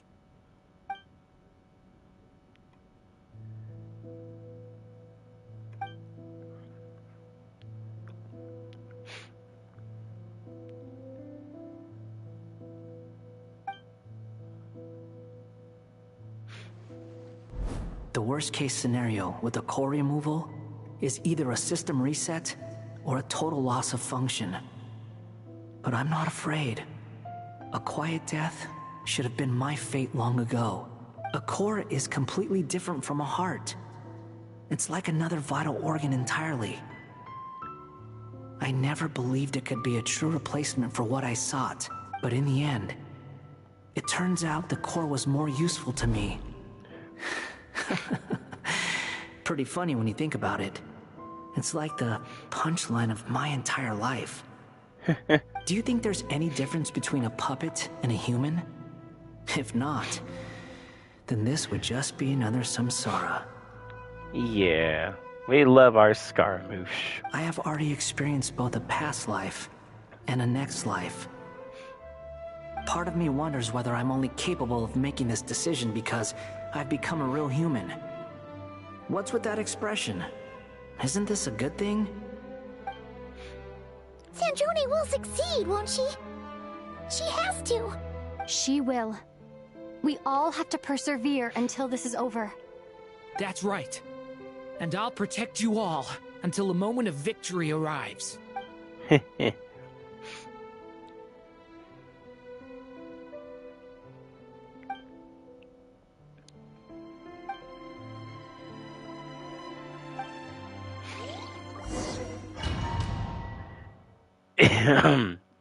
This do be a heavily... saving. Who are you? But I'll keep going. Call me Sonnet. You have the same power as Canon. Sonnet. So, you're the goddess of the iridescent moon? Oh, goodness. You recognize me? Well then, what's your name? Columbina. Columbina Hyposelenia. Hyposelenia? What a lovely name. Did you choose it yourself? It was a joint effort between me and my friends. Friends? You mean your friends in the heavens? Huh? Oh, sorry. You must be exhausted. I apologize. Hang in there. Let me introduce you to my older sisters. Do you mean the other two moon goddesses? Arya and Canon? Wow, you sure know a lot. Hey, does that mean that our story goes on into the future? Oh, I guess that wasn't the best question to ask. It's alright. We were prepared for that possibility. You could say we were too prepared. I can't even remember how long my sisters and I have been here by this point. Huh. When did you get here? How long has it been? I can't say for sure, but it feels like it's been forever. I see. Are you feeling alright? You look a little unwell. I can hold out a while longer. We don't have far to go. The place where my sisters and I are based is just up ahead. Don't worry, they're both really nice. I'll introduce you.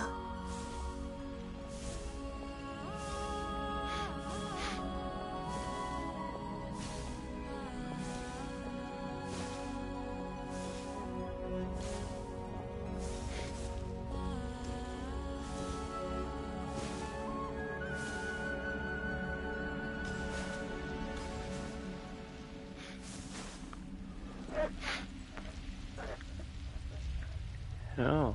Sisters! I'm back! And look who I've brought with me!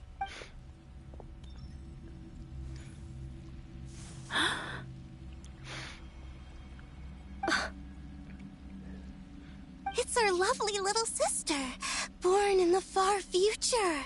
The pleasure is all mine.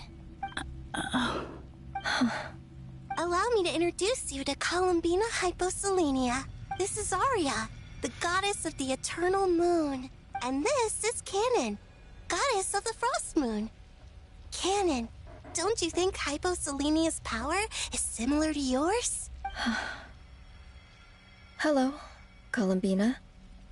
I apologize for our startled reaction just now.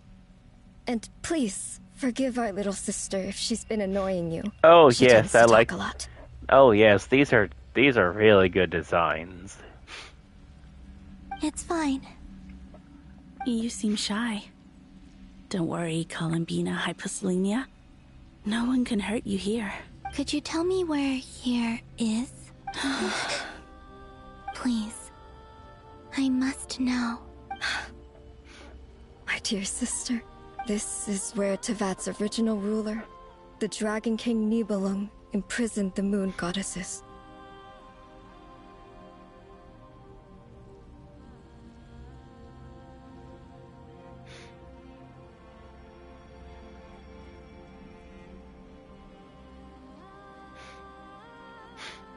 What? You're scaring her, Canon. Oops. No, I'm fine. Please, continue. Nibelung, our original master, created us in the distant past to maintain Tevat. But he left this world and traveled into the dark universe beyond, to explore worlds vaster still. Day and night, we fulfilled our duty in the heavens, until the day that the first descender arrived. Oh. The great ruler of the firmament. The heavenly principles. Is that what later generations call them? I see. But we did not reject them at first, nor did they seem to harbor ill intent towards this world. We coexisted in peace. They were like a guest in our home. Slowly, however, we came to realize that our guest had a growing desire to change and dominate the world. And you didn't stop it? No. There was an order to the rules they set up that Nibelung never taught us. We wanted to know if this order would bode good or ill for Tivat. All right. Canon and I wanted to know. Sonnet was against it from the outset. Later, we discovered that this great ruler of the firmament bore an almost paranoid hostility toward the desire of certain life forms to seek power. Or perhaps they feared them. They would even cast down celestial nails as manifestations of their power, to punish the civilizations of the world below. There it is, the celestial nail drops. Only this was far beyond mere punishment. And every area that gets a nail dropped is severely messed up. Right. Their rules brought order, but the price people paid for merely testing the limits of those rules was far too great. I did everything in my power to help the punished escape catastrophe, but still, too many lives were lost. The ancestors of the Frost Moon Scions were some of the ones you helped. But just when we had decided to take countermeasures, the Dragon King, Nibelung, returned. And so began the War of Funerary Flame. So, that's the name the world gave that war in the future. Well, who won in the end?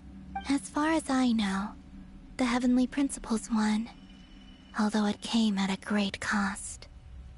They remained in Tivat, where they continue to rule to this day. And the world's original master, the Dragon King Nibelung, was destroyed. And what of the moons? Are there still 3 moons in Tivat's skies? You can tell us the truth, Columbina. We know we are but remnants of a bygone age. We are prepared for the answer. Only the Frost Moon remains. But it has been cast beyond the false firmament by the Heavenly Principles. The eternal and iridescent moons were both shattered during the war. So death finally came for us in the end. Sonnet. But you're still here, aren't you? A moon goddess cannot live without her moon, Columbina. She's right. That's why I began to disappear. Because the Frost Moon is cut off by the false sky. How much worse it would have been if it were outright destroyed. Our souls may endure within this lunar palace, but if our moons are destroyed, then we shall disappear the moment we depart from it. I'm sorry. There's no need to apologize to us, dear sister. If anything, we owe the world an apology. Oh. If only we'd decided to act sooner, rather than arguing amongst ourselves. All the more reason not to spend this time in regret and repentance. Instead, we should focus our efforts on how we might help our future sister. Sorry? Don't you see, Columbina, your story is not yet over. Is that not why you are here?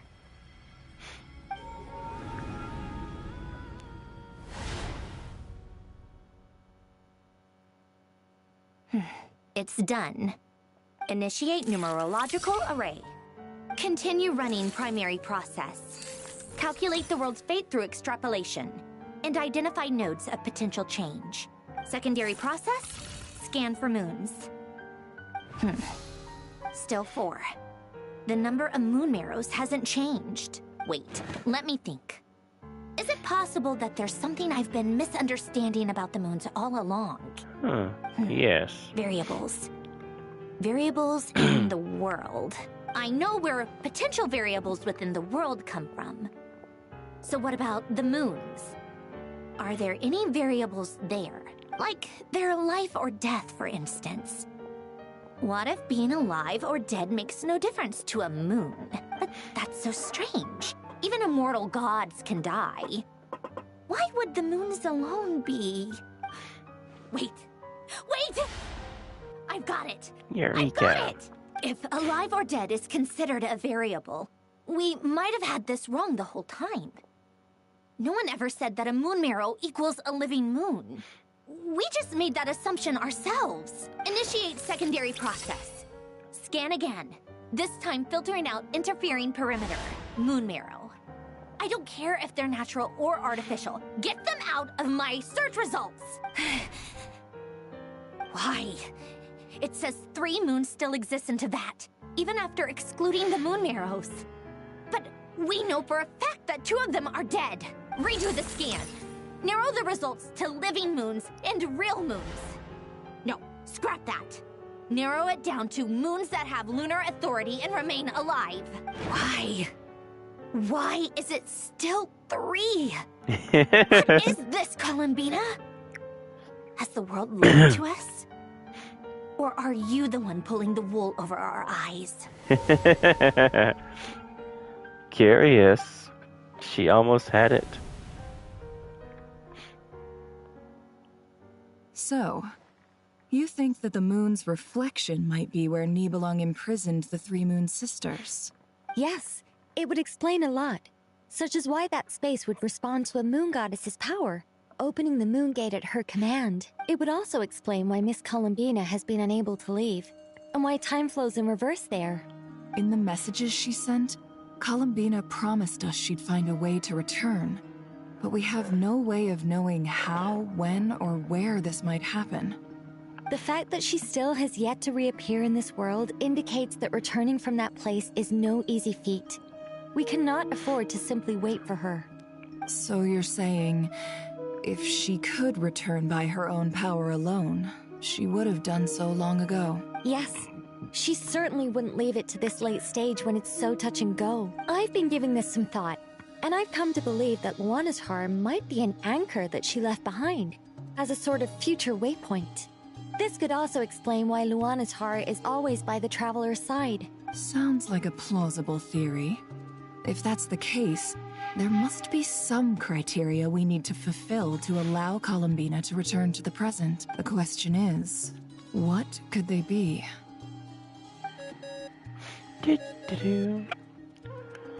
Hello? Listen, this is extremely important.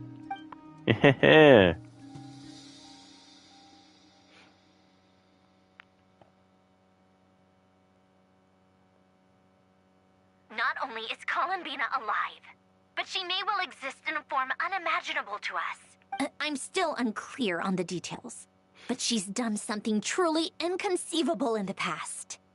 And the clue to what she's done lies in the moon and Teyvat sky. Truly amazing. Oh, I'm so delighted for her. I'm sure we all feel the same. And I'm sure Columbina is ready to get back here and fight by our side. I'll keep my calculations going and try to find some way of coordinating with her. But that's not an excuse for everyone else to slack off, okay? How can the dead moon still live? And Luanatar... Ooh, flippity flip.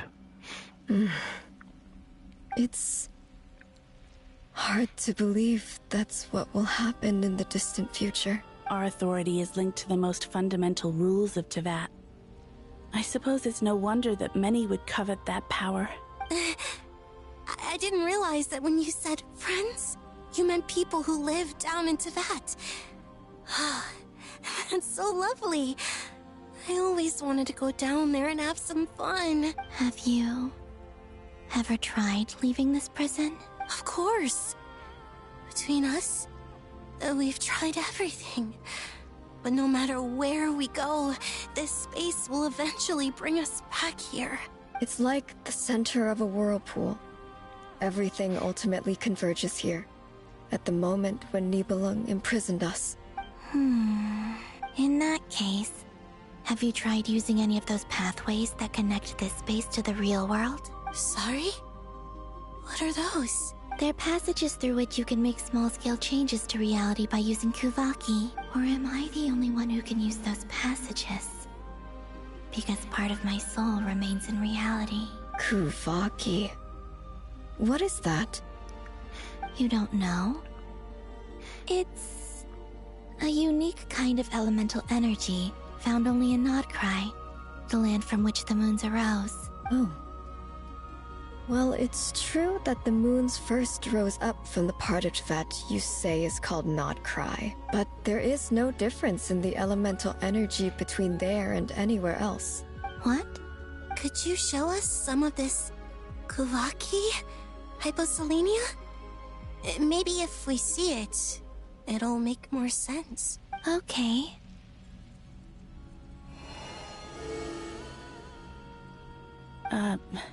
Isn't that just your power? What? But it's everywhere in Nodcry. In the air, in the land. Even the creatures who live there have adapted to its influence. How curious. This Kuvaki certainly did not exist anywhere in the world before we were in prison. Let alone influence living creatures. So, how exactly does it affect them anyway? Can they float in the air like us? This is so strange. Why would their reality differ so much from mine? Columbina, you're looking for more than just a way out of here, aren't you? Yes. If I am to help my friends, I will need tri-lunar authority on par with that of our foe. You mean... you'll need our power? This sounds extremely risky. The three moons' powers are not mutually compatible. Concentrating them into one goddess will be a very painful process. And if anything goes wrong, it could tear you to pieces. I know. But I'm willing to take that risk. Yeah. Even so, let's say we Go. successfully transfer our authority to you. How will you take it outside this prison? Nibelung constructed this realm specifically to prevent us from using our powers to interfere in his war. No moon goddess can leave this place alive. What if I don't leave alive?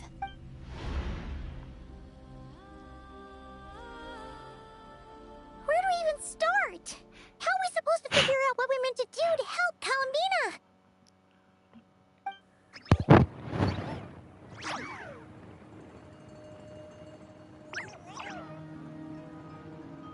Columbina, what do you need from us?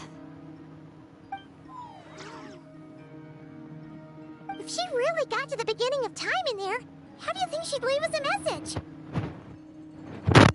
Huh. You don't think she'd write it down on a stone tablet somewhere in the hopes that we'd find it, do you? Seems unlikely. Columbina may not talk a lot, but she thinks deeply about issues like this. Let's review what we know. This is the Columbina who fought alongside us against the Rehir of Solnari, and with whom we celebrated Moon Prayer Night.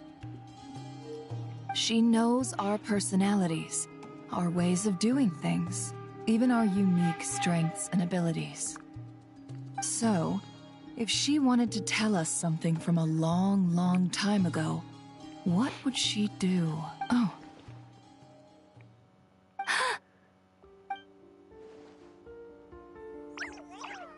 Traveler, you once said that those golden ripples also appeared when Luanatar was born. What if Columbina left Luanatar here, not just as an anchor to the real world, but for some other purpose? If she is part of Columbina, and Columbina knows that I can see past events through her. Oh yeah! Like when you peeked into Rarer's past through his heart! Nefer, wait. If you're right about this, and you can really see past events through Luanatar, your eyes, they'll... Oh, I know. Looking at Rerir's past in Conria was already enough of a strain on my eyes. It'll surely blind me. Oh. But it's our only chance. This is the only way. Boss. We spoke about this once, a long time ago. Do you remember what I said, Yehoda? The day I lose my sight, the Curatorium of Secrets will be yours to run. But... What's wrong? I'd be overjoyed if I were you. This day's come a lot earlier than either of us expected. I need to know you'll honor our agreement, Yehoda. Promise me. Yes, Boss Neff. I promise. Are you sure you don't want some time to think this through? What is there to think through? I should have gone blind after our battle with Rerir. Frankly, it's almost criminal that I got away with it for this long. Then at least let me take some precautions on your behalf. And if you really do lose your sight, I'll visit your office every day and make sure you're well looked after. Oh, please, anything but that. I was actually ready to go through with this. Are you trying to scare me into backing out? As if I could ever scare you. I'll assume you're just joking to calm your nerves. All right, enough chit-chat. Let's do this.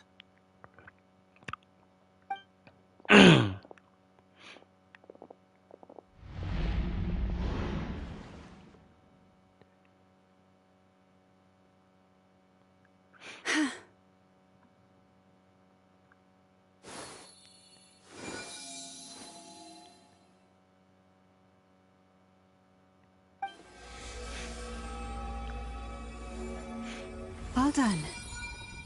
Good. Now give me some space.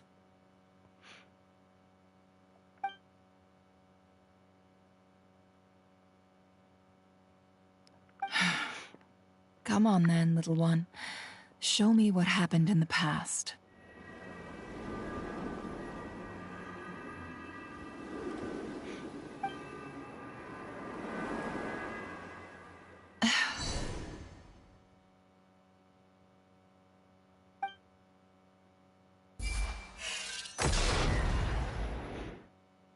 Oh, boy. Between the Trilunar Authority, Kuvaki, and the sole-surviving moon, the Frost Moon, I think I might know how to get back. But I will need my sister's help. Time to go talk it over with them.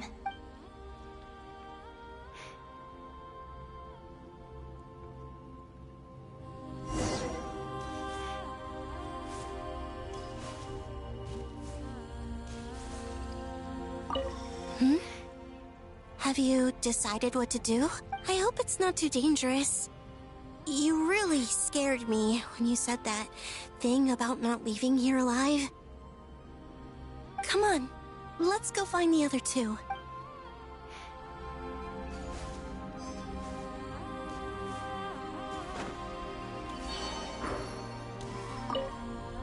It seems you have reached a decision. I'm all ears. What do you propose?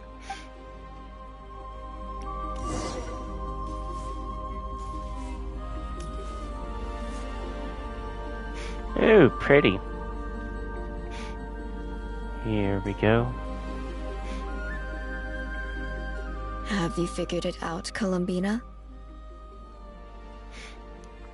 Tell us, how do you plan to leave this place? I intend to die here, in this moment, and then be reborn in the future with the help of my friends. What? What are you saying? How can the dead be reborn? And how will you inform these future friends of your plans? You can't exactly leave oracles. Nothing can escape this place. Not a single ray of moonlight. And even if you found a way, what if they never find the message you left for them? No, that won't happen. So confident. I like it. Come again? They will find my message. I'm sure of it. I'm not following. how exactly will you achieve this? It's quite simple, really. First, I will leave my soul here.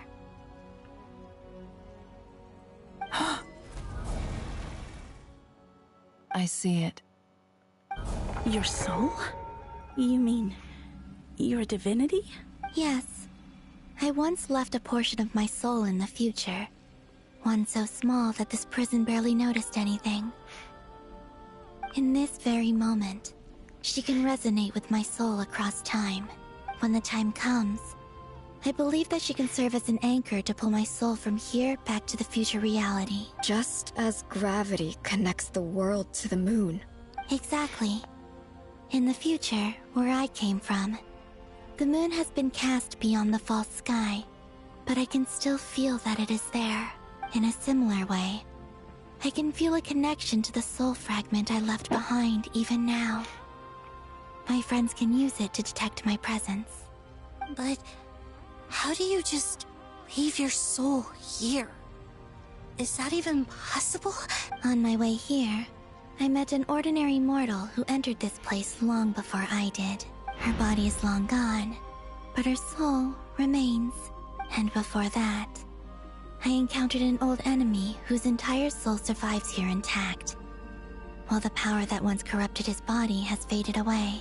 So, perhaps this space is specifically designed to imprison divinity and authority, but not the physical body.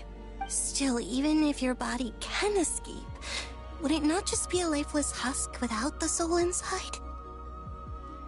Wait, is that what you meant when you said you wouldn't leave alive?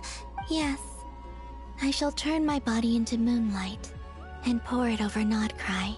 That power shall protect the land and quietly blend into it, awaiting my soul's return in the future. Oh? However, I cannot do this on my strength alone. I would need your help to do this. So I'm humbly asking for your assistance. Oh. Oh, dear sister. You need not be so formal. As I said before, we are but remnants of a bygone age. You, on the other hand, were born alone in that distant future, and you have walked a long and lonesome road since then. How could I bear to let your story end here in this dungeon? Don't forget, we are your sisters, your family.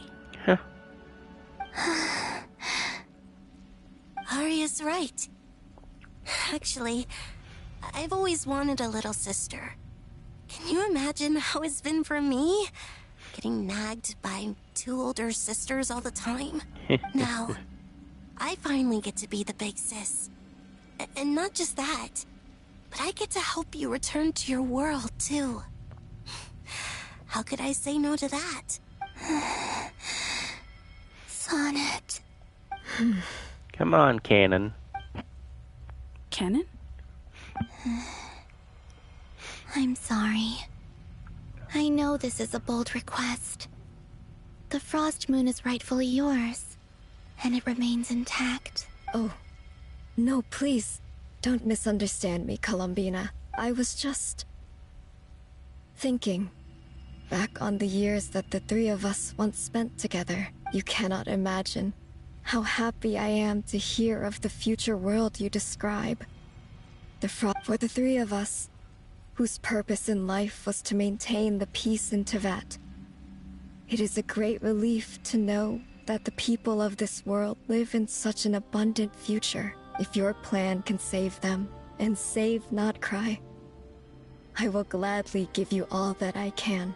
Besides, the three of us have been together since the day we were born. I could never abandon them to live on alone without them. Canon. Still, I do have one question I would like to ask you before we proceed. Certainly. Why do you cover your eyes?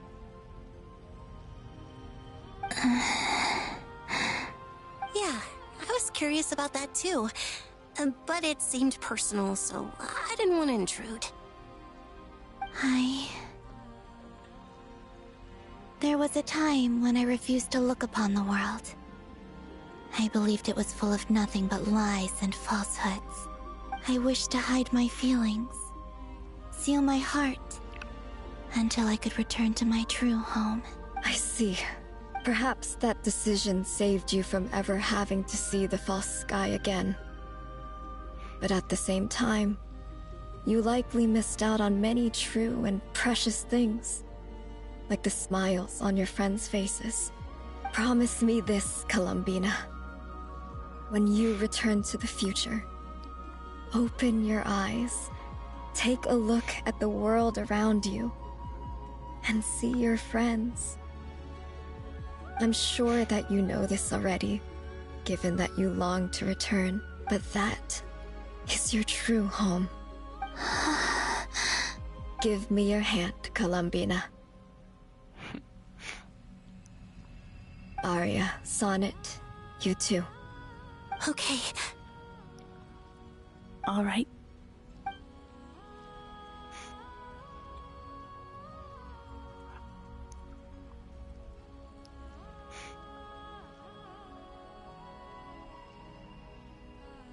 Okay.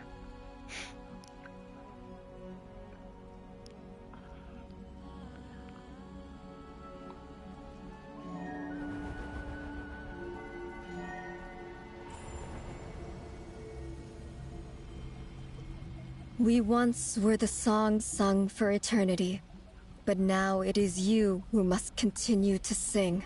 We once were the tides in the great river of time, but now we subside, and you arise. We were the messengers of madness and inspiration, but now the lies have faded, and your truth must endure. We are souls awaiting the sun. You must return to be with those who smile when they see your face. No. No. There goes those. In the markings.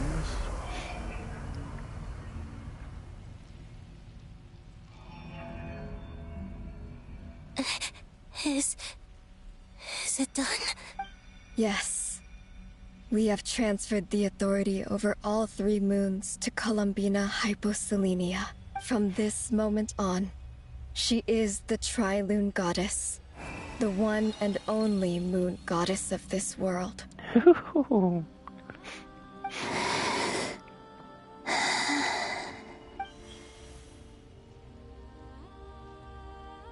Thank you. Thank you, my sisters. Now go, and do what you believe is right, Columbina Hyposelenia. Be aware that we cannot grant you the power of the 3 moons beyond these prison walls. The conflict that arose over their remains following our disappearance will still take place. I understand. Sisters, oh, my body. It feels... Now that we have given up our power and authority, our bodies are merely mortal shells. This prison is dissolving them as we speak. It's okay, Sonnet. The end must come for every god, just as it does for every human. Oh. That's all this is. The final destination of our lives. Canon and I will be by your side the way. We have one final request, Columbina. Could you use the 3 moons' power to send us back into the real world? Now that we have lost our powers, I doubt this space will seek to hold us further. It's just... we would like to spend our final moments together in the only place we ever called home. Of course. Gladly. Sonnet. Yes? Oh. Don't... I wish I could tell her not to give in to the abyss. Not to be afraid. But is this really what I should say at this moment? Don't forget. I'm so glad to have a big sister like you. No, Hypo... Thank you. I'm okay. I'm not afraid. As long as my sisters are with me, I won't be afraid. It looks like this is goodbye, sisters. Goodbye, Columbina.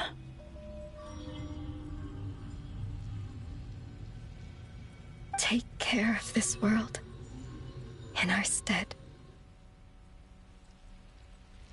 Oh. I will. Man.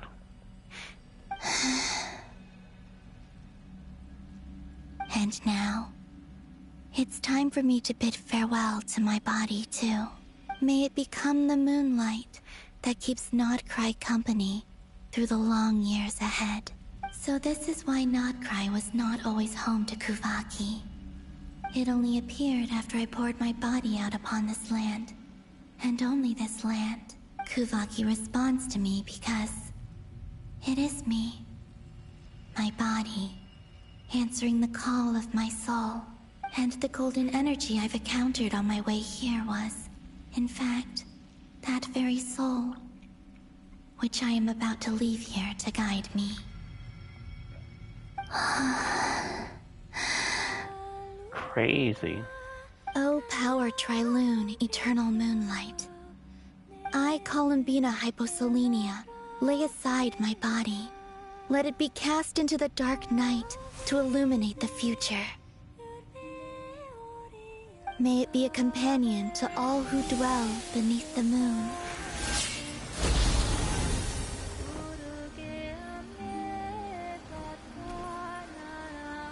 Until the time comes for me to return home.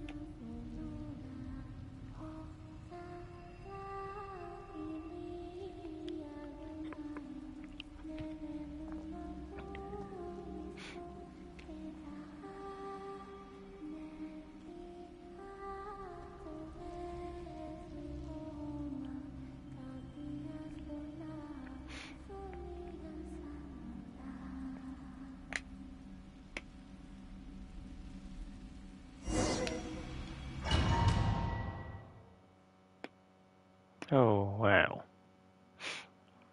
So that's all that explained. Boss! That was crazy! Were we even allowed to see that? Is anyone? Can you still see? How many fingers am I holding up? I see 2 fingers, and a look of sheer terror on your face. Truly astounding, Miss Nefer. Your eyes have glimpsed the very ends of the world, and yet they remain as sharp as ever. Or is the credit for this miracle due to Miss Lauma? It seems that even time itself is no match for your medical skills. Surely you jest, Mr. Flint. I suspect we have Columbina to thank. She must have realized the immense toll that the ritual would take and purposely set aside some of her power in the past to protect Nefer's eyes when this moment arrived. There is always a great price to pay for witnessing the truth, but it seems that this time, Columbina has shouldered that burden on our behalf. She chose the perfect method of getting a message to us. Though her eyes were always shut, she was clearly so perceptive. She knows us well. She knew exactly how we would think and what we would try. Despite being separated by time and space, we're seeing the same possibilities and seizing the same opportunities. We still don't even know if she's okay right now. But as long as there's a chance, we can do something. We'll get you back somehow, Columbina.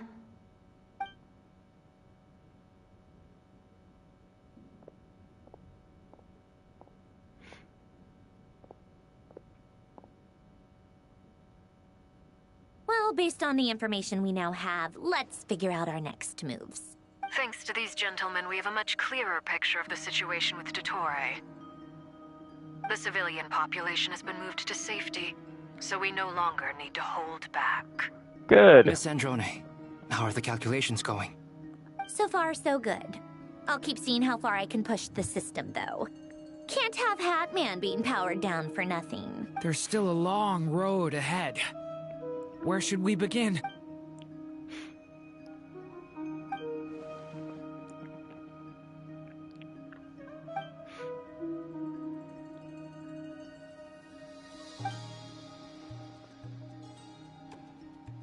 Our plan is clear.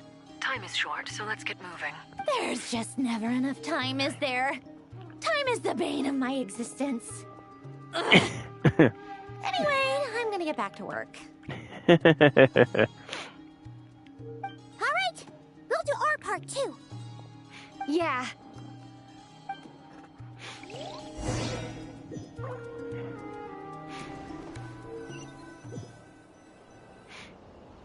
Albedo's theory says that elemental energy can dilute the light realm's power, but I'm no expert in building elemental defenses.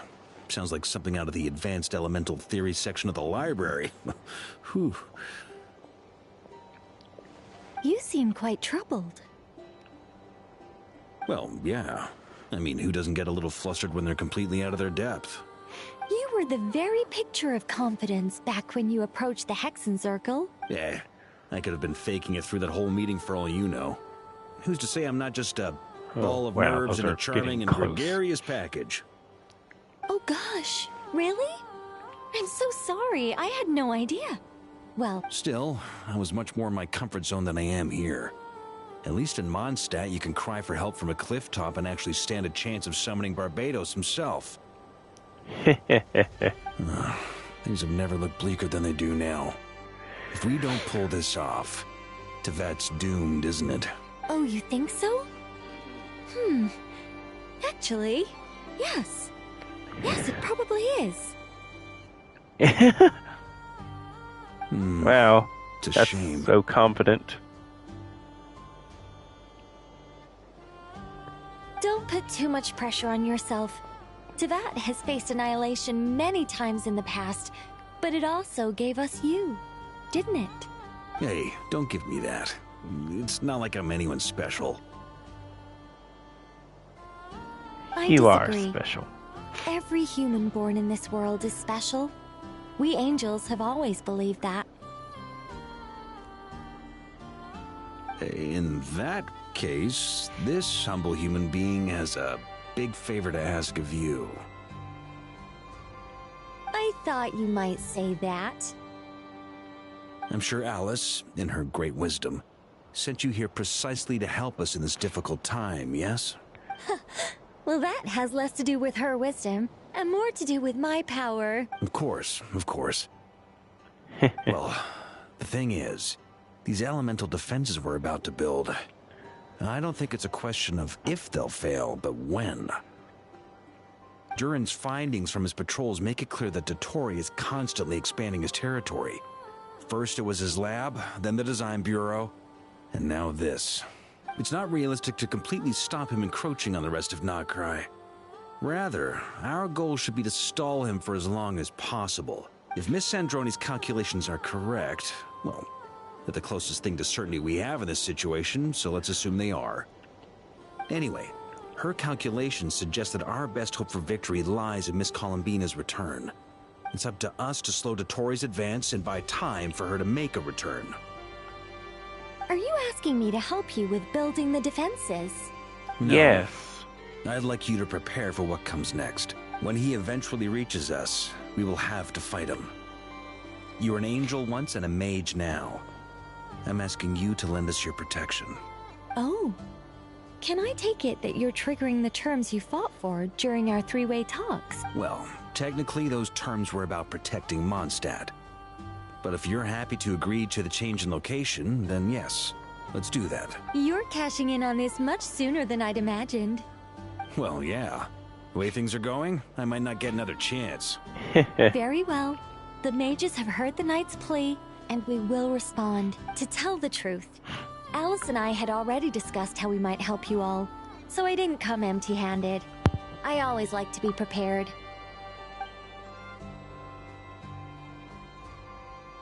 This is... wow. Yeah. This is great. Seriously, thank you. It's been many long years since I had a chance to dazzle humanity with a little divine intervention. To humbly serve as a reliable and responsible guide. Anyway, Knight of Boreas, please accept this gift in recognition of your great virtue.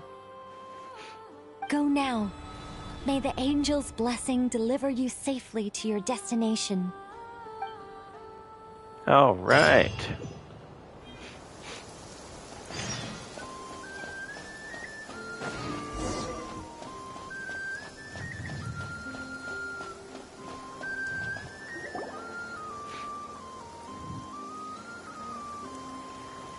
You're here. Sandrone! How are things going? Glad you asked. You two are about to become the first people to lay eyes upon my masterpiece. Or should that be the first person and the first, specter? Hey! Whatever. Come, feast your eyes on this. Wow! We've never seen something like this before. This meter displays the progress of my formula. Currently, it's still making the most important connections. Once it's finished running, I'll deliver it right to your side. And then, we can finally bring Columbina back. Oh. What do you mean, deliver it? Can't you just tell us over the Dodo communication device? It'll just be some numbers, right? Ugh, you're such a greenhorn. This isn't the kind of formula you solve in math class. It's a highly complex algorithm capable of constructing a framework of rules. Whatever. We'll be here all day if I start trying to explain. I love her. She's so fun. The formula must be completed before we can bring Columbina back. I'll share the data with you. Nicole's agreed to let me use her information channel, so we just need to use the Dodo communication device, like there. Now you can check in on my progress. Wow! Look at that! You're amazing, Sandrone. About time you recognized my genius. So that's just floating above us. Does that count as a fourth wall break? Anyway, that's all for me. You should check on the others if you have time. Make sure we don't have any... That might sound harsh to you, but close supervision is a common practice in the Fatui. Not looking to catch anyone out. I just care about everything going smoothly. I'm kinda stuck here while the formula is running, so I need you to be my second pair of eyes in the meantime.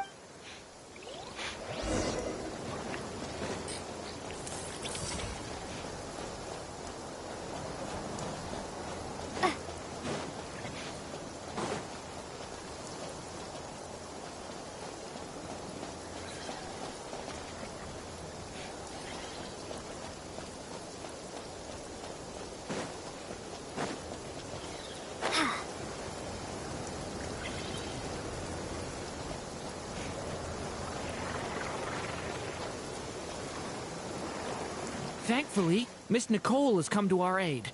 Nasha Town is now looking very well defended. Golden Flame. Yes, that's Nicole's power, all right. Based on the latest message from Grandmaster Varka. It sounds like they've reached an agreement. The situation should be more stable with her assistance. Everyone will have at least some degree of protection. Albedo! Durin! Hello there, you two. Are you well rested? That's good to hear. As per the plan, Albedo and I will be in charge of Nasha Town. As Dottoro's energy field expands, it's creeping ever closer in that direction. We fought side by side many times before, and always with great success. I believe this time will be no different. So don't worry about us. Focus.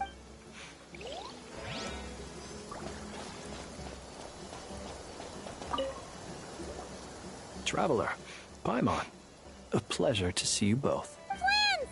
How's everything coming along? Fairly well, if I do say so myself. Personally, I am ready to confront Dottore head-on. Ooh, you sound much more serious than usual. To be honest, I am not usually fond of exercising my full strength. For one thing, it's hardly conducive to maintaining a low profile. Besides, I believe one should have the right to choose when to show their hand. I am conserving my strength until the moment of battle is upon us. Anything to boost our chances of victory. Seeing you get into the zone like this really puts Paimon at ease. Huh, Traveler? I consider it an honor to have your trust. Rest well. I look forward to seeing you both in your element during the battle.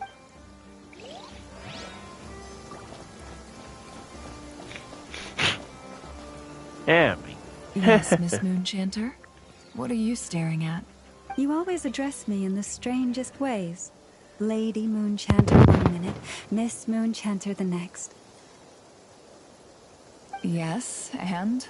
Are either of those incorrect?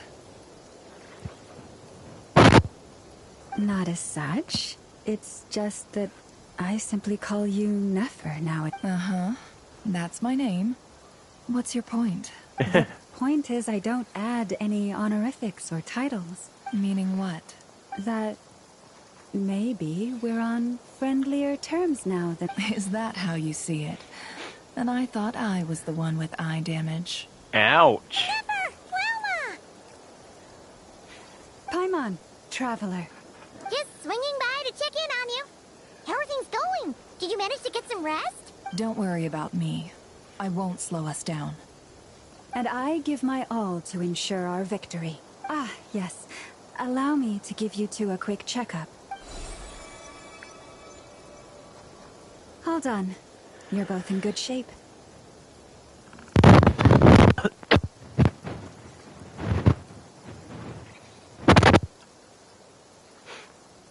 You're welcome. You'll have your work cut out for you in this battle against Dottore, so make sure to get some rest in first. Yeah. Paimon will keep an eye on her. Don't you worry. I'm glad to hear it. Take good care of yourself, too, Paimon. Sure thing. We're plenty rested. We're ready for this. Oh, there's no Aino or Nefa? Here they come. That's quite a horde. As we expected. Get ready, everyone. Take your positions and prepare to engage. Let's begin. I'm at the ready.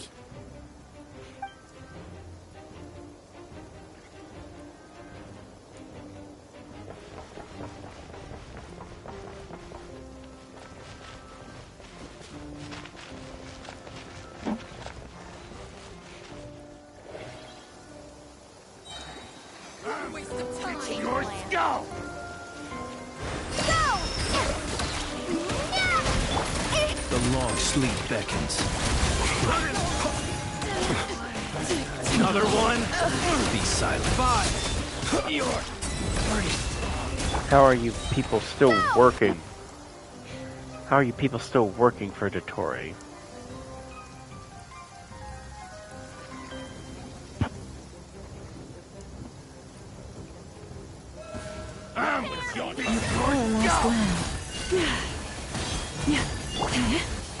These creatures cannot stand against us. No, fighting tough. Just don't let your guard down. That goes without saying. I'm hardly the risk taker in this group. Excuse me? Glorious, protect us. Can't hide the truth.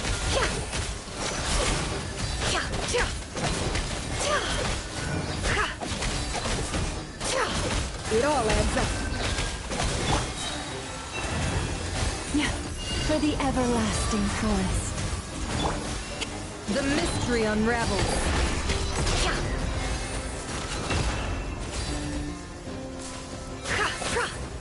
Let's see what you're made of.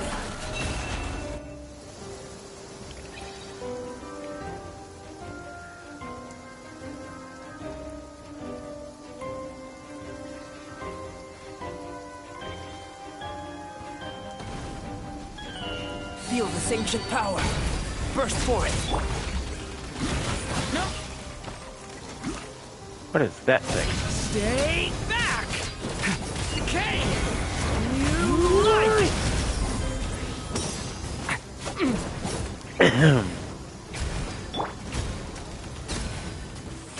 That was easier than I thought. Naturally. What do you mean? Is it because... Oh. I wanted to hear the rest of that conversation.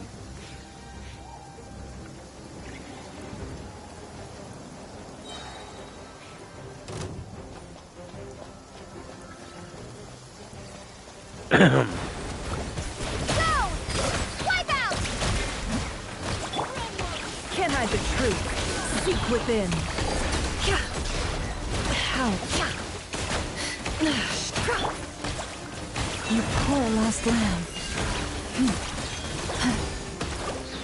People have always used fire to drive away wild beasts.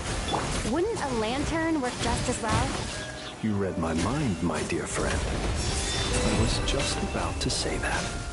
All right then, dear friend. Bring the light.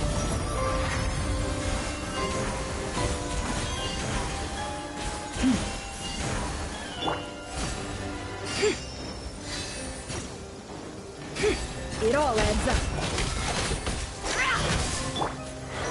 Close your eyes. Be silent. Do you fear the dark?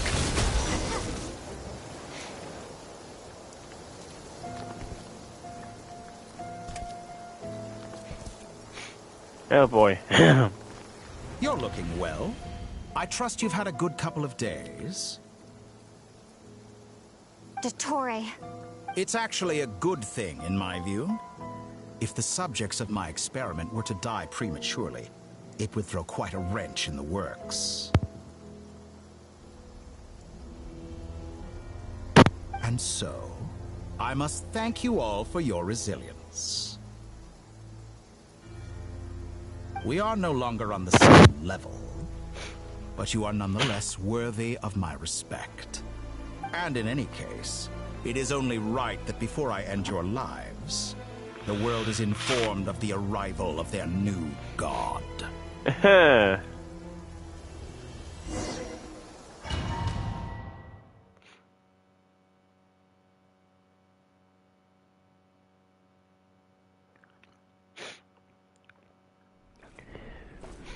Oh boy.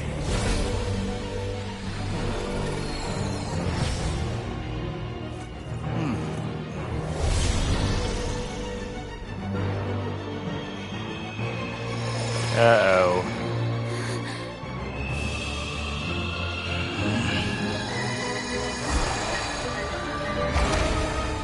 Okay, he can just do that.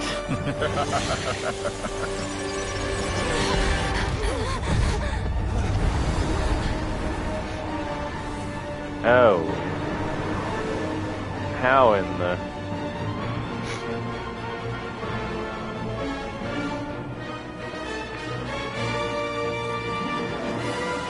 The experiment begins. Damn. Oh, God. With the marrow of the three moons in my hand, behold the false moon's fall! Observe. Such a simple attack. Rather All out of sorts. struck.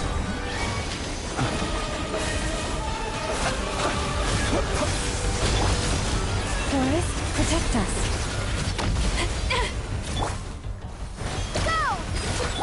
Be shackled. Close your eyes. Observe.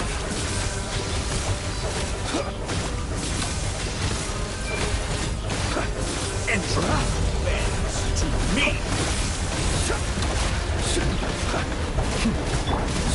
For the everlasting forest, you poor lost lamb.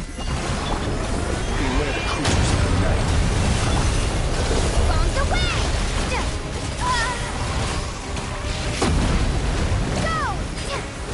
Outdone. Can't hide the truth. The mystery unravels. Like an ant in my palm. Oh, I've been moved inside another space, and it's sealed off. Looking at the structure of it, it seems like the Toray intends to trap us here. There's no exit. On tolerance is about to be put to the test.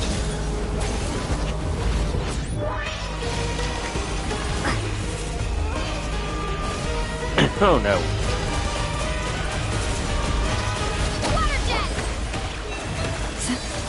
Did you honestly think that would hit? Yeah. It all adds up. Entropy.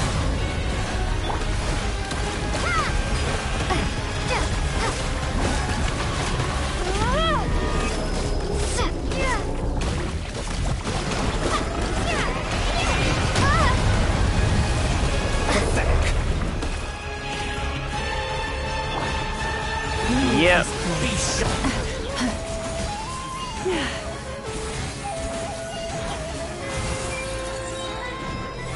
With the marrow of the three moons in my hand, behold the false moons fall!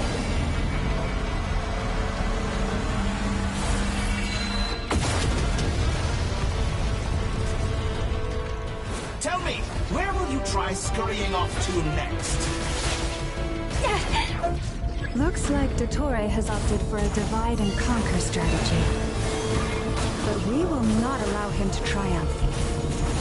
Now, I shall pray for our victory.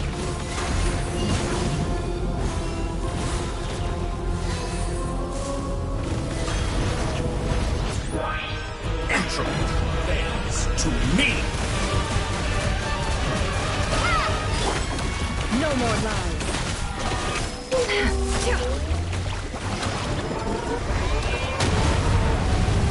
It all adds up.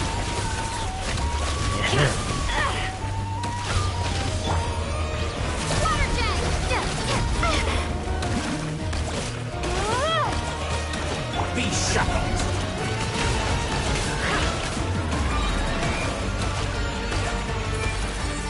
Outdone! The deception ends here. Can I get through? Moon's remnants!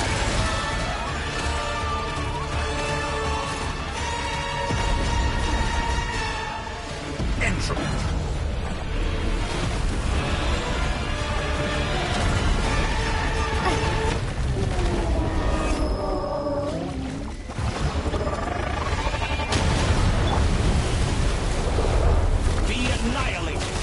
Which cannot stand against me. What's this supposed to be? A knockoff version of the space Columbina got trapped in? There really is no way out. We'll see about that, Dottore. Yeah.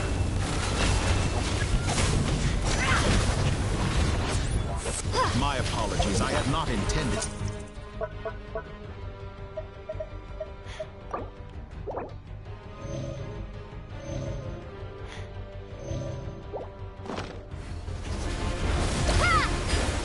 But you have a choice in the matter. Obey, and I can release them. An excellent deal, if you ask me. Won't you consider it?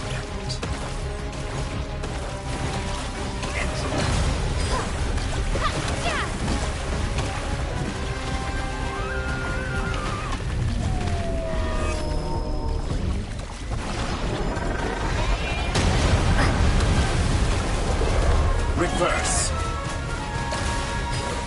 Oh gosh.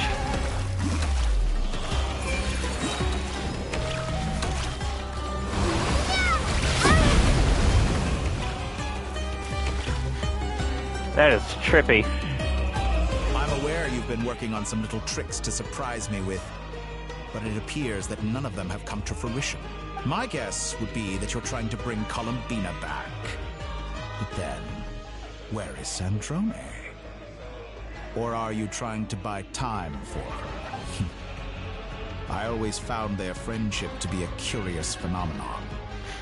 Two highly incongruent personalities, and yet they share a deep connection. Speaking of Columbina, I once saw her as like a younger sister. We got along quite amicably while she was with the Fatui, but then one day she suddenly decided she would refuse to take part in any further experiments. To this day, I truly don't understand what I could have done to upset her so much. You're creepy. It's such a pity. I could have had a sister, a family. But alas, she grew to dislike me. You're not fit to be family to her. That Yeah. I can't deny. So many people, all obsessed with playing out the same tired old dramas. This world is rotten to the core. And then there's you. You had every opportunity to reach the right conclusion. The thought of killing you off like this? But I maintain that I approached you in good faith, so I will offer you another chance. Will you work with me?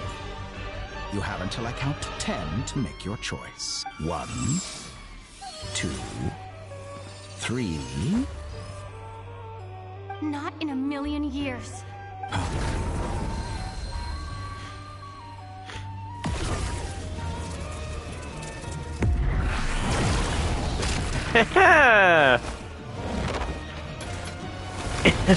Sandrone, what a pleasant surprise. Awesome. I didn't think you'd join us all the way up here. You're as sick and twisted as ever. Don't fool yourself into thinking anyone's grateful for the chances you're offering them. Sandrone, the formula hasn't finished running yet. Funnily enough, I was just discussing a collaboration opportunity with the Traveler, and then I see you, who I must say is a good example of an opportunity gone to waste. Gone to waste? I said that everyone would get one chance, and you've used yours to march right back into the lion's den. So yes, it's an utterly wasted opportunity. And what makes you think I believe a word that comes out of your mouth? I was planning on disposing of your little formula after wrapping up more urgent business here. But since you've taken the trouble of serving it to me on a silver platter, I can simply bring it forward in the schedule.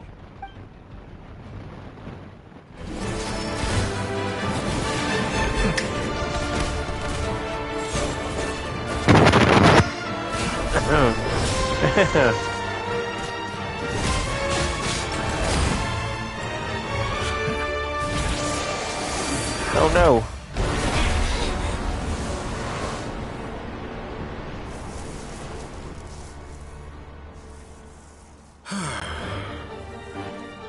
Is this your life's work?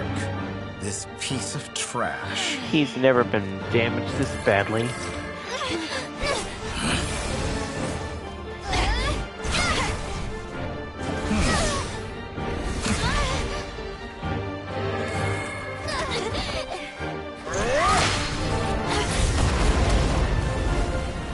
Oh no.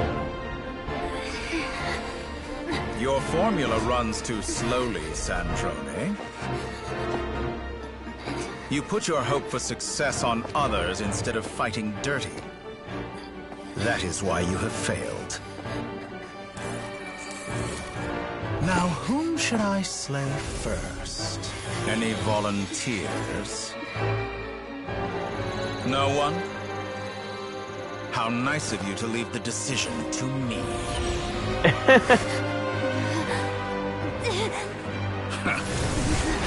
Goes right for...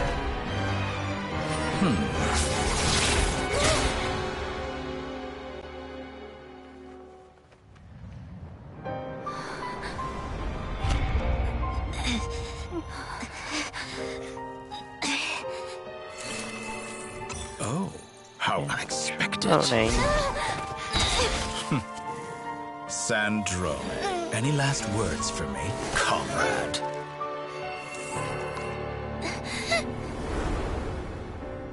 Is there anything you wish for? Not really. But I've always known what I don't want. Go to hell, Dottore. No. No!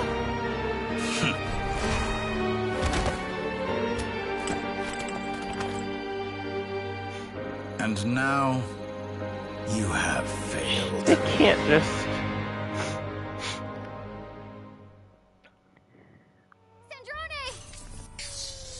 Oh no. Now you see how fragile mechanical contraptions are. Just a gentle tap, and they fall to pieces. Sandrone. However keen of an inventor Sandrone may have been, her death spells the end of the formula that was running inside her body. Of course, I have to commend her for making it this far. As her colleague, I have to admire her stubborn tenacity. Now, it is time for you to take your place by my side. My count was interrupted, but the second chance I extended to you still stands. Once again, oh boy, you are welcome to join me. By now, Never. I'm sure you have gained a greater appreciation for the power and authority I wield. What is stopping you from embracing a new world of endless possibilities? Not in the mood to talk? As you wish. You seem less talkative than usual today. I'll change the topic to something more apropos. Sandrone was always like this, never trusting anyone, always so reluctant to share her research with them. Objectively speaking, she had her strengths.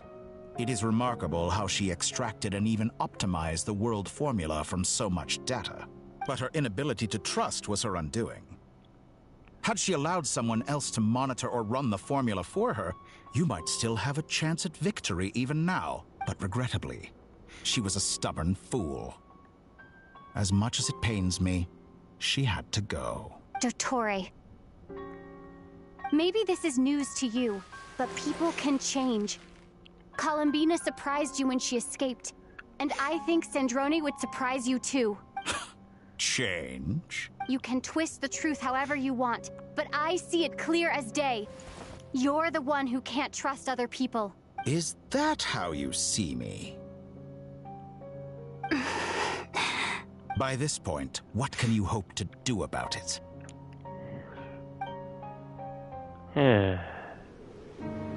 It is pointless to fight on. You've already lost. There Wrong. is another. You can't win this, Dottore.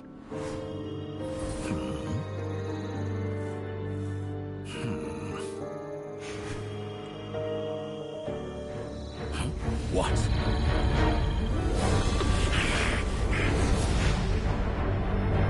Oh.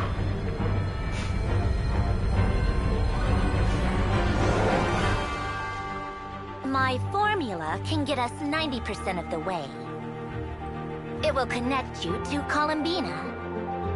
Then, I will bring the formula's output to the Traveler's side. For the last 10%, do whatever it takes. Just bring the moon down. Playing this.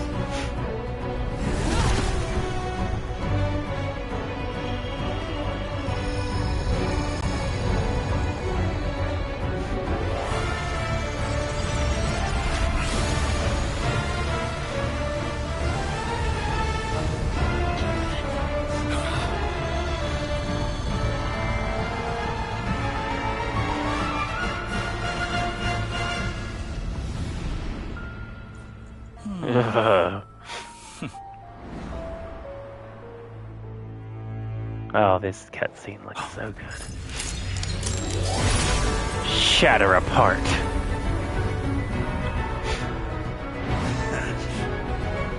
The moon will never be yours.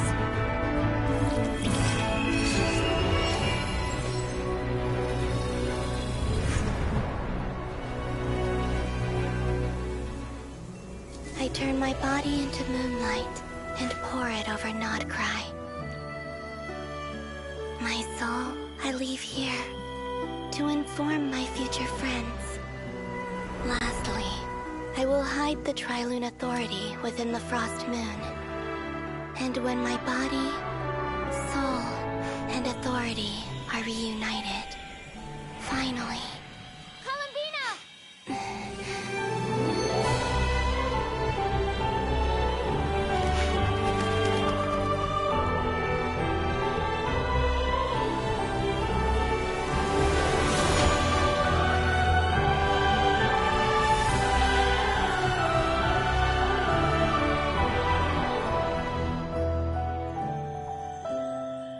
Ah, beautiful.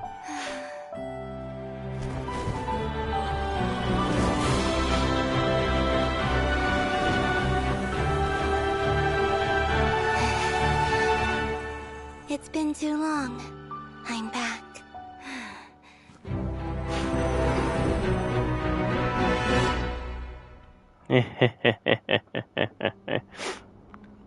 Stay focused on the battle, Traveler. What a touching reunion. Though I personally find myself repulsed by the sight of weaklings huddled together for war. Now, you're quite finished patting yourselves on the back. Show me how long you can struggle before you drown. Watch out, Columbina! He can manipulate space itself! I know. Wait for the right moment. We'll strike together.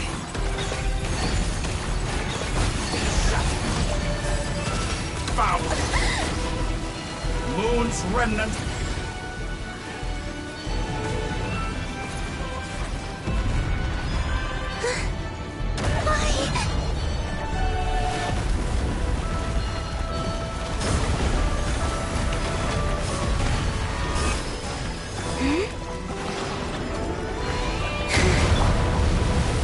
Did you honestly think that would hit me? Go! Enough! First, like an ant in my palm.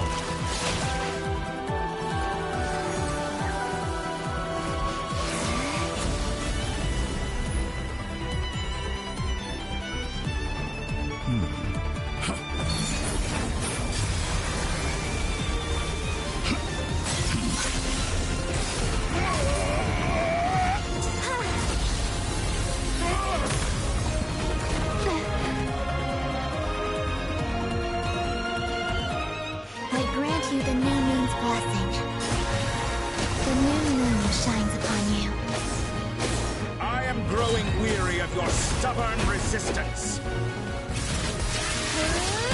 It's over, Dottore!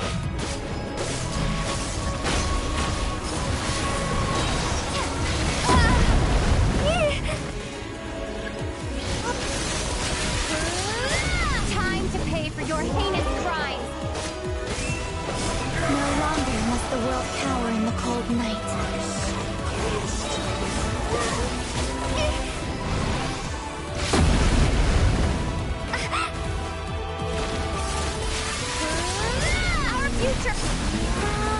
Let the moonlight dispel the darkness.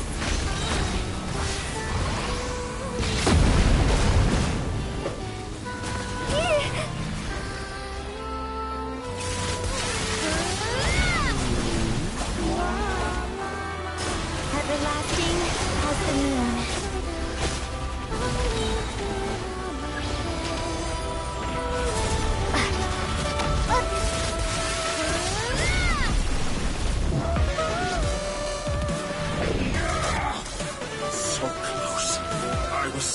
Close to the new world.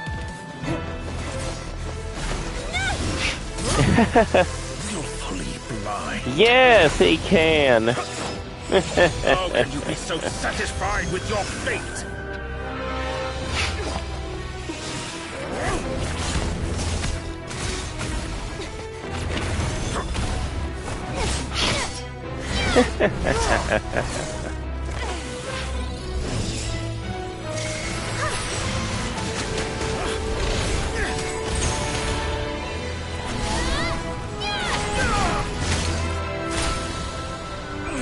One.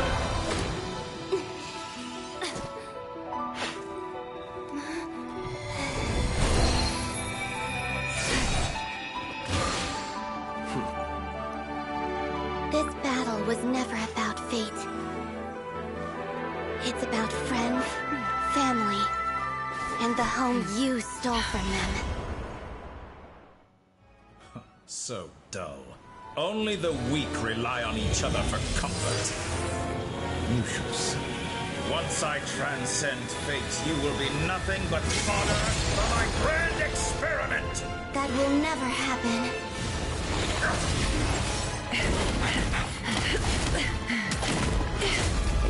He lost one of the marrows and he's still this strong. Oops.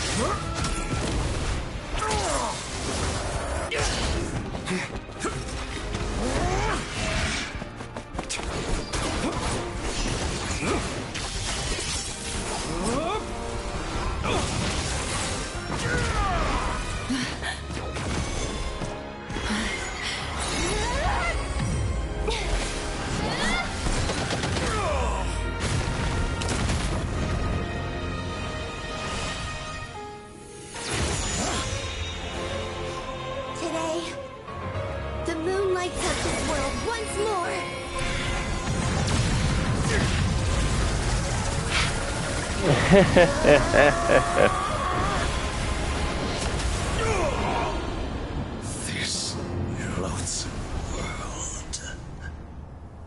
Finally. I've been wanting to do that for a long time. No. This world is our home.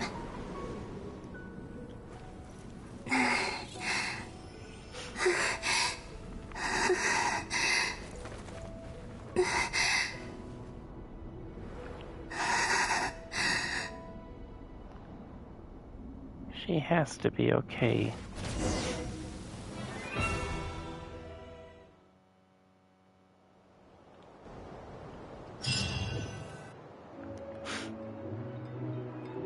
Oh yeah, it's been getting good like this for a while now.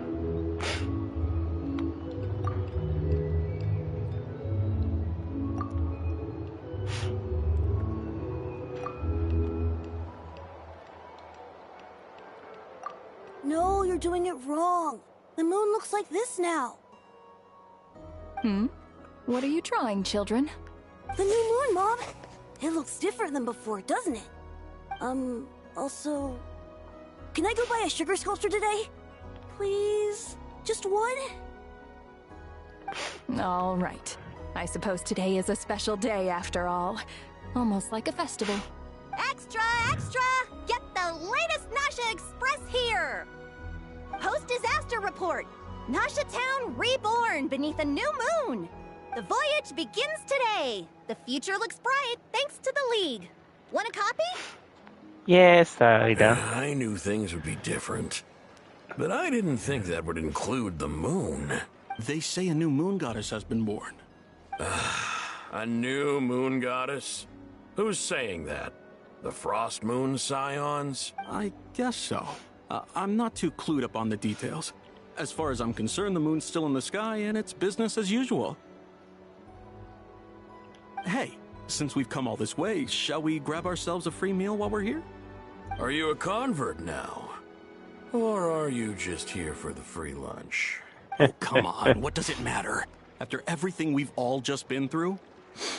That smells good. All right, that's it. I'm hungry. Time to eat.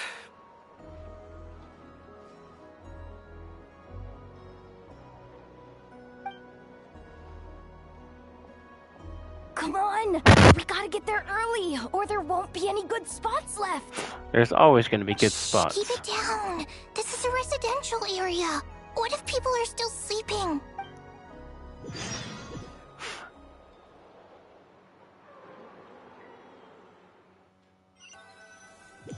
Thank you for being considerate, madam.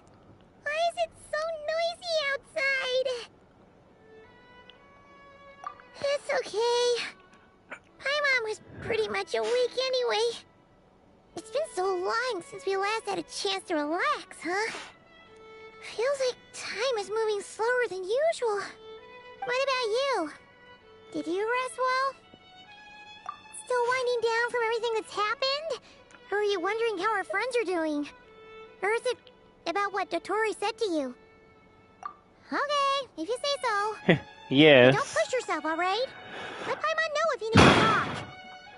What we just went through was a lot. It's totally normal if you need some time to get back in your groove. Luanatar disappeared after Columbina came back. Apparently, she was part of Columbina's soul or something. Still, Paimon kind of misses Luanatar somehow. But anyway, you did great. So did Paimon. We all worked our butts off to contain this disaster. Paimon! In the end, we made it. So, chin up, Traveler. You should be proud of yourself. Hey, don't poke fun. You should be glad that Paimon's growing as a person. With her new voice. Paimon didn't think you'd mention it. You have no idea how anxious Paimon was. She was worried sick about you. Well, if you really want to show Paimon you're sorry, you're gonna need to make it up to her. You better be ready to splash out on a lavish meal.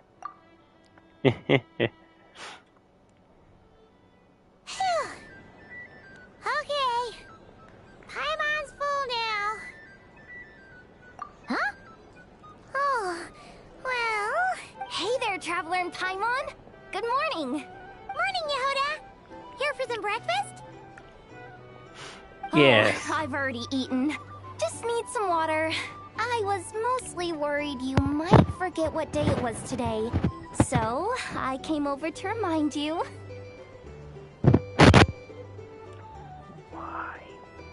Oh. Careful there, Paimon. Too much food will make you drowsy. Don't let anyone catch you hiding at the back and nodding off during the league meeting. Yeah, she'd probably be saying that to Aino. She's the baby of the group, if anyone. True. You know, I'm surprised that all these competing groups are actually coming together to try to solve things together. Definitely a first for Nodcry. Well, nothing like a region-wide calamity to bring people together. After that, surely even the most self-interested people have to realize that going it alone isn't worth the risk, right? Try telling Boss Neff that. She's not exactly convinced that people are gonna get with the program. Really? But if she's so pessimistic about it, why'd she agree to be the Curatorium's representative in the league? Probably 'cause even though Unity sounds like a pretty far-fetched idea, the benefits it would bring make it worth a shot. Yep. I think things will work out, though. I swear, Nodcry feels like one big family now with everything that's happened. More than it used Always to, in it for the anyway. profits. Paimon's with you on that one.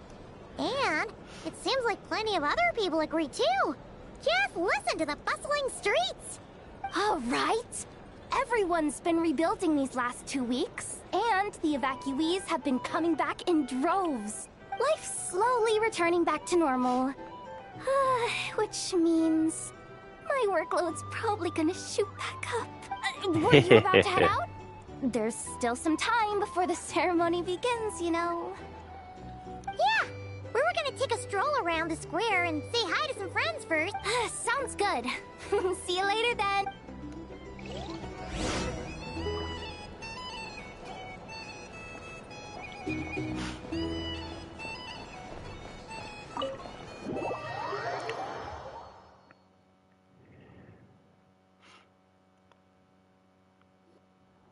Please accept today's boon. Have a nice day.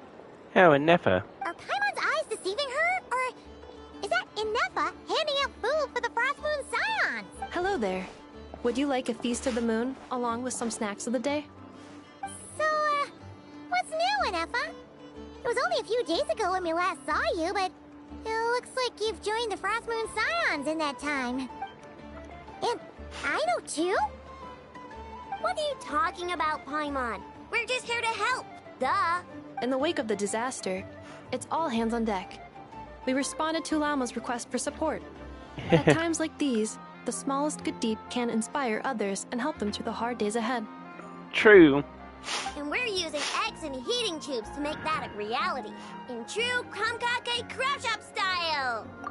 Enough! Did you hear that? The Traveler said I did good.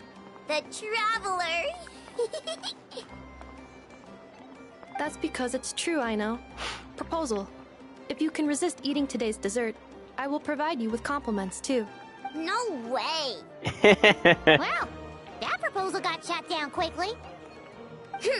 I need something to get me through the hard times too, you know. Mom! Yes, dear. Go right ahead.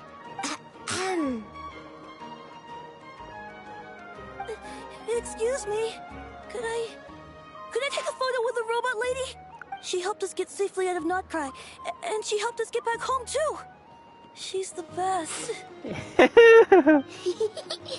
Of course she is. And since I'm the whiz kid who built her, that makes me even better than best, right? But you stole my snacks though.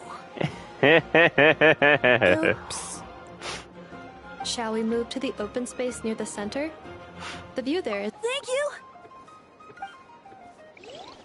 Adorable. Aren't you the better pick for this job, Flint's? You underestimate yourself yet again, Master Ilua. Not at all. I rarely come by Nasha Town. I don't know any of the big shots here. All in good time. Socializing is a step-by-step journey. But you're much further ahead on that road, aren't you? You're not seeing the full picture. You know the truth now. My friends do not understand my habits. There is no question about it. The Lightkeepers need a representative in the League. Someone who is upright, cares about other people, and can realize their self-worth through group... You say it like you wouldn't make the cut. I am most flattered that you think I would. Sigh a little less, Master Ilua, and have more faith in yourself. All the Lightkeepers agree that you're a very promising young man. That is precisely why Starshina Nikita felt safe delegating such important work to you. I'm sure we all also agree that we would sooner die of dehydration than manage to wrangle anything out of you in a discussion.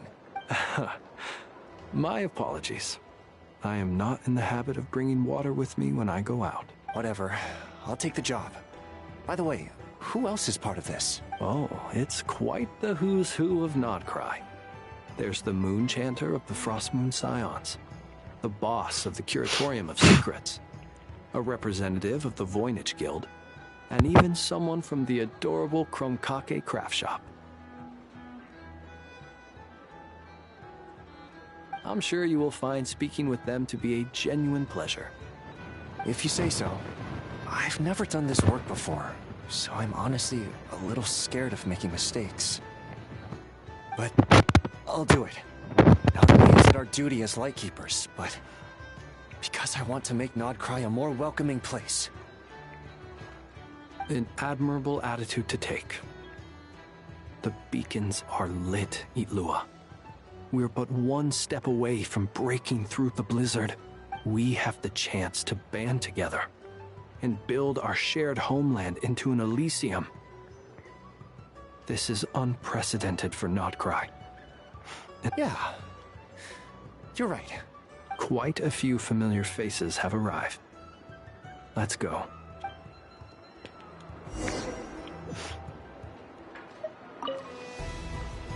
You look so cool when you fly, Miss Robot, and when you use your spear, too!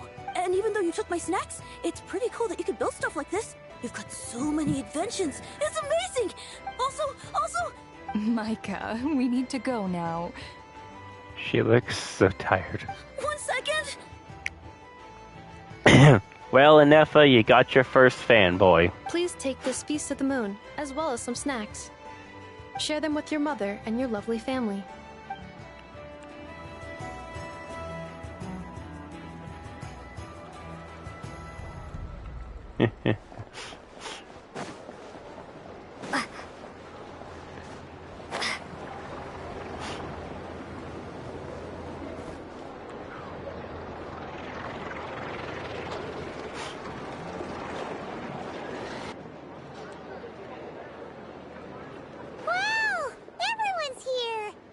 You seem well rested.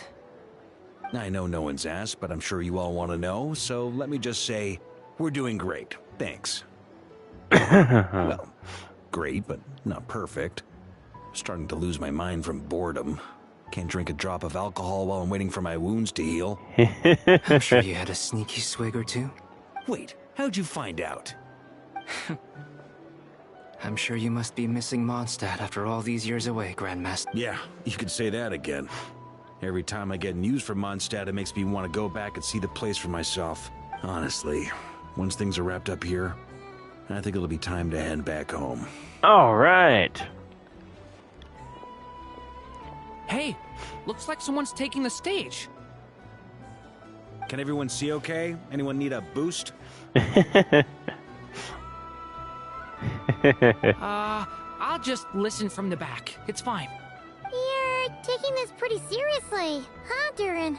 Well, it's not every day that I get the chance to see how people speak in official settings. Soak it up like a sponge. I'll make sure you get a chance to practice for yourself later down the line. Actually, I know just the thing. You can debrief the Knights of Favonius for me. Mr. Varka, are you forgetting that I'm not a Knight of Favonius? I can knight you. Any particular title you'd like? Is he joking? I really can't tell. No, you're gonna become a Night Dragon boy. You'll have to figure this one out for yourself. It'll be a good learning experience. Oops. It is my honor to host the opening ceremony for the League, and to have this opportunity to speak to you all in my capacity as Voynich Guild representative. Could this person also have been pushed onto the big stage by the real big shots? Guess I'm not the only one then. We come here today, having weathered the trials and hardships of yesterday, and having learned from them the importance of unity and cooperation. All right, here we go. Uh-oh, looks like Aino's off in dreamland already. Wait, Boss is looking kinda drowsy too. What's up with her? Come on, get this speech over with already. Nodcry is our home, the land we rely on for survival. And as we chart a course for the future, may we persevere through the storms ahead as we sail towards a new era of prosperity. Oh, did I cut you off?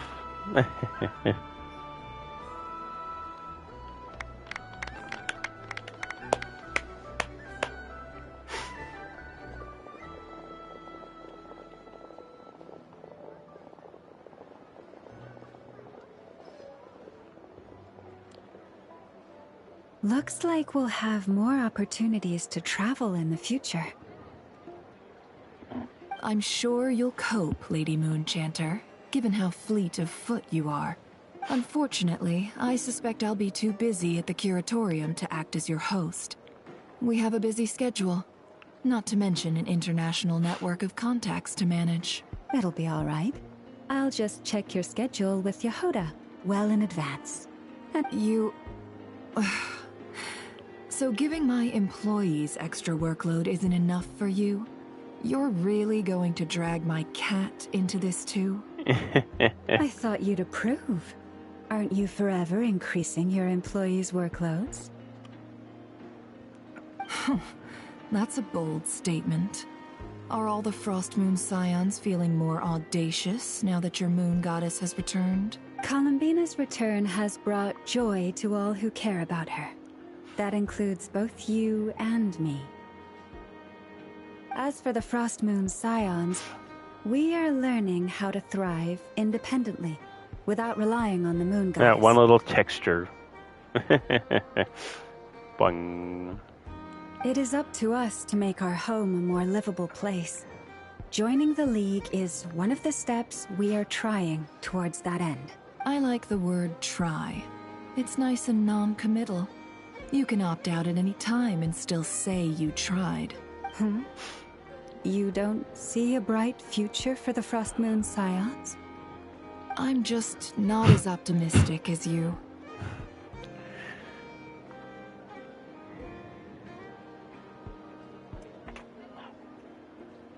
The Frost Moon Scions should count themselves lucky that they have a leader as stubborn and enterprising as you.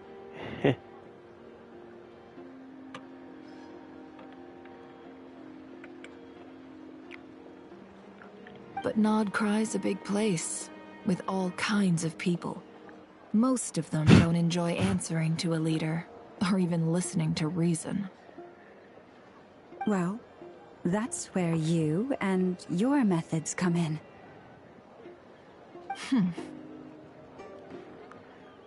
Unless the Curatorium of Secrets is only here for appearances.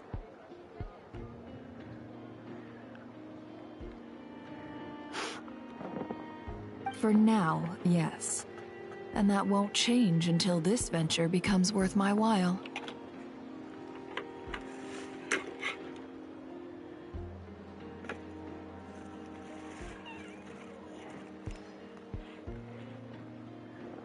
What would make it worth your while? Getting out more than I put in. Right now, I'd barely break even, but I'll grant that it's a good start for Nodcry. Then maybe it's worth a try. All right, you can stop now. Or do I have to join the Frost Moon Scions before you'll get off my back? You'd be very welcome to join us. Hey, you two! Congrats on all your hard work! What are you chatting about? Oh, Nefer stuff. was trying to dissuade me from adding to her employees' workload. Also, she's considering joining the Frost Moon Scions. Sorry, what? Your conversations are always the most interesting. It's still going. Look at it go. Would you two care to join me for some tea before heading to your next destination? Yes. The beacon. Nicole? Wait, where are you? Aren't you gonna show up today? Sadly not. I'm otherwise occupied right now. I'm sorry, Paimon. I can hear how disappointed you are. If it's any consolation, let me say that how things appear on the surface is a far cry from what they are at their core. Perhaps you'll feel better if you focus on the fact you have a special line of communication with the great mage herself. Okay? Has something happened? No, or not yet, anyway. Well, that's not ominous at all. Not for the time being. Just think of this as a general check-in to make sure this communication system is still running smoothly.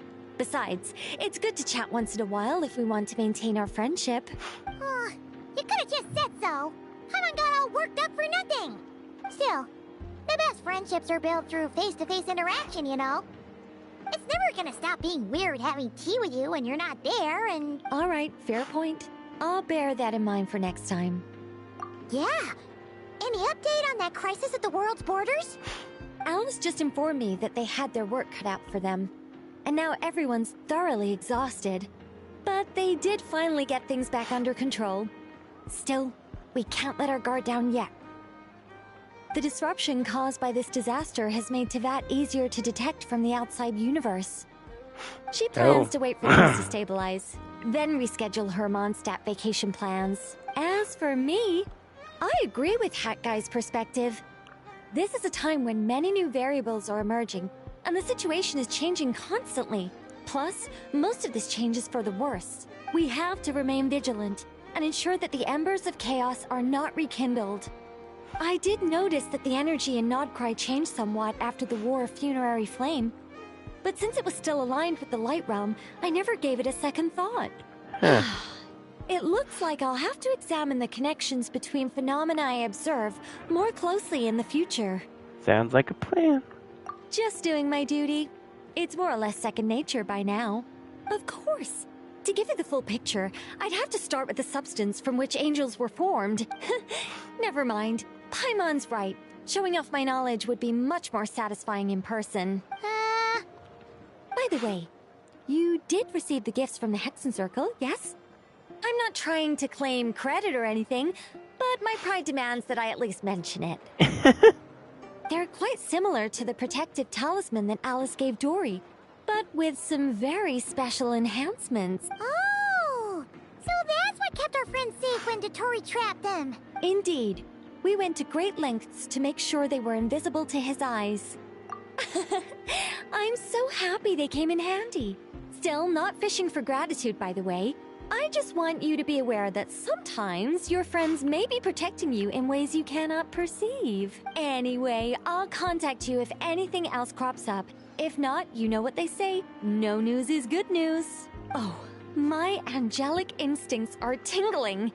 You should head to the docks next. Your friends are about to board their ship home.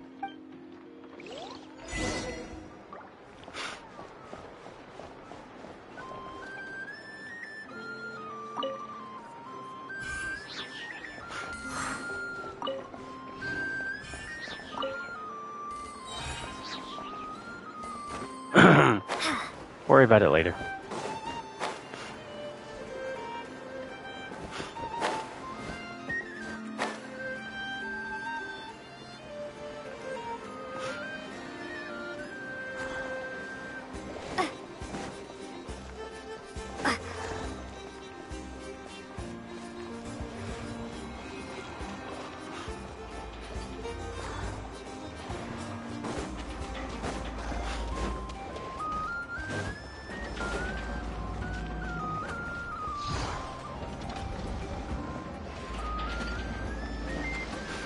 There he is. I wonder what they're talking about. You're here. You're here too, Hat Guy. Are you heading back together? No. I'm bound for Sumeru, and she for Fontaine. We just happen to... Everything seems fine. Sandrone may have an abominable temper, but she's always been very responsible with important calculations, and things entrusted to her by valued friends. You always speak as if you know us inside out, Mr. Hat Guy. Maybe I'm just a good judge of character. I certainly hope that's all there is to it. Oh, there's a whole lot more. Regardless, you have been a significant help in this matter. Oh yes, this has been a very good... This has been a very good part of the story. I didn't do anything special. Sandrone's the one who completed a seemingly impossible formula and turned the tide of the entire battle, even giving her life in the process. She's the one we should be thanking. I hope she's not gone forever. Even we were unaware that Sandrone had hidden the real formula inside Polonia's body. She managed to fool Dottore into thinking the formula was running in her system by installing an identical-looking decoy within her. She probably realized that she didn't have the strength to stop Dottore. But this way, she could at least get him to lower his guard. She always worked like that. Always had a backup plan. I hope she had a backup plan. Well, that's why I'm traveling to Fontaine. She made a request of me long ago, and the time has come to fulfill it. Think of it as her will. She said that should she ever fail in a mission, she'd like me to deliver her core and Polonia's to the Fontaine Research Institute. She also mentioned that she had made arrangements for people there to set her affairs in order. Some of her personal effects, such as her notes, were left to me. I've decided to take them back to the House of the Hearth. For safekeeping, primarily, but also as mementos, I suppose. However, there is one book among them that I'd like to leave in your care. I'll have someone deliver it to your residence at the flagship at a later date. No, I was specifically warned not to tell her. This is her last wish, and I will abide by it. I can only hope so, but none of us here can know for certain. I hope it's a backup plan. I bade farewell to Columbina earlier today. As promised, she turned the iridescent moon's marrow over to me. She spent a long time with Sandrone's body, saying her goodbyes. Oh, is she all right? Sandrone's passing has left a great wound in all of our hearts. It will take time to heal, but Columbina surprised me. She offered me some words of comfort before I departed. Despite being grief-stricken herself, she showed an awareness of the feelings of others around her. She never used to act like this. Clearly, she has grown. And I suspect that we have you to thank for much of the change we are seeing in her. Huh. After these recent events, the Tsaritsa has revoked the Pale Star Edict. Snezhnaya now realizes that the arrest warrant for Columbina was just a ploy by Dottore, who coveted her powers. I shall return to Nodcry to see her as soon as I find the time. I hope that from now on, she too will explore more of the world. Columbina Hyposelenia's journey is only beginning. Yes. My ship is here. Traveler, Paimon, we shall meet again. You too, Hat Guy. What are you still bumming around for? Isn't Columbina waiting for you? I thought today was the day you'd agree with her to go find out the truth about your sibling. You're afraid you won't like the truth when you see it. Well, this is new. I was starting to think that nothing could scare you. Don't say that! Wouldn't you be a viewer in this situation? Fair point. But I'd say I have more experience facing up to unpleasant truths than the Traveler. They say blood's thicker than water. I know how much you need your family back. More than you need any of your friends. And I'm sure that all your real friends understand that too. No matter what the truth turns out to be, they will stick by you and support you, whatever decision you make. Finding the truth is important. But more important still is what you choose to do once you've found it. At least, that's the life lesson I've learned from my experience. Grappling... What? Now that Dottoro's dead and gone? A little, I guess. But it hasn't solved everything. Dang. Are we sure he's dead? Maybe I regret not getting to end his life with my own hands. Or maybe it's something else. But for whatever reason, I still feel like I have a chip on my shoulder. Either way, I'm going back to Sumeru. Lesser Lord Kusanali is gonna need help dealing with all the chaos Dottori left in his wake. Not just from this incident, but everything he did in the past, too. You should continue with your journey, as you've always done. Who knows? Maybe we'll meet again someplace else. Oh, definitely. Very soon. What should we do now? If you want to explore a bit more to steady those nerves, Paimon's game. After all, when Columbina said she knew where your ship was hidden, Paimon promised to give you two some alone time with the truth. It hasn't been all that long since we were last apart, sure, but with Columbina there, Paimon's sure things will be just dandy. Ain't no biggie. Paimon might be all about that food and fun, but she knows how to do right by people. Paimon's sure you'd prefer to digest the news about your brother in peace. But, no matter what you see, just know you can share it with Paimon. Of course, as long as it's not super private. If you can't make sense of something, let's give it some thought together. And even if we both can't figure it out, Paimon can at least treat you to a nice meal. Glad to hear it. Feel better now? Alrighty. Next up, time to meet with Columbina. Yes.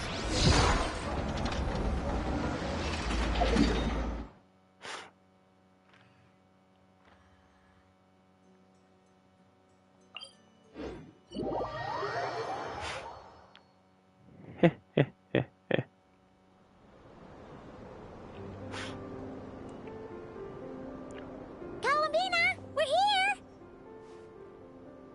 Can't quite believe we're meeting out here. We've gotten used to walking over to Silver Moon Hall whenever we go see you. Well, you're still welcome to go there whenever you want to see me. It's just, now that it's all over, I've decided to make some changes. Try and fit in with the Frost Moon Scions, like Lama suggested. The older generation are still timid around me. They don't dare get too close, and they bow their heads when I walk by. But things are much better with the children. I see more curiosity in their eyes.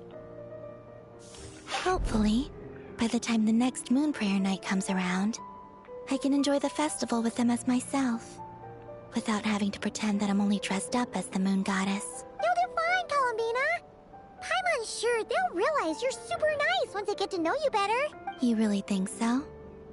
When we first met, you thought I was a little up in the clouds. We were just starting out then, come on! I'm only teasing. I know that I have you to thank for pulling me back down to solid ground. It feels good to finally stand firm on the earth where I was born.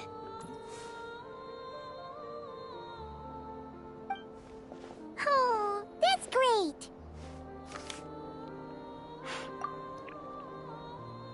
Thank you. I'll make sure not to lose it this time. Yeah. Well then, are you ready? Ether, what happened to our spaceship back then? Why did you leave? It's time to learn the truth at last. I'm ready as I'll ever be. Good. Then let me open the way for you.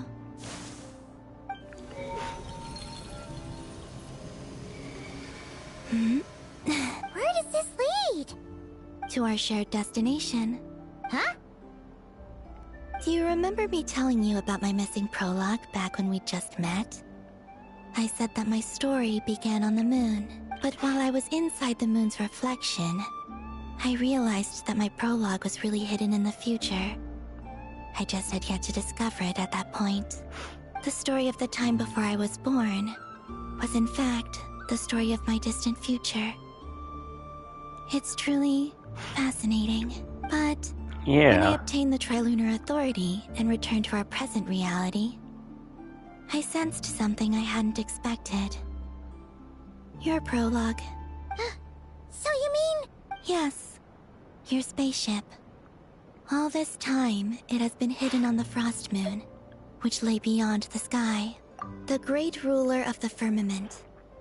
The heavenly principles. Wait, them? Why would they do that? Huh. I don't know. Perhaps your ship contains something that is incompatible with Tevat. Or something that cannot be known.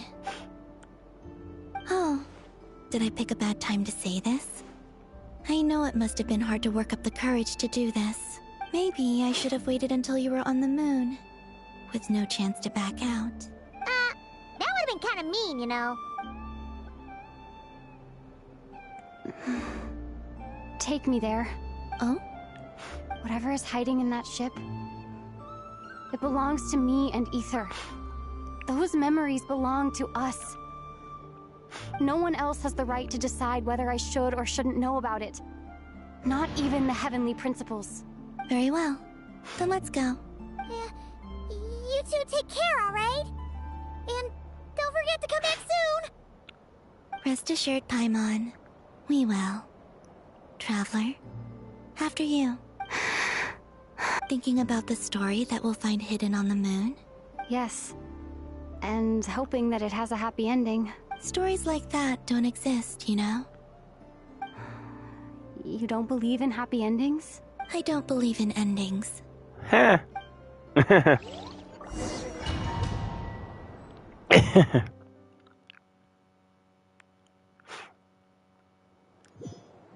Where am I? This is the pathway I built between Tevat and the Frost Moon. The moon is very far away from us, so it could be a long journey.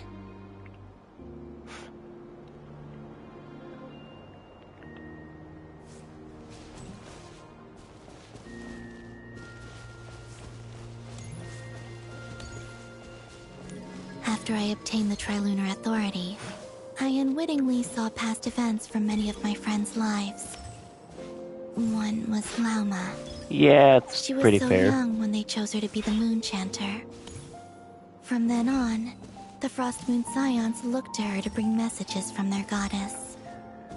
But, for better or worse, I had left Hisi Island before she was ever born.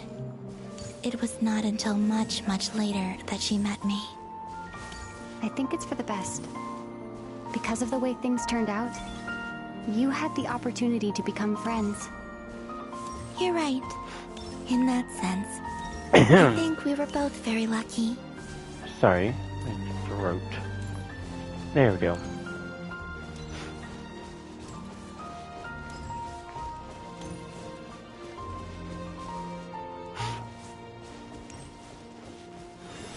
Oh, and about that mage, Nicole. I only recently learned that she has lived in Tevat since the time of the Three Moon Sisters. The Moon Goddesses always had a good relationship with the angels. I suppose our friendship continues that tradition.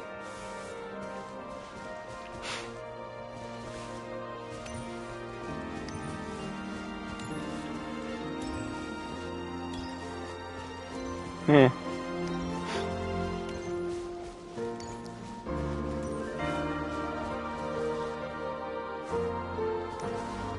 And then, there's Zandrone.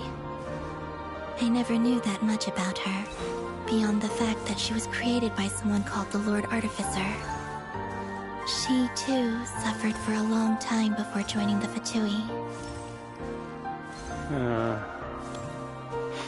I hope they do something with her.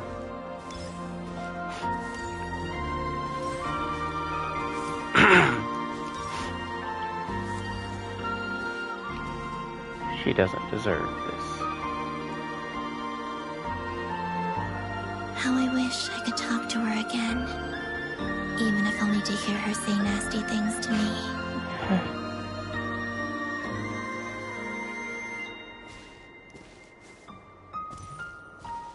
I miss her too.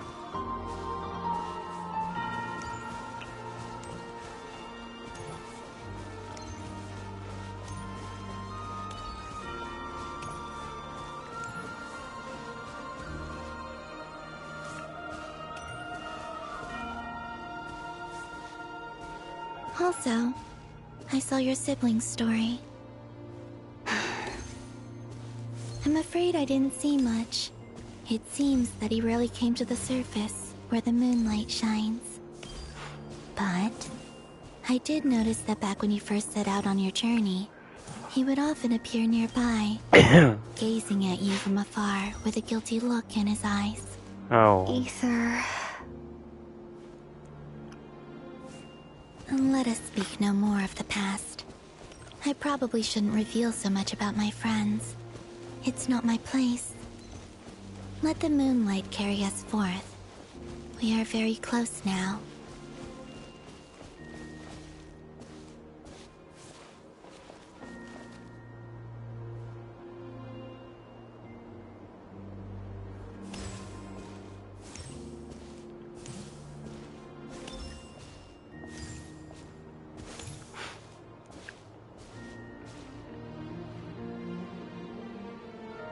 After this, I'd like to bring some kuhenki to the moon as well. If they're willing, of course. What about your other friends? Will you bring them to visit too? Certainly. But I'll need to tidy the place up first. This home hasn't received any guests in a long, long time.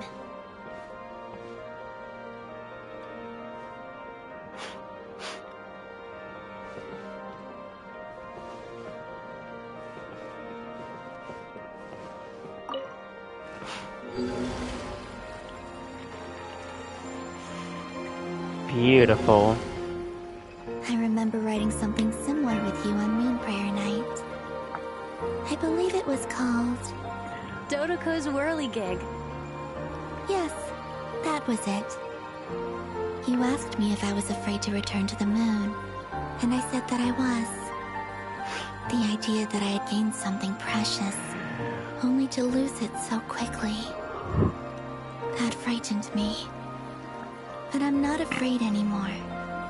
Besides, this time, we're traveling together.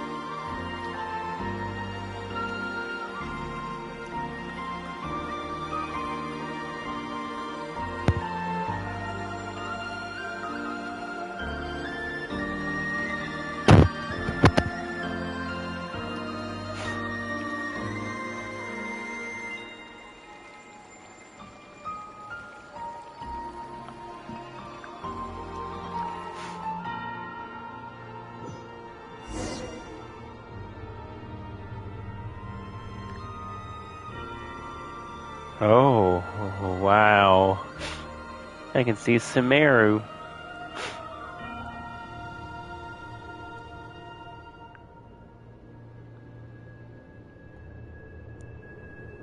I'm not even going to question it.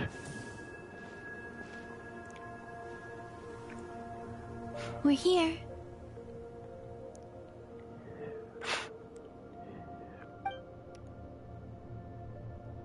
Here we go. Over there.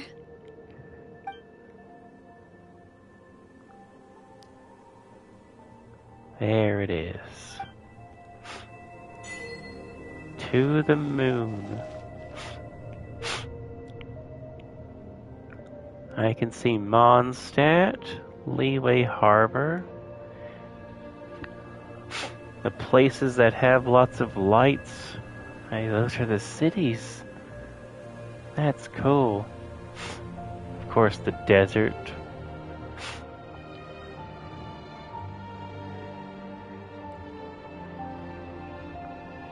Fontaine.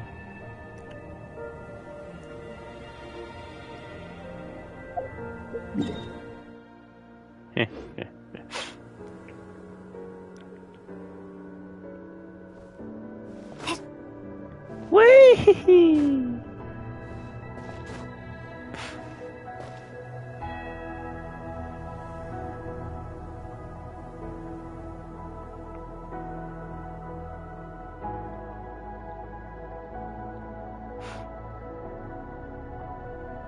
The true night sky.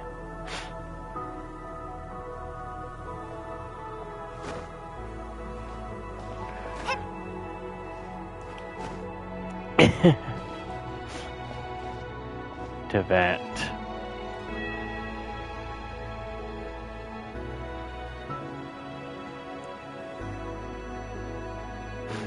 Fontaine.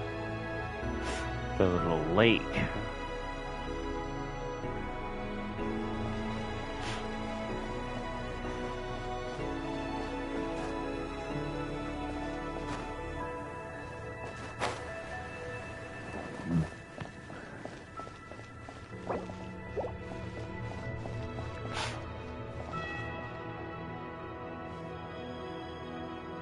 Wow, that's cool to see. You can see both Mondstadt and Liyue Harbor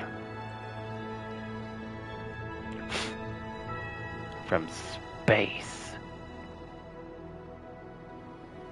Their lights are that bright. Sumeru.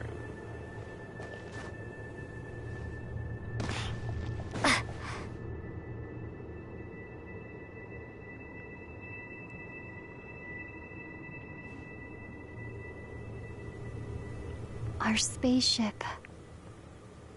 It's huge. I suppose that the moon is the only place one could hide it. It'll be alright. Huh? The way you feel in this moment, I went through it too, on Moon Prayer Night. The door was right in front of me, but I struggled to find the courage to step through. Solitude for me once meant living a life. We're in space. In which Stars. even I was Constellations. absent. Before I met you, that was the only life I knew.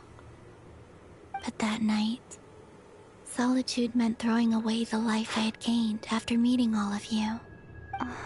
Columbina. Go. Retrieve the part of your life that was once lost. Trust me, you will lose nothing by doing so. Look, Teyvat is right there. All of our friends are down there, waiting for us. Oops.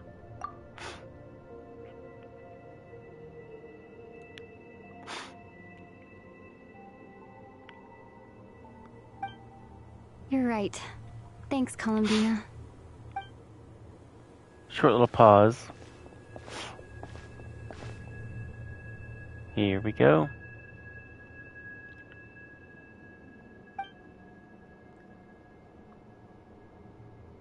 I wonder what structure was around here.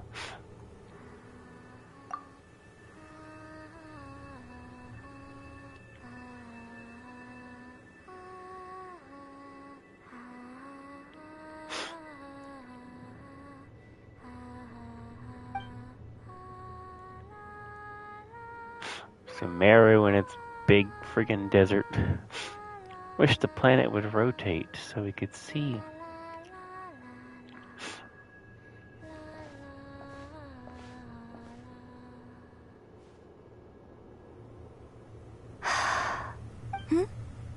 Finished? Yeah. Why did you take your eye mask off? Well, since my return, I've decided to take more opportunities to see the world with my own eyes. Besides, I've always wondered how Teyvat looks from the moon.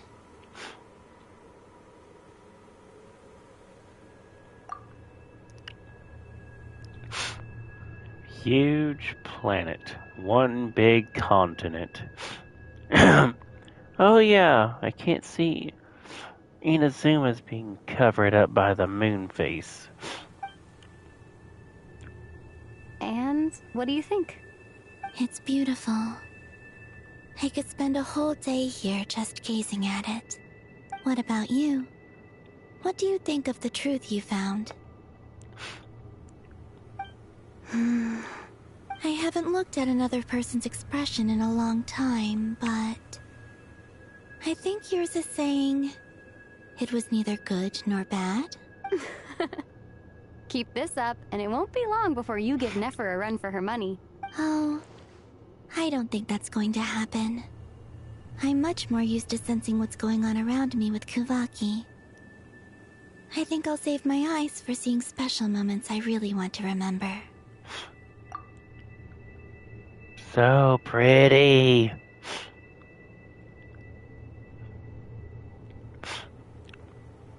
So Teyvat is visible. but then the false sky surrounding it.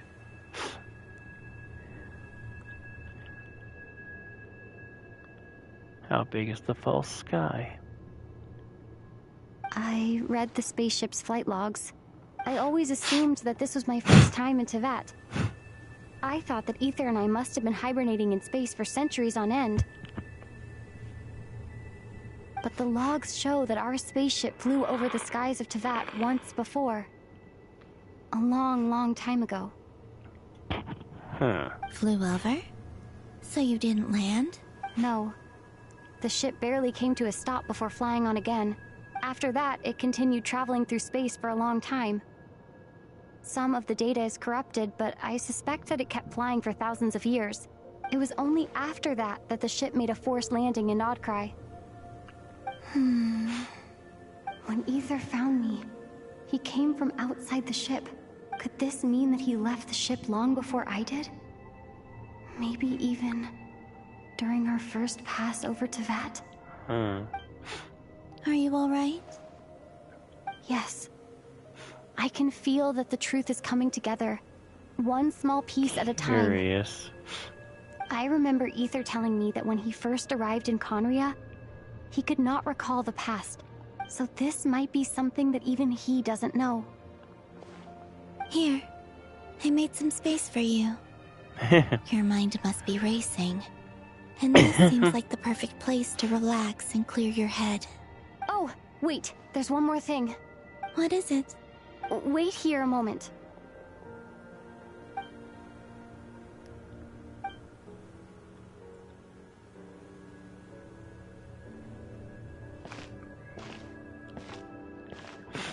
Here we go. Hey, Columbina. New outfit!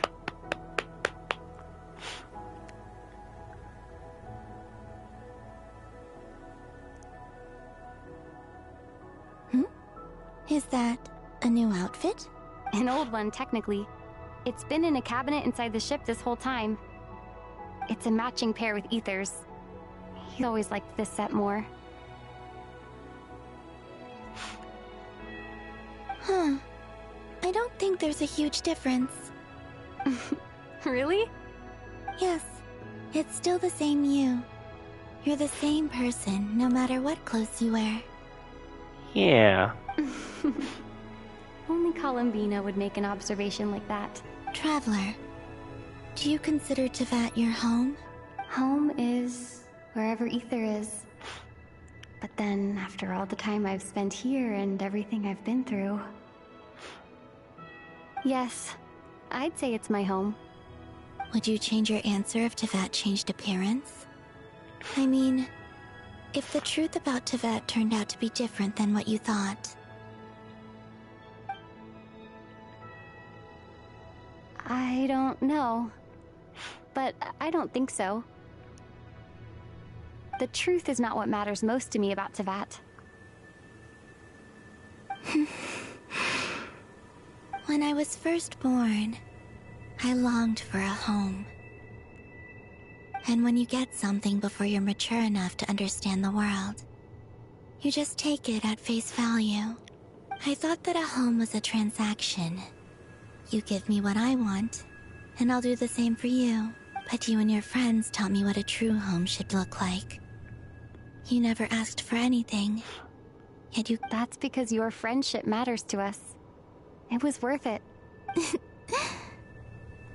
In the past, I thought that my birth in Nodcry must have been a mistake. But after journeying to the distant past where the story began, I realized that it was I who chose Nodcry to be my future home.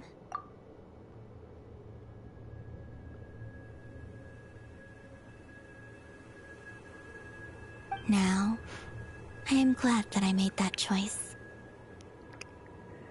I'm sure your friends are just as glad. In fact, I intend to make the same choice today as I did back then. What do you mean? Well, I've given the Eternal Moon's Marrow to Lauma, and the Iridescent Moon's Marrow to Arlecchino. And now, I shall return my Kuvagi to Nodcry again, that it may continue to protect my chosen home. Wait, but what about your body? Hmm? Oh, are you worried that I'll disappear again? I won't. Not this time.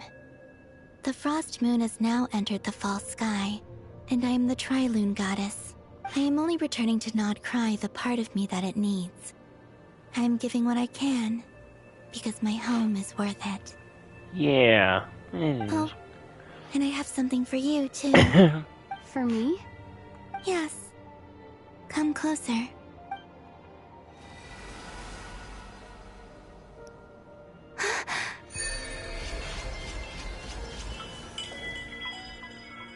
New talents unlocked.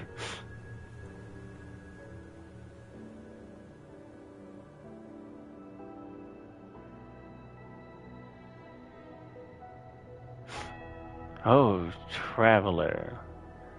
All elemental types crit rate increased by 10%.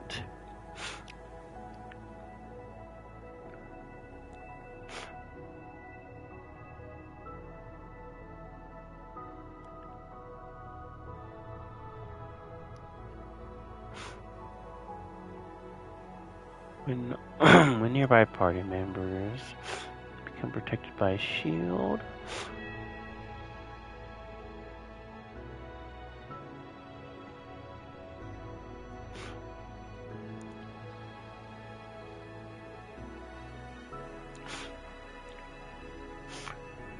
Ooh.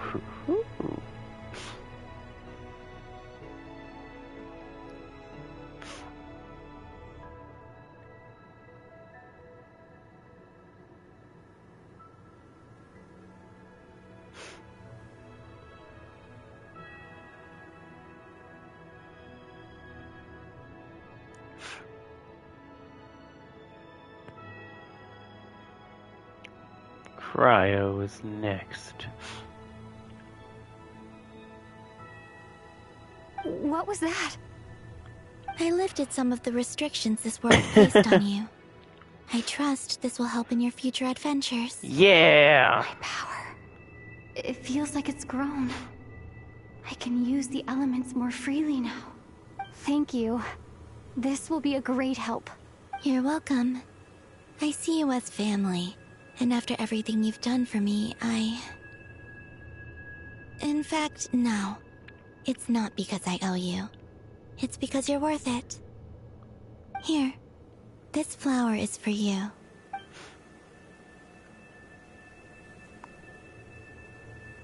Hmm? Isn't this a moon prayer blossom? Yes. Don't worry. You will never see these flowers lose their color again. I'm finally discovering the joy of giving. How I wish I'd learned this sooner. Hey, better late than never. What are you thinking about now? Why don't you take a guess? You get... one shot. Oh! I don't think I'll get it in one guess. But I'm sure it's a happy thought. That's kind of a sneaky answer. I can't say you got it wrong. Down into that. The moon seems so far away. I felt it might always lie beyond my reach. But on the moon, everything feels so close by. The haze that once enshrouded the skies has finally been dispersed. I feel like a traveler on a winter's night, starting a new chapter in my tale by the warmth of a bonfire. I don't have a lot of luggage, but I do have a lot of hope for the future. Next, to start with, I want to stay here just a little longer. After that, let's return home and continue our journey. True moon. Complete.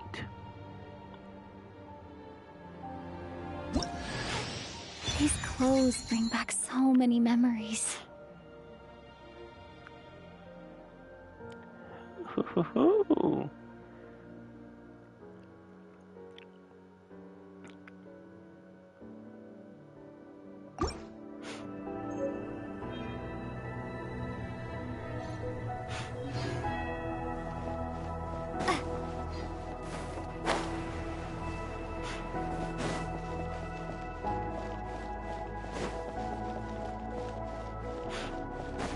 Give me a moment. I have to see how far this lets me go up. Oh, that's the end. I just wanted to see more of the planet.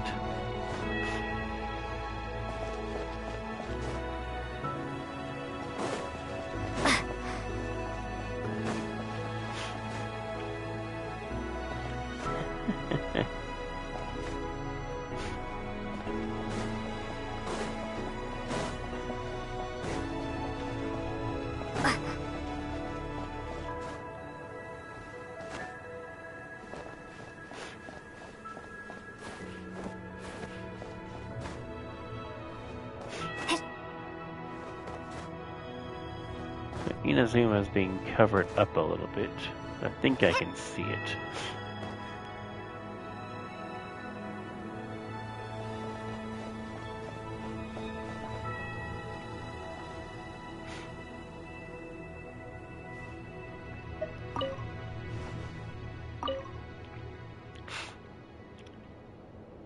The journey goes on.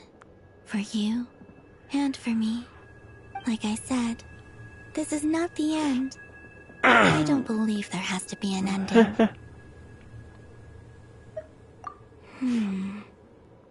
Ice cold and sharp. Crystal clear in some ways, yet profoundly unfathomable in others. Like the thick layer of ice on top of a frozen lake. That's just the impression that Tsaritsa gives me. I was never able to glimpse what truly lies beneath that icy exterior. In fact, I don't think the people of Snezhnaya even know what kind of power their god wields. Maybe that's because the Tsaritsa herself has never acknowledged, nor accepted that power. Oh, is that your next destination? Yes, that was supposed to be our destination after Fontaine, but then we came here. Most people would probably tell you to pack some warm clothes. But I experience things differently than most people, so I can't know how cold it is. In fact, it is home to quite a wondrous heat source. I think they call it Kreshnik's torch.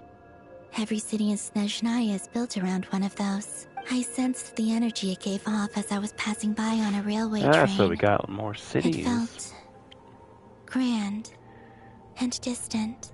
We got lots of cities in Snezhnaya. I also recommend the Korolievsky troupe in Snezhnograd. They give performances quite regularly, and entry was free for harbingers. I liked them a lot. There's Regrator, the Rooster, and the Jester. Between them, they control a lot of what happens in Snezhnaya. But I can never wrap my head around how exactly power is split between them. I just know they are each responsible for many specific domains. I noticed that the Rooster and Regrator often appear to get along on the surface, while working against each other in secret. And theirs is not a friendly rivalry. Ooh. But I wasn't particularly interested, so I tended to keep my distance. Now that I think about it, the term Mistelton often seemed to come up in connection with Project Stuja. Once things settle down in Nodcry, I'd like to explore the world beyond Snezhnaya. You've told me so many stories about the other places you've been to, and all the friends you've made there. It would also help me learn more about the journey that has made you into the person you are today. Okay. As you continue on your journey, don't forget to gaze up at the moon once in a while. It is, after all, no longer an illusion. Does that mean we It get... shall cast down its true moonlight, connecting us in truth. Does that mean we'll get moon phases?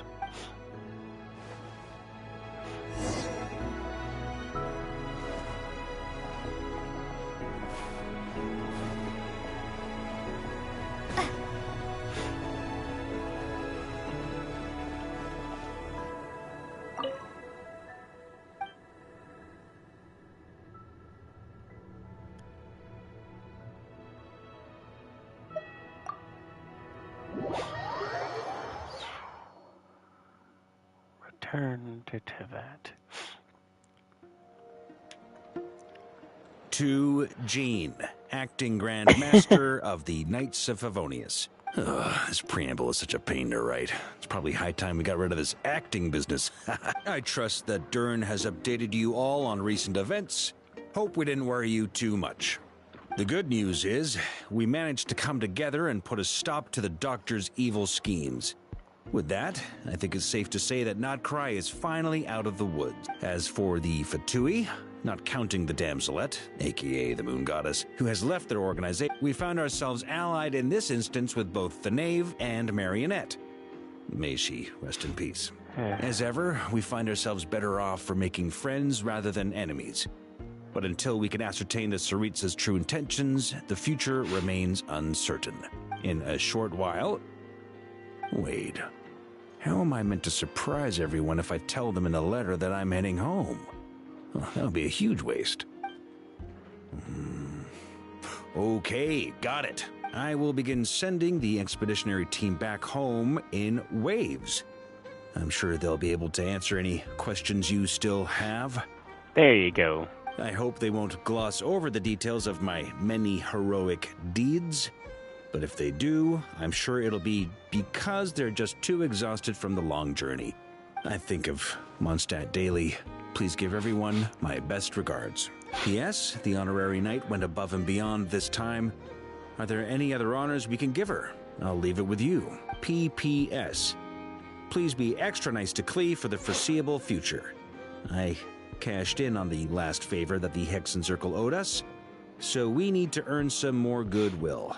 If there's any serious problems, feel free to stick me in solitary confinement when I get back. I'll do the time for her. Yeah! No more. And that, as they say, is all she wrote. End of an era. And with the moon shining down brighter than ever, I think everyone is going to sleep well tonight. The truth.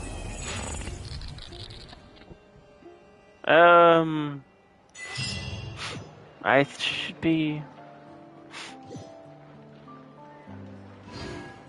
should be worried about that.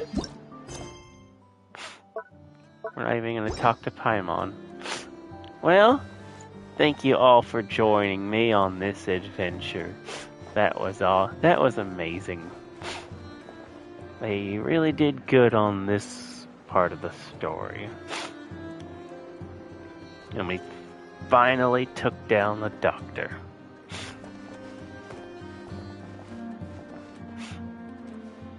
After all this time. I'll be seeing y'all next time. Goodbye.